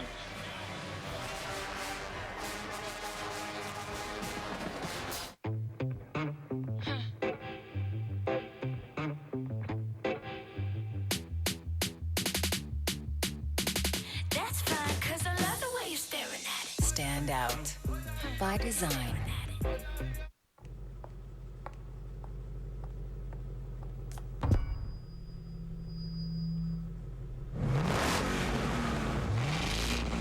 Powerful by design. When you move, Degree Motion Sense reacts. With unique microcapsules activated by movement that release bursts of freshness all day. Motion Sense, protection to keep you moving. Degree, it won't let you down. It's just a cough. If you could see your cough, you'd see just how far it can spread. Robitussin DM Max soothes your throat and delivers fast, powerful cough relief. Robitussin DM Max, because it's never just a cough. We have taken two things that you love, and we have made them one thing that you love. Anything you can watch on ESPN, you can now stream live on the ESPN app. Suddenly, he has so much more energy. I can't believe it. It's definitely a turn on. It's like the guy I knew 10 years ago suddenly showed up again. He has passion and drive again. It's incredibly sexy. How are men over 40 enjoying more passion, energy, and vitality than ever? With a powerful man-boosting innovation called Nugenix. Powered by Testofen, a key ingredient shown to naturally increase a man's free testosterone levels. Nugenix is the #1 men's vitality product at GNC. There's nothing else like it. Now you can get a complimentary bottle. Just go to trynugenix.com and enter the promo code below. Clinical results show men report significantly higher energy levels with Nugenix. More satisfaction with muscle and strength. More stamina. He's trim, tight, really terrific. Feel like the man you used to be with Nugenix. Complimentary bottles are not available in any store. To guarantee yours, go to trynugenix.com and enter the promo code below. That's trynugenix.com. Welcome to the Ford GT postgame. And we're closing in on SportsCenter with Scott Van Pelt. Scotty set up at the 30-yard line here in his little desk, ready to bring you complete wrap-up of both semifinal games. But first, the trophy presentation. Field side to John Saunders. Well, Chris, thanks a lot. Things are a little tight down here, guys, aren't they? First, I want to introduce a couple of gentlemen instrumental to this. It's Dan Navikoff, chairman of the Cotton Bowl Athletic Association, and Rich Kramer, chairman and CEO and president of Goodyear, for the presentation of the Cotton Bowl Classic Trophy to Nick Saban. Thank you, John. On behalf of Goodyear, the College Football Playoff, and the Cotton Bowl Athletic Association, we congratulate both teams on a well-played game and a tremendous season. Now, I present the Cotton Bowl Classic Championship Trophy to our semifinal champion, Coach Saban, and the Alabama Crimson Tide.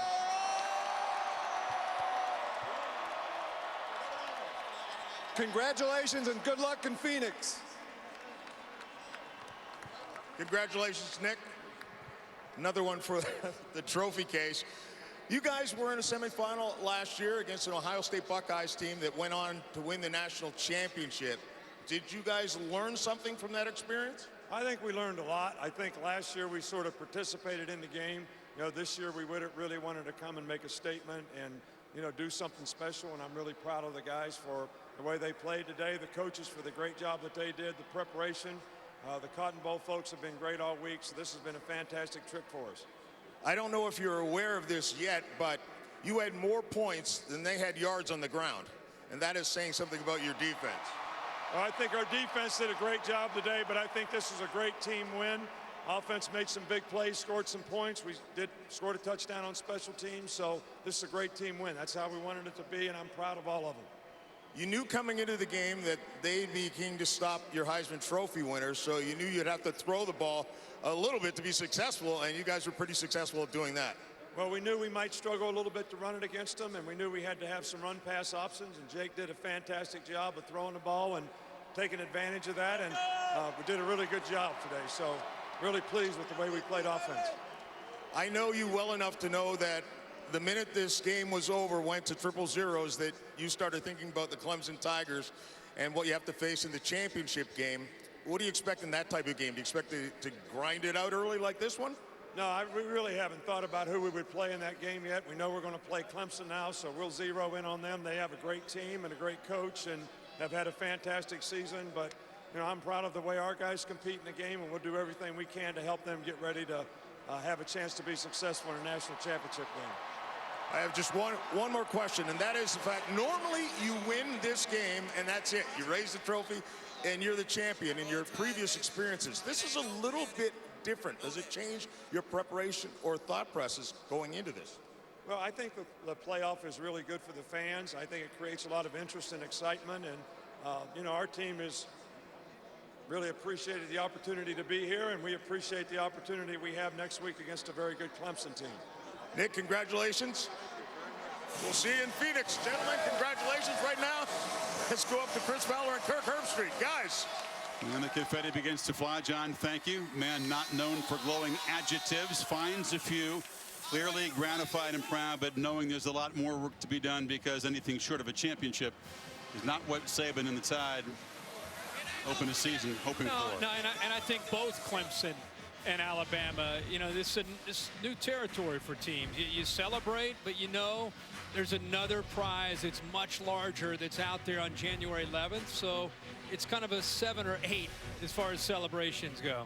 Henry scored early after a bomb to Ridley. Cyrus Jones, the big pick before halftime. Look at the play by Ridley here. The hand strength and the toe tap, given a touchdown upon further review. This was huge as Alabama began to pull away. And then Cyrus Jones making the special teams touchdown, his 4th of the season, really seemed to put Michigan State away. For good measure, they went deep to Ridley again, a 50-yard connection from Coker, who was 25 of 30 for 286 tonight. And one final stiff arm from the Heisman Trophy winner, Derrick Henry, who finished with 75 yards and a couple of touchdown runs. Alabama rolls 38-0. Back after this quick break.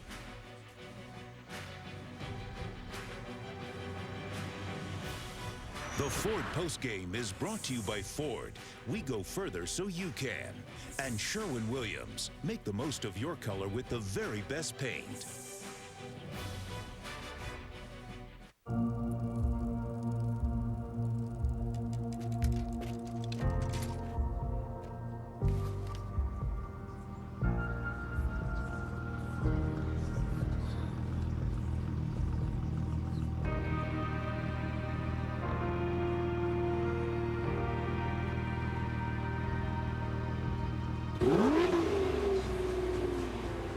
Magnetic by design. If you could see your cough, It's just a cough. you'd see how often you cough all day, and so would everyone else. New Robitussin 12 Hour delivers fast, powerful cough relief that lasts up to 12 hours. New Robitussin 12 Hour cough relief, because it's never just a cough. When you move, Degree Motion Sense reacts. With unique microcapsules activated by movement that release bursts of freshness all day. Motion Sense, protection to keep you moving. Degree, it won't let you down. If you need a reason to start celebrating Super Bowl 50 early, I'll give you 2. Get a large one-topping pizza for only 50 cents when you order any large pizza at regular menu price. Better ingredients. Better pizza. Better football. PapaJohns.com. Hey, what's this? Chardonnay party. How the hell and I know? She brings a sledgehammer to a thumbtack. She brings a flamethrower to a bonfire. She brings beer to a Chardonnay party. A lot of metaphors, but I get it. As long as you are you, it's Miller time. Good to see you, brother. Welcome to Benghazi. Hey, everybody, this is Jack. We train SEALs together, so he knows the drill. Benghazi is under attack. If you do not get here soon, we are all gonna die. 6 hours till dawn. Entire city knows where we're holed up. We're gonna unleash hate on these guys. I haven't thought about my family once tonight. Thinking about them now. 13 Hours, a Michael Bay film, rated R. The Battle Frog Fiesta Bowl, the Rose Bowl game presented by Northwestern Mutual, and the All-State Sugar Bowl, New Year's Day on ESPN and streaming live on Watch ESPN and the ESPN app. Welcome back to the Ford GT postgame. In these two semifinals, Kirk, there were two outstanding defensive performances. Obviously, Alabama's shutout speaks for itself, but as you see Jay Coker talking to the media on the field, his great performance. Meanwhile, in Miami, Clemson shut out an excellent Oklahoma offense after halftime. And again, we told you earlier, expecting to get Shaq Lawson back. So what about that Clemson defense, Brent Venables and his crew against Derrick Henry and Coker in the championship game? Brent Venables has come up with a lot of answers this year with a defense that broke in about 9 new starters. You throw in Shaq Lawson, the injury. Hopefully he's going to be okay. You mentioned that there's report now that he feels that he would be able to play in that game, which is huge. But, boy, Clemson impressive. Baker Mayfield, in my opinion, the way Samaje Perine, Joe Mixon, that offense is playing at the end of the year, they're playing great. But I think Clemson steps up, makes a big statement. They'll have a ton of momentum. They'll play the underdog role because they'll be underdogs against Alabama. I think the story of that game will really be the other side of the ball. Alabama's built their entire defense over the last couple years on getting better against spread teams that run tempo, that have athletic quarterbacks. And now we really get to see how much they've improved. We saw them lose to Ole Miss. We saw Chad Kelly move the ball against them. And now here comes an even more athletic quarterback in Deshaun Watson in a very similar scheme. So I think that's the matchup to me that I think everybody's going to be hyping and building up to see Watson against that defense. Yeah, Watson was so sharp in that victory. You call him Spider-Man because he's so flexible and elusive and hard to bring down. And certainly he'll have his hands full. And that'll be another big challenge for Clemson's offensive line against this group tonight that was so dominant. Yeah, I mean, that front, kind of the heart and soul of this team, along with Reggie Ragland and Ryan Kelly and some others. But just a team that's on a mission. I think the loss last year to Ohio State stung. I think the loss to Ole Miss this year was another statement where they could have gone to the left or to the right with that fork in the road. They obviously selected the right direction. It's a football team that right now has not looked back. They've made the adjustments that they needed to make. And I think what's great about this championship game is the 4 teams were down to 2, and you have 2 teams playing great football with a ton of confidence coming into this final game.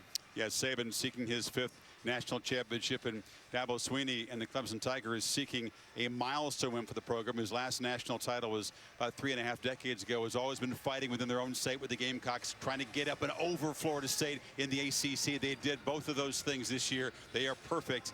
Headed to that collision with the Crimson Tide in Glendale, Arizona on January 11th. So the semifinals are finished. The final matchup is set in the final few minutes of 2015. There may still be time to flip over and catch the ball drop. Clark's New Year's Rockin' Eve with Ryan Seacrest. Absolutely. Right. It's on ABC.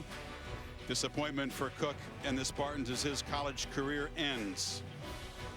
Tonight's game produced by Bill Bonnell, directed by Derek Mobley. We thank our entire talented, dedicated crew who will regroup in Glendale, Arizona for the championship game on January 11th. For all of them, for Kurt, Heather Cox, Tom Rinaldi, Chris Fowler saying so long from Arlington. We'll see you at January 11th, 8:30 Eastern Time for the College Football Playoff Championship game presented by AT&T, Clemson, and Alabama. Sports Center coming up right now with Scott Van Pelt.